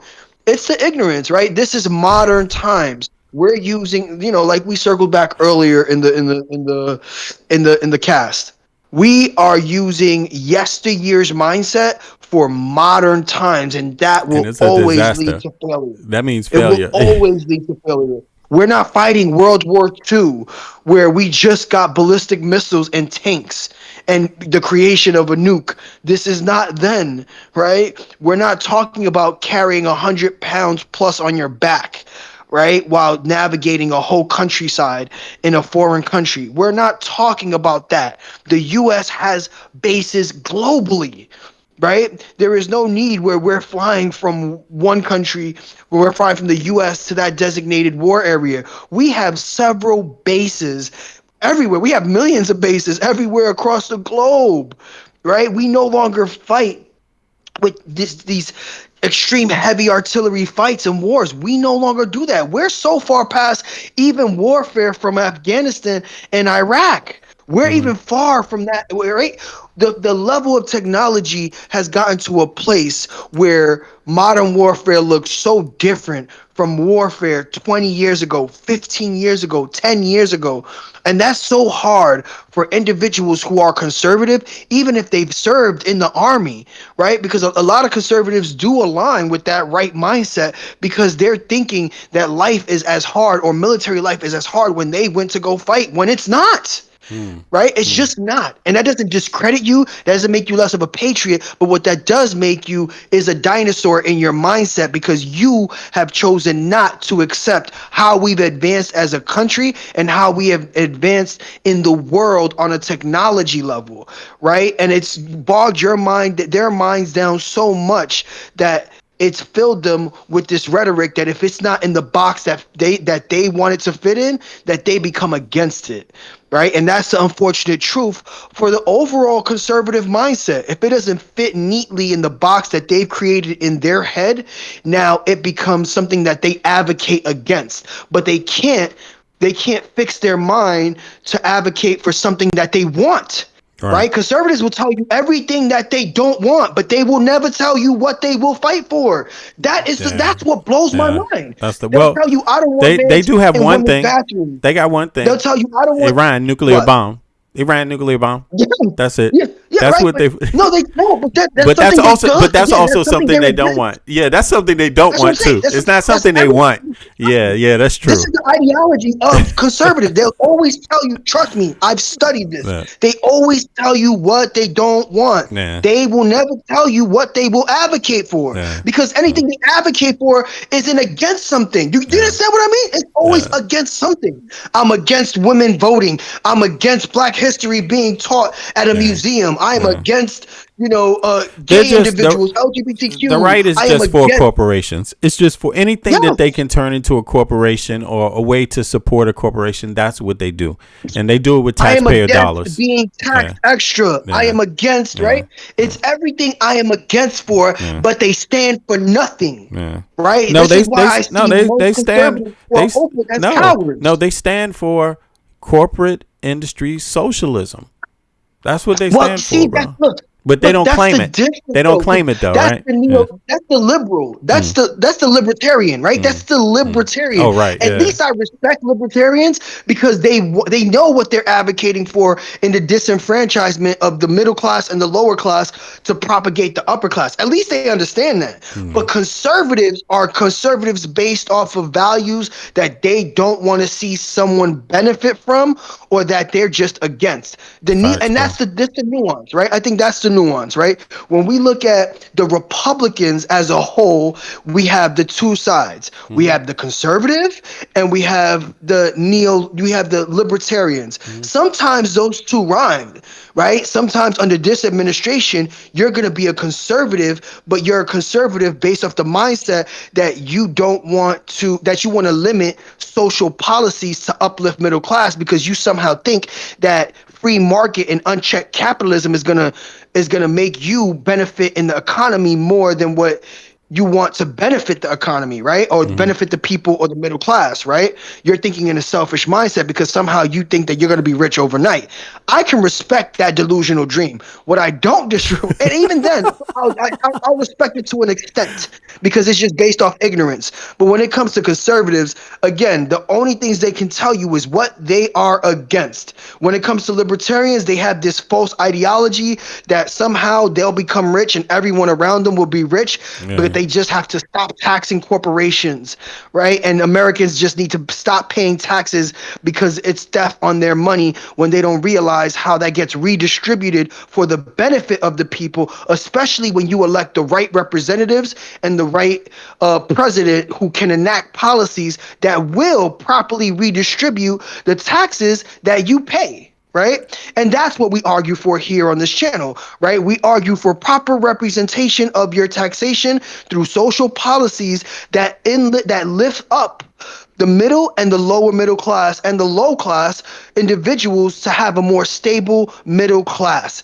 that allows for home ownership, that allows for more class rising, right? A lot easier for class rising in America, right? That American dream that these conservatives still think in the 1950s are with those policies. No, it's going to be social policies that offset the extreme capitalism that has led to the wealth inequality that most Americans feel, at the supermarket, that most Americans feel when they pay rent, that most Americans feel when they pay property taxes, right? Because they're not getting paid enough to comfortably pay off their mortgage along with their property taxes on a yearly basis, or all of their child care, right?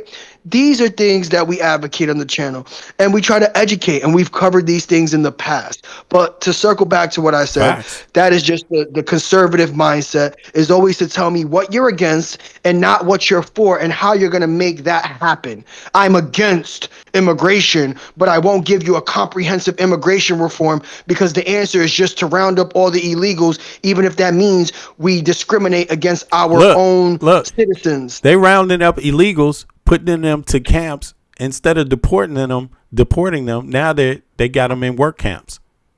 Yes. What the fuck? Like, and let's make it very clear. And here's the thing. Guess what? And guess who said that is what they were going to do? Who said that in 2024? Trump. No. Trump didn't say he was going to put them to work in work camps. No. Another candidate said they were going to put them in camps. Plenty of people. It's not just one. Not even just. Forget the candidate thing. People on the left said that they were going to. Somebody said that. Let me just pull that up real quick. By the way, if you're not registered to vote, register to vote. Let me see here. Let me see who on the left. I got to get out of here in a minute. Go ahead. Continue. You on fire, bro. Yeah. You on fire. So go ahead. Continue, please. It's funny because, obviously, like I said, conservatives, even in their policy, it's more so what they don't want versus what they do want. And the only thing they can agree on with what they do want is convincing them that they want libertarian values in the form of tax cuts for the riches. But everything else is an anti-policy. I am anti-immigration. I am anti-LGBTQ. I am anti-insert Republican talking point that they are against. That's where I just can't respect the conservative, because they'll always tell you what they don't want versus what should happen in terms of being progressive towards that. They can't give you a comprehensive plan, right? And it's the reason why they stumble across their own feet when these policies do pass, like this administration is doing. Oh, bro. Right? Bro, you are goddamn right. Yo, man, I didn't realize this. You were right. Trump actually said this, bro. Yes. Trump actually said this. MAGA needs to look at this shit, bro. I didn't even realize that. That's the reason why a major spike in private prisons spawned.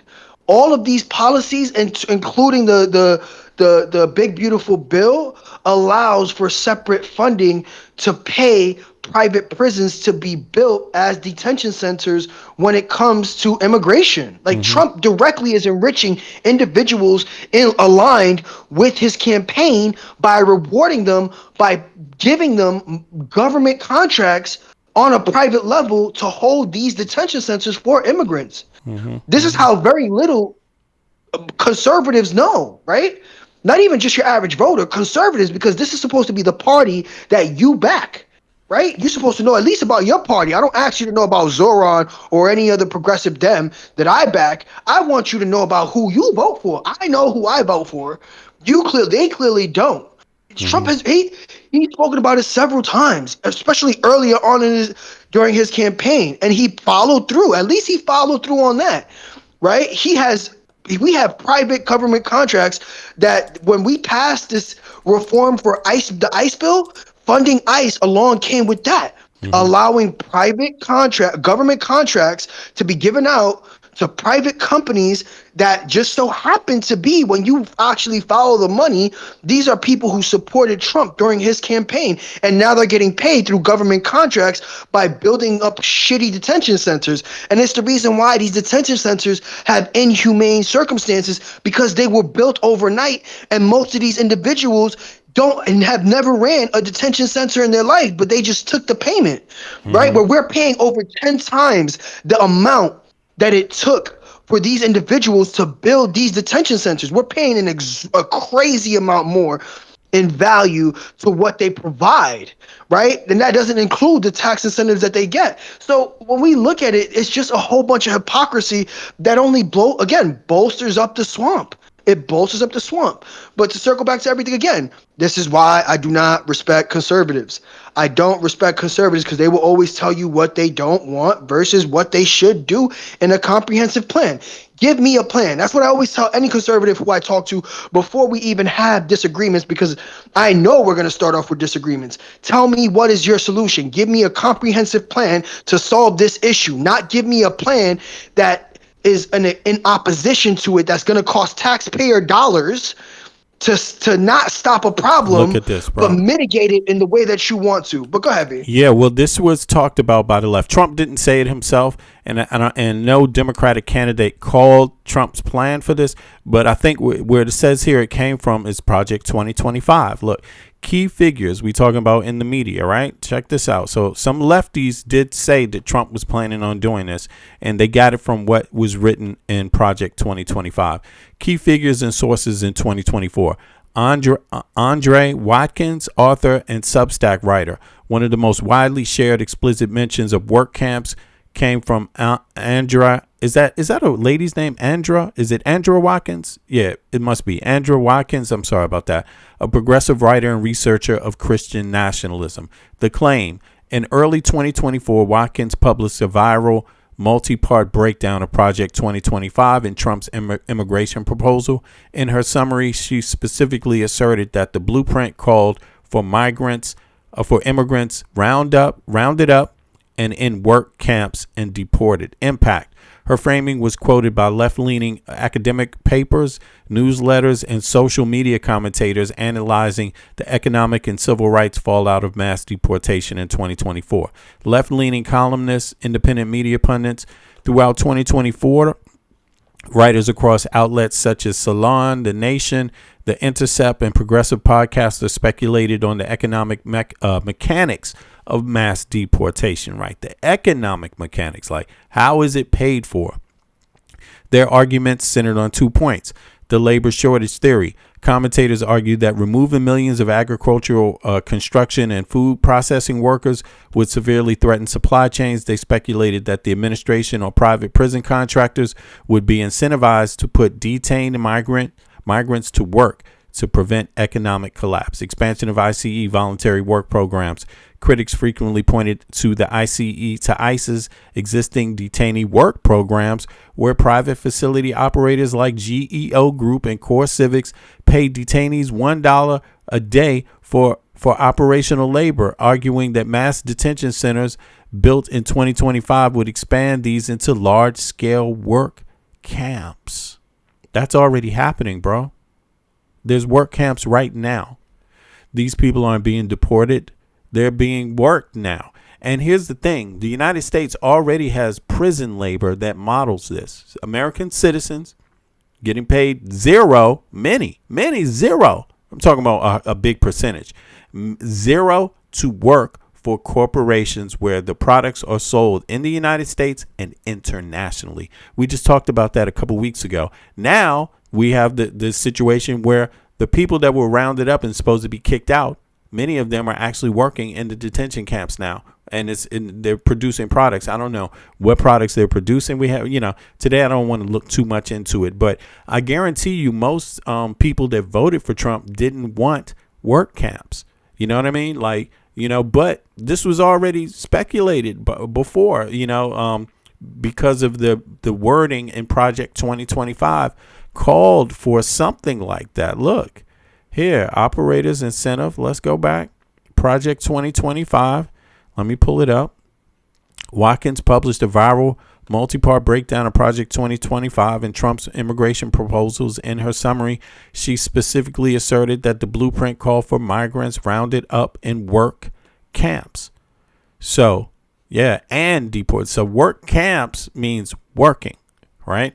It doesn't mean just sitting around for deportation. And today, let me see here. Are there people in camps now working instead of being deported? I mean, this is fucking human trafficking, bro. This kind of bullshit right here. This is, in my view, it meets the definition of that. But okay, they say there's speculation and confusion surrounding that stem from real world operations, ongoing legal battles. Let me pull this up. Ongoing legal regarding labor inside of my immigration detention centers.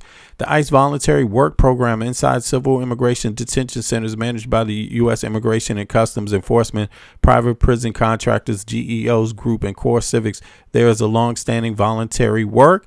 What is it? Detainees are permitted to take on daily tasks to help maintenance a facility, such as working in the kitchen, doing laundry, performing general janitorial work. Wages. Detainees are not paid. Stipends historically ranging from 1% to 3% a day, which deposited into the commissary accounts. Phone calls, extra food, toiletries. Purpose. The program is designed for facilities upkeep, and individuals await their court dates or impending deportation orders. What I don't understand is, why are you in a camp if they haven't even decided if you can be deported? Like, what is this? Like, I don't get that. Like, what's up with that? I mean, it's a part of them. So the reason why is it's a part of this current administration trying to recoup and keep an economy that they're paying out to these private contractors, right? So they're going to utilize, even if you haven't been convicted, they're still going to utilize that against you because they need to recoup and somehow recoup the money that they've given out in tenfold to these places that they've contracted, right? They're using the legal system at their whim in order to prop up the economy as simple as much as they want to in a simple way, right? Which essentially is human rights violations, right? We don't want to talk, we don't want to call it that, but that's what it is. You're violating by restricting someone's freedom and then forcing them to work even if they haven't been convicted because they've superseded the judicial system, right? Yeah. That executive branch in terms of ICE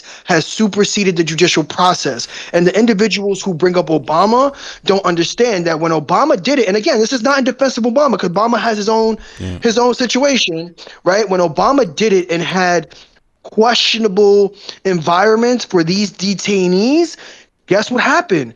Democrats rallied against him, and guess what it forced? It forced immigration reform in the form of catch and release. I don't make this up. This is a fact. It's true. And you know something? That why this is happening this way is because none of this was done through Congress. So it's going around, in areas that aren't typical. So it's a iffy situation here. But yo, let me get into, we got to close out, but I want to touch on one other thing before we go. I'll be back today, I promise, for one other stream. I'm not sure exactly what time, but I appreciate you, Mike. For everybody, give Michael from Brooklyn, Best, a round of applause for his commentary today. Yeah, he is my main contributor, by the way. We have Eric and we have a few others. Oh, damn, I had Big Girl up here. You still here, Big Girl? Yes. There you go. I'm sorry. What's up? I'm sorry, sis. Come on now. You got to learn how to interrupt. I was listening because I learned some things that I didn't know. like that last thing you were talking about. But I did hear years ago when it first started that when Trump's first administration that was going to happen. They were going to put them in camp. People here are calling them concentration camps. Right. They said the same as what Hitler did in Germany in the 1930s. Mm-hmm. So I heard about it, and I tried to follow this man. He's the author. They say he's the author of Project 2025. Mm-hmm. Richard Boyd. I don't know how to say his last name, Boyd or whatever his last name is. I was just looking like the whole. To me, if you study conservatism, the people there seem to be they're smart individuals, very intelligent individuals, but they're stuck in like a time warp. And I say that, not even the politics. It's like they want to bring America back to the 1950s as far as women staying home, women not being allowed to work. And it's they just have a look that they're clueless about. This is just my assessment of them. They have a look that they're not in reality. They, like you said, we have a drone with I don't know who that was talking about. We're fighting wars with drones now. I was and Mike. Like that. Oh, Mike. Well, if they haven't progressed, their minds haven't. To me, their minds have not progressed since the 1950s. Mm-hmm. They're stuck in a time warp. They're stuck in we don't need child care because women don't need to work. That was the era. They're stuck in. They're stuck in. Martin Luther King was wrong. Martin Luther King was wrong. They stuck. Guys, they romanticize it. It's not that they romanticize it by leaving out like I've mentioned earlier in this live, they leave out the nuance. They leave out the injustices in civil rights, the injustices in women's rights, the injustices to blacks, the one working family, right? When women couldn't work, they leave that out but romanticize the positive ideas that stay with them, right? Oh, my dad was able to be a single provider in the home, right? Where my mom could take care of me, as if we don't now currently live in a two-parent working household that is needed under growing wealth inequality, right? They romanticize the fact that you could buy something for a nickel when now it's worth $5 now, not understanding inflation, right? Not understanding the pay rate to inflation and how that hasn't kept up. Again, these are the finer things of economics and just literal facts that they leave out because that's what they don't want to understand. They want to romanticize the past without understanding the nuance that led to the future and the current time frame that we're in. Right? You can't buy that same thing for a nickel because the dollar it has inflation year over year. They just don't understand that. They don't understand about wealth inequality because they don't understand that once you get paid, if you don't continue to get paid in accordance to inflation, guess what? Your pay is now lower than what you were initially signed on. And what stopped all that was things like unions, right? Social policies and social progression through things like unions that have now gone away, right? And B, if you could, to piggyback off of Big Girl, if you could look up, because I want the viewers to understand it in bigger context, how many people involved in Project 2025 are in this administration? And you'll see all the titles that they hold and how these policies have been able to take effect from within this current administration based off Project 2025, because this is another thing that a lot of people are ignorant to. When we talk about critical thinking skills, we hopefully bring these critical thinking skills to string up the picture that they don't want to directly tell you, but they're doing behind your back, and you still believe somehow that this is the greatest administration without understanding how they've played you for a fool. and they continue to play the average American. Yeah, I'm gonna close out on that. No problem. Go ahead, Big I would do that. Big girl, you want to say one more thing? No, Okay. I was just saying that. No, I do. Yes, I do. I have one thing to ask you. Mm-hmm. I vote where I live. Mm-hmm. Like I go downstairs and I vote. And I voted in our last municipal election this May or June. Mm-hmm. We had an election for mayor. So do I have to, will they stop me from? Did you move? Have you moved your address? No, my address is where I live at now. Okay, from what I heard, but I would advise everybody to check, right, to double check. Unless But they change the polling site. But go ahead, V. yeah, say that again, Michael. Unless they change that polling site, because Right. usually Yes. polling sites are usually concentrated in heavy populated areas, so it makes it a bit easier for those individuals, depending on where you are. Unless they've changed that polling site due to just like obviously like population, then you should be fine. But go ahead, V. Yeah, I'm gonna look that up. But what I heard the rule was is simple. If you voted in the last election, your name should still be on the books, the voter registration. I heard that they cleaned the books. And, they I don't know, what do you call it when you just purge. They purge it. They purge you off Yeah, the rolls. and I that- got purged yeah. off the rolls once. Yeah, and that can happen if you didn't vote in the last election, or maybe one or two. But I would encourage everybody to double check. Listen, take this election, go about this election like it's the most important election of your life. Register way before the election. Like, that's why we keep on telling people, go to vote.gov and check your registration. If you moved, it's nothing wrong with checking your registration anyway, right? Period. There's nothing wrong with that. I mean, that's shit. That's an important thing to do. But if you want to know, go to vote.gov and then you can choose your state and you can figure it out from there. You say like maybe Georgia, you're in Georgia, and then it says right here, register or update. So then you just click here, right? Georgia. Now you go to the Georgia State electoral board, right? And they're going to tell you exactly what to do. But the bottom line is that, you can register online. It's nothing wrong with registering. It's nothing wrong. It doesn't cost money, right? Now, I would, and also, let me see, it must explain here what you do if you need to change your address. I know each site is a little different, but I tell you one thing for sure, writing them, this is a government municipality. Writing them should actually work. You know what I'm saying? Like if I write DC Board of Elections, I'm getting an email back. Just write them in a week's time. Write them right now and tell them you want to know, am I registered to vote? And they will give you a link to say, check this link. It will tell you right here, and you will be able to actually check your registration or register. So I would encourage everybody to do that. Contact the local Board of Elections and check their registration. I'm about to do the same damn thing. You know what I'm saying? DC, we're having an election coming up this November, and I got to do it too, just to make sure, right? Because there's an important mayoral. You still vote?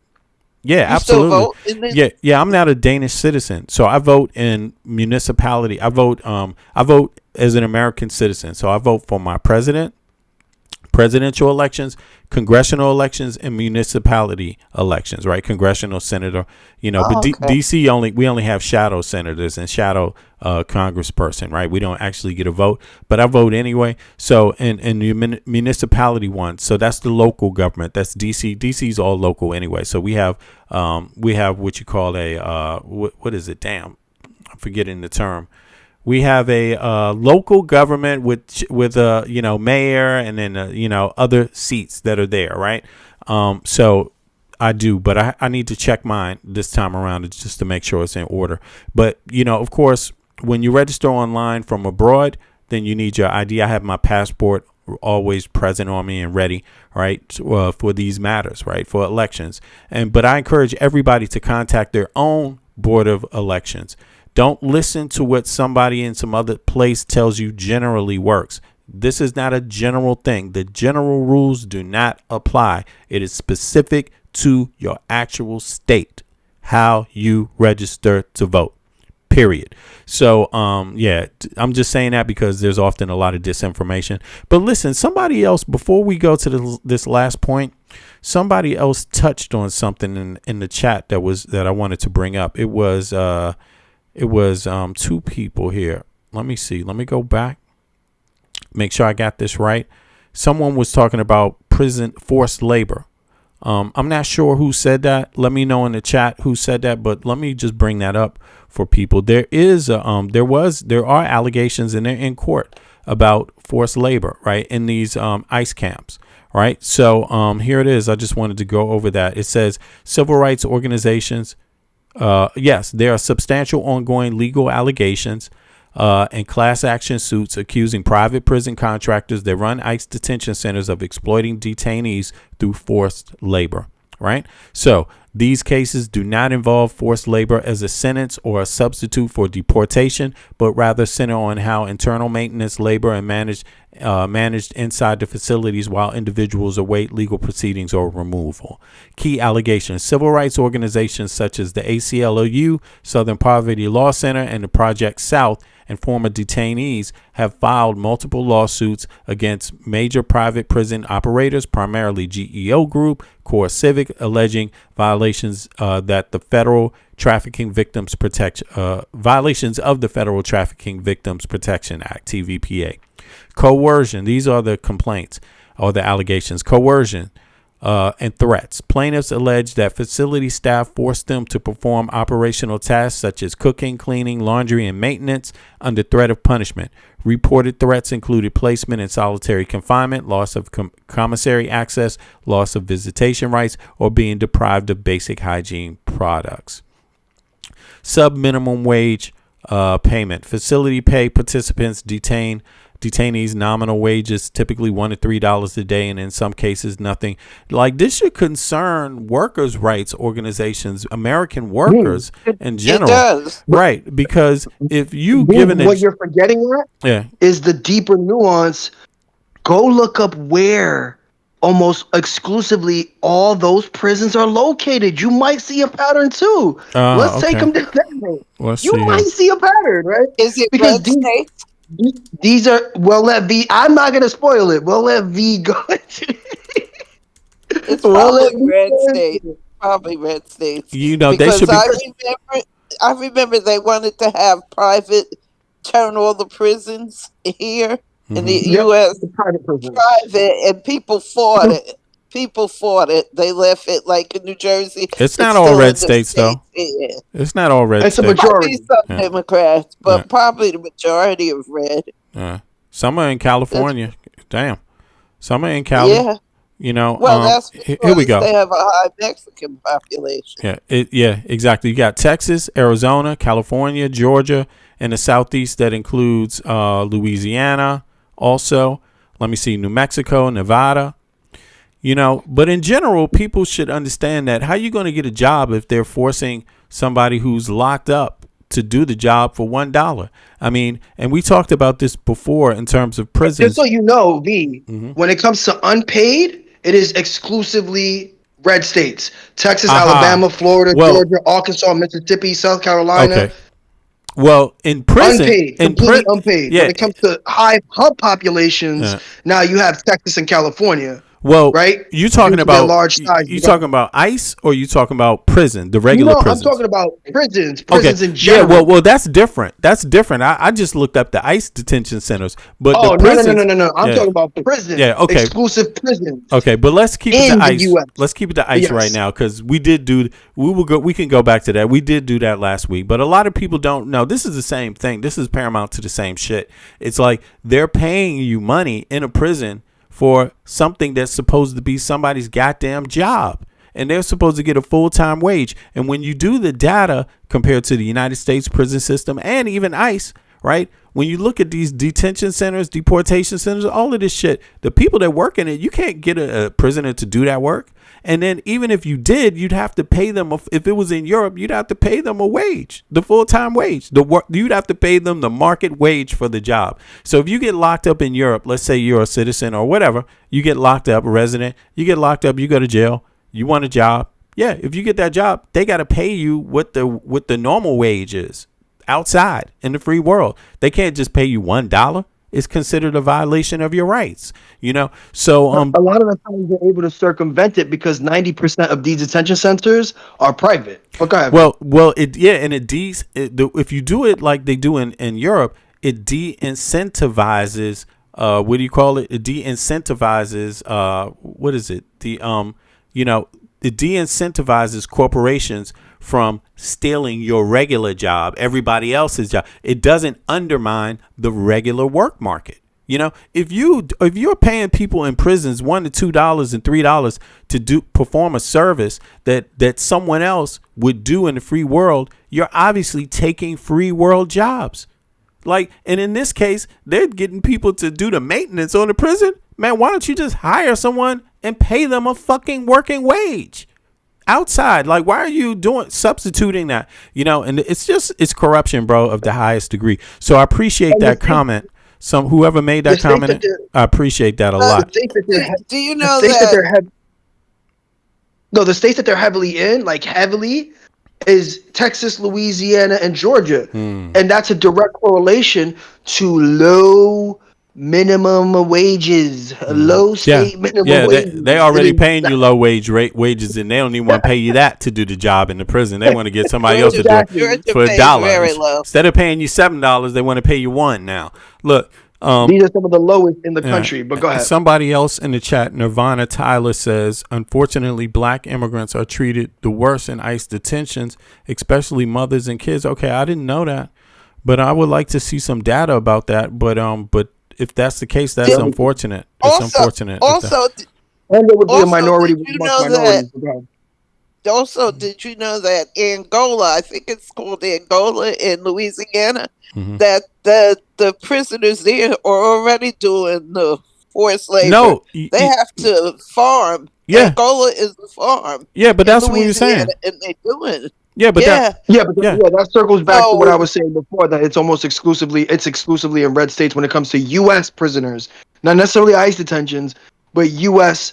forced labor is exclusively in the South. But apparently it's the same model. They're doing the same model. It's just but you're right. You're right. Yeah, it's just with U.S. citizens. Yes, it's terrible. And that's exclusively in the South. There is almost none in the. They don't need. The prisoners don't eat if they don't farm their food. That's how they get vegetables. They get decent meals from what I was told. That's crazy. But they don't. But they have to farm. If they don't want to go to work and they don't farm, where the crops don't come in, right? Something happens. They don't eat. It's crazy. You know, and again, those are the one. There's many of them, like you said, that don't get paid nothing, zero, and are doing work for corporations. For corporations that sell products to everybody else. Like, I don't know how anybody who's complaining about an immigrant taking your job, why aren't you complaining about prisoners being exploited in your own country, like by the same corporations? You don't complain about that? No wonder you ain't getting a job, man. They get a prisoner to do it for nothing.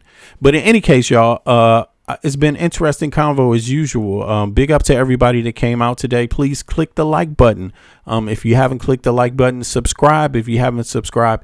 Big up to Big Girl. Thanks for hopping up, sis. I appreciate you a lot. Big Girl's been around with me for a year, since I started pretty much live streaming. No question. Yeah, about a year or two. Yeah. Tell me this: what time in the morning is it? Do you start over here? Because I always come towards the tail end of everything. 0230 0230 2:30 a.m. in America. Eastern Standard Time. Oh, well, I'm asleep 2:30. Yeah, you catch the tail end. And then for Europe, that is 0830 Central European Time. That's for West Africa also. So big up to everybody that came out. Appreciate you, Michael Brooklyn Best, also for bringing his excellent commentary. You always got my back, bro. That's why we rolling. You know what I'm saying?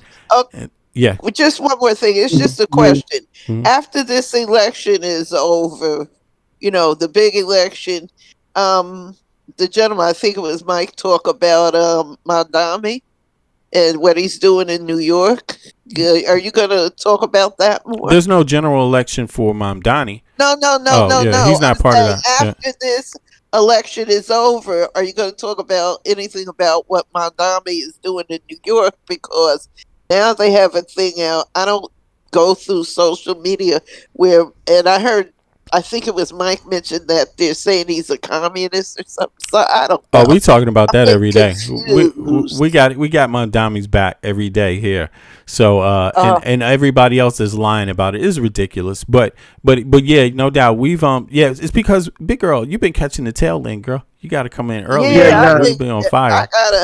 I gotta stay. I gotta get up early. I gotta set my clock. You can always rewind the stream. Another thing. Replay the stream. Replay the stream. Even if you guys are a normal viewer, even after the live has ended and once it goes to its review form, you guys can leave comments. That also helps push the existing videos and lives that already exist. Even if it's a simple comment under the videos, that also promotes it in the algorithm. So other people who maybe weren't viewing it live can rewatch it on the tail end, and it can get recommended through the algorithm. But go ahead. Yeah, big up everybody. Do that. Leave a comment outside once the stream is ended. Go back to the video and leave a comment because, like Michael said, it's going to help more people actually find the video. I appreciate that. Damn. Renard said, big up Renard. Renard said, when I was locked up, they asked what job did you do before being locked up, and I put in building maintenance, and guess what job I got in prison for 75 cents a day. Damn. He got building maintenance. I mean, of course there's different prisoners. There's different condition of different prisoners, right? And different some prisoners, the prisoners generally don't agree with the pay. But sometimes if you have a difference between doing nothing and doing something, it's a better option. But of course, we're thinking further beyond that because we know how it is. You know what I'm saying? You know, the world is different in the prison. But here's the thing. It's so extreme. We have other things. There's people in prison making goddamn Jordache jeans to be sold. not Jordache jeans, but stuff like that is being sold in the United States and being sold in Europe. Who wants their damn Levi's jeans made by a prisoner who gets paid nothing or $1? Like, that is crazy. That's how far gone it is in the US, man. We have stepped into bad times in terms of civil and human rights in the US. And we didn't do it overnight. It slowly creeped in there. You know, and so who are we? You know, a lot of these things we're talking about Muslims in Iran, and we're talking about these people having a nuclear bomb. Man, what is the impact of what we're doing in our own country towards our own people? What's that doing? When are we going to get to that one? You know, like if we don't have that conversation, what we do to our own people, to oppress our own people, to hurt, and it goes across different sectors. It's not one group. You know, if we don't have that conversation, what the hell are the other conversations even about at this point? But having said that, I appreciate both of you, Big Girl and Mike. Appreciate you so much. Obviously, you know, and look forward to some more commentary. But also, Mike is doing some co-productions here too. He's helping me out with my own production, by the way. And we getting there. It's big enough. And we got also Chipmunk coming in. I don't know how many of you heard her hop up. We got Eric. Pretty soon, once we get to it, maybe something like November time around this election, listen, y'all, we will be changing a little bit in the format. So look forward to some good things. Not changing the format, but just stepping up a few of the production things. So look out for that. I appreciate everybody that's been supporting the channel. Without you all, we wouldn't be having this conversation at all. But we're having an impact. We're having a large viewership, and we're doing some things, and we're happy to be amongst the likes of many other great podcasts, out there. And everybody else that's doing progressive podcasting, we may not talk about all of you, but we do see you. I mean, I get sent videos all the time, so I'm seeing a few interesting ones. Who should I shout out right now? Because Eric, let me see. Eric sent me a couple of these. He's always got me in here. Now there's one he just sent me. I want to shout them out real quick. Listen, it is who is this? It's a debate panel. They have 6 people on it. It's a diverse 2 ladies, I think 4 guys out of the US. Let me see. Can I find that one? Okay, I can't find it because they got a long list of videos here. I got to go back. But listen, Eric, next time remind me remind me in the chat, who are they, Eric? Who is that you sent me a video? It's 6 of them, 6 commentators, American commentators in a podcast. I want to shout them out, but there's also others. But I'm going to get better at shouting out some people. I've been getting some good content and taking a look at what's going on. So I appreciate that. Listen, folks, we're going to be out of here. I will be back later, maybe about 6 to 8 hours. If I'm lucky, if we got enough time to do a second podcast for today. If not, then look forward to the regular time, 0230 Eastern Standard Time. That would be 0830 Central European Time. So yeah, appreciate everybody, and have a good start to your day. All right. Peace out, big girl. Peace out, Mike. Say goodbye to everybody. Bye-bye. See you later. Peace, guys. Peace, See you next time. See you next Peace, time. V. All right, peace, y'all. We catch up in a little bit. Peace, everybody. Appreciate everybody. See y'all later. Yo, release the Epstein files. Can we get the Epstein files so we can know what the hell is going on with all these rugrats out there? Damn. Peace, y'all. Peace, everybody.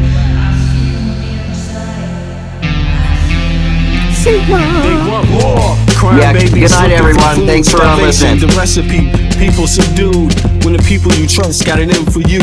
Deceit is the word of the day, and every clue, don't let it go. It's from the days of old. Time is up, but some still do not know. Can I make up my mind? Is it worth the dime? Do I have to take a minute just to make it mine? Life's never fair, but don't listen to the TV. Go out and take a listen to the streets with the people in the slums and the homeless bums with degrees and degrees sitting under a tree. It's not easy in the world for the poor man, the one that brought you to reality. See, they don't want you to know about the black sheep. Even 7 roads to the 12 families all around the globe with an ancient code. Is it really asking a lot to say a death old? Cause we sitting on the earth looking back at extinct, and I'm standing on some ground that's about to sink. I ain't scared for a minute, I ain't about to blink, but I documented for the world what I see and think. Feel we on the call and I feel we on the break. All Congress gonna do is waste paper and ink. Vote or die, you voted and you'll die. You can have it both ways, can't say it's a lie. You can march all you want, but they playing you wrong. They only understand war, it's the same old song. They want war, all they really want is a war. Diversionary tactic to make the big score. The diamonds in the morning, you know they want more, but they wanna keep you low, so they manifest the war. All they really want is a war. Diversionary tactic to make the big score. The diamonds in the morning, you know they want more, but they wanna keep you low, so they manifest the war. Like a lotus coming out of the mud with colors, I create envy in those with power but jealous. I unify the poor with my song, the hell with the others. Descended the way they treat indigenous brothers, cause I understand we link forever. They try to hate us even though that we keep it together. I'm not talking about controlling the air or the weather. I'm talking about maintaining the truth, the high endeavor. A rebel drops bombs in the midst of trouble. The free world counterattack and now there's double. But nature gets the shit in the way to settle. If you stop the machines for a minute, you might hear, but they won't, cause the TVs whisper in the ear. And capitalism has eyes that don't tear, and they cloud up and get crazy and won't steer. And like an ab, it's hard to get an ass to listen. Living like this is like living in prison. It's hard to keep hope when you're living in prison. The spiritual thoughts, so yes, the mental prison. The outside, yes, it's got to get through. Something's gotta die, so something here can live. Your life is nothing if you got nothing to give. Keeping the spiritual, yes, disguised as religion. Controlling your mind, the mental prison. They want war, all they really want is a war. Diversionary tactic to make the big score. The diamonds in the morning, you know they want more, but they wanna keep you low, so they manifest the war. All they really want is a war. Diversionary tactic to make the big score. The diamonds in the morning, you know they want more, but they wanna keep you low, so they manifest the war.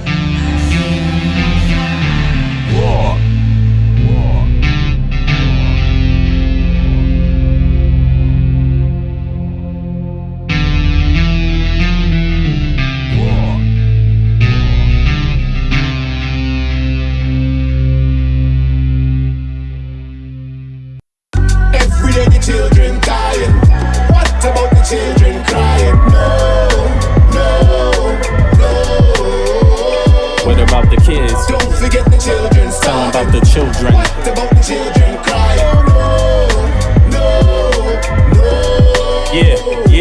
Yeah, digging, scratching, working, struggling, hoping.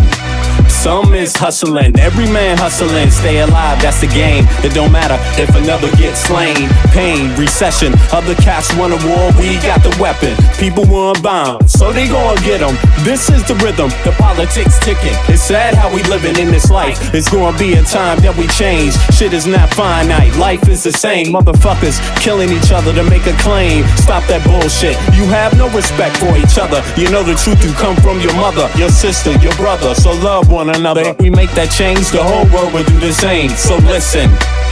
Only this one love. Every day the children dying. What about the children crying? No. What about the kids? Don't forget the children. Tell them about the children. What about the children crying? I wish someone would tell me when is the suffering gonna stop. I see time ticking, fuck your watch. There comes a time when man steps to the plate, but it won't matter if your mentality is fake. Where I'm from, we got a system, overcrowded prisons, 2 cents an hour, man. Listen, shit don't change if we keep exploiting each other. One day you find out you only did it to your brother. A homeless mother, a baby, no supper. She got a husband and father, they both love her, but they can't find work cause the people with the power, they got a strange way to govern. Their price tag say nothing. Life is funny, then again it's really not. People dying for what other people got. I asked God if he can come and change the shit. He said, hell no, it's you that's gotta change this. Every day the children dying. What about the children crying? One.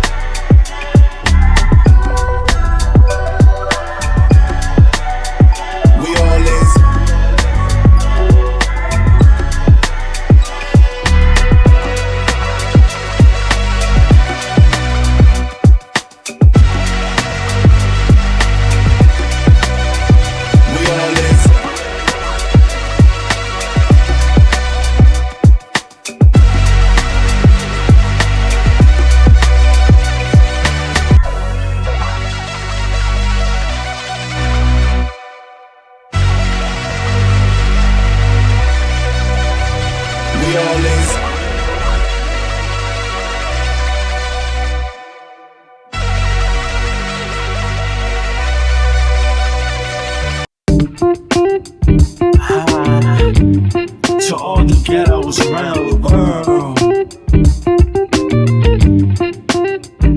And yes, you know the struggle goes on. People trying to survive, hold on. But we know it's been so long. Pain without a limit, so wrong. When am I walking? Sometimes I think about, does love still exist? Yeah, I have my doubts. On the street, I check out how brothers be living. Yo, let's just say, kid, it ain't no Thanksgiving. We got people shooting dope, ain't never heard of hope. We got others with the gat and the brothers with the fucking scope. As I enter the projects, enter rec rooms, some brothers might see the doom. I see my man Paulo, fat pockets of papes. He knows the neighborhood biddies with all the dopest shapes. There goes Rollo with the blowout fro. He's got a gap, hey yo, brothers gots to go.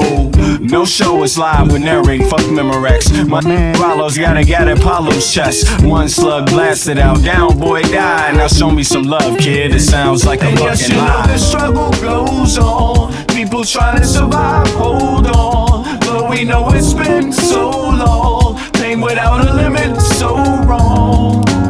Sometimes I think how the world come to this, a place where every man and woman needs a therapist. Mass confusion, people living in delusion, justify all the bullshit through the Constitution. Meanwhile, the masses struggle to survive. I think we're too busy to hear our people's cries. Single mothers struggle to raise families, genocide committed through famine and disease. I wonder if these things will ever cease to exist. I know it could if we cease and desist, giving all the power to the industrialists, giving all our power to the damn commercialists that see us just as being sheep in this world, that want us to do what we're told like boys and girls. Oh God, I wanna live another day so I can help provide equality and this yes, day. You know, the struggle goes on, people trying to survive, hold on, though we know it's been so long, pain without a limit, so wrong. Everybody round the globe, open up your earlobe, your third eye, and then decipher the code. Through knowledge, understanding, then bring love into the concept instead of bling bling. Truth instead of biased educational methods, twisting, contorting God's message of love for every human being. Listen, motherfucker, don't you hear the screams? It's time to do much more than talk, debate, and spread hate. We need to think and at the same time investigate, understand what our actions may create. Before continuing the cycle we procreate, we can clone humans, but at the same time we can't feed humans. The future of man is actually looming. It's really depressing, it's true, and yes, you know the struggle goes on, people trying to survive, hold on, though we know it's been so long, pain without a limit, so wrong. Yes, you know the struggle goes on, people trying to survive, hold on, though we know it's been so long, pain without a limit, so wrong.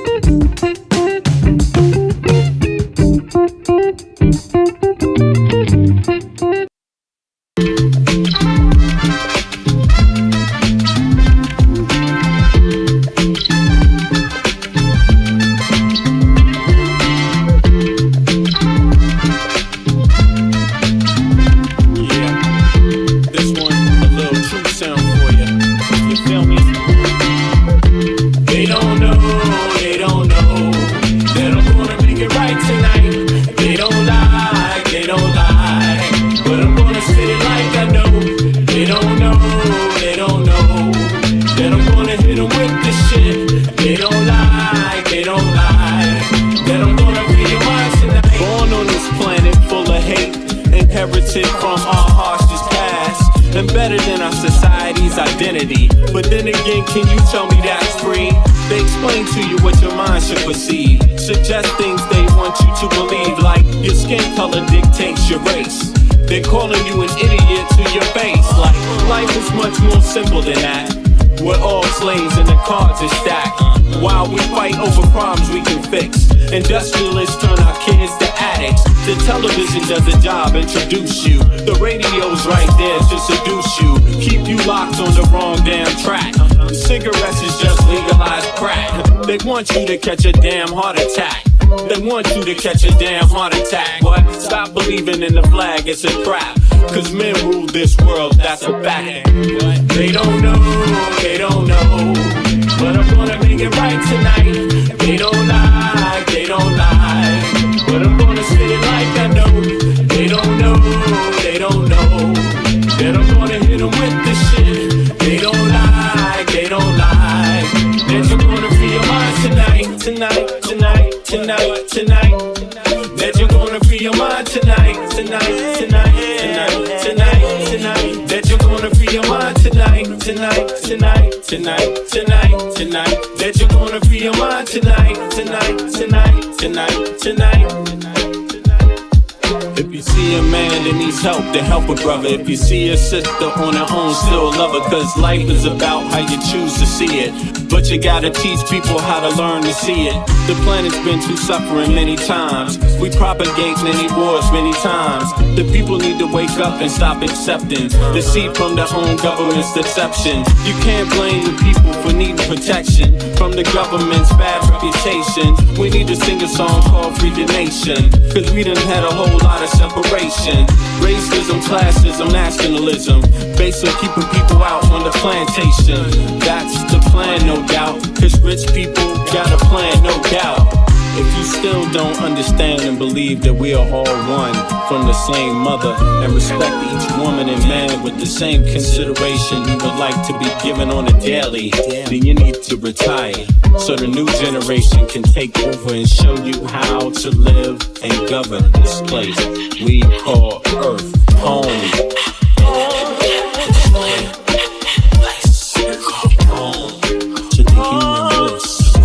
Everybody here, yeah.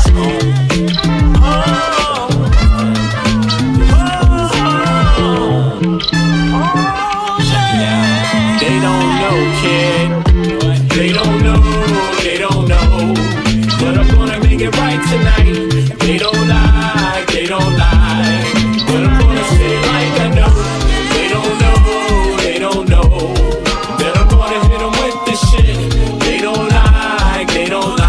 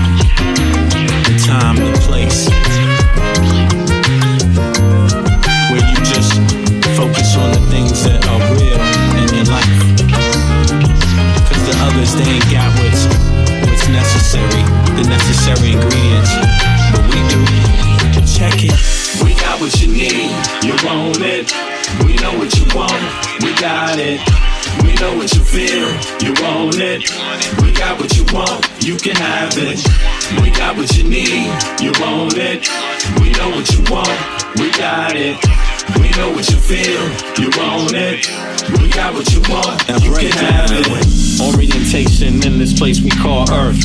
Love from conception from your mom, your birth. Pops planted the seed in the turf.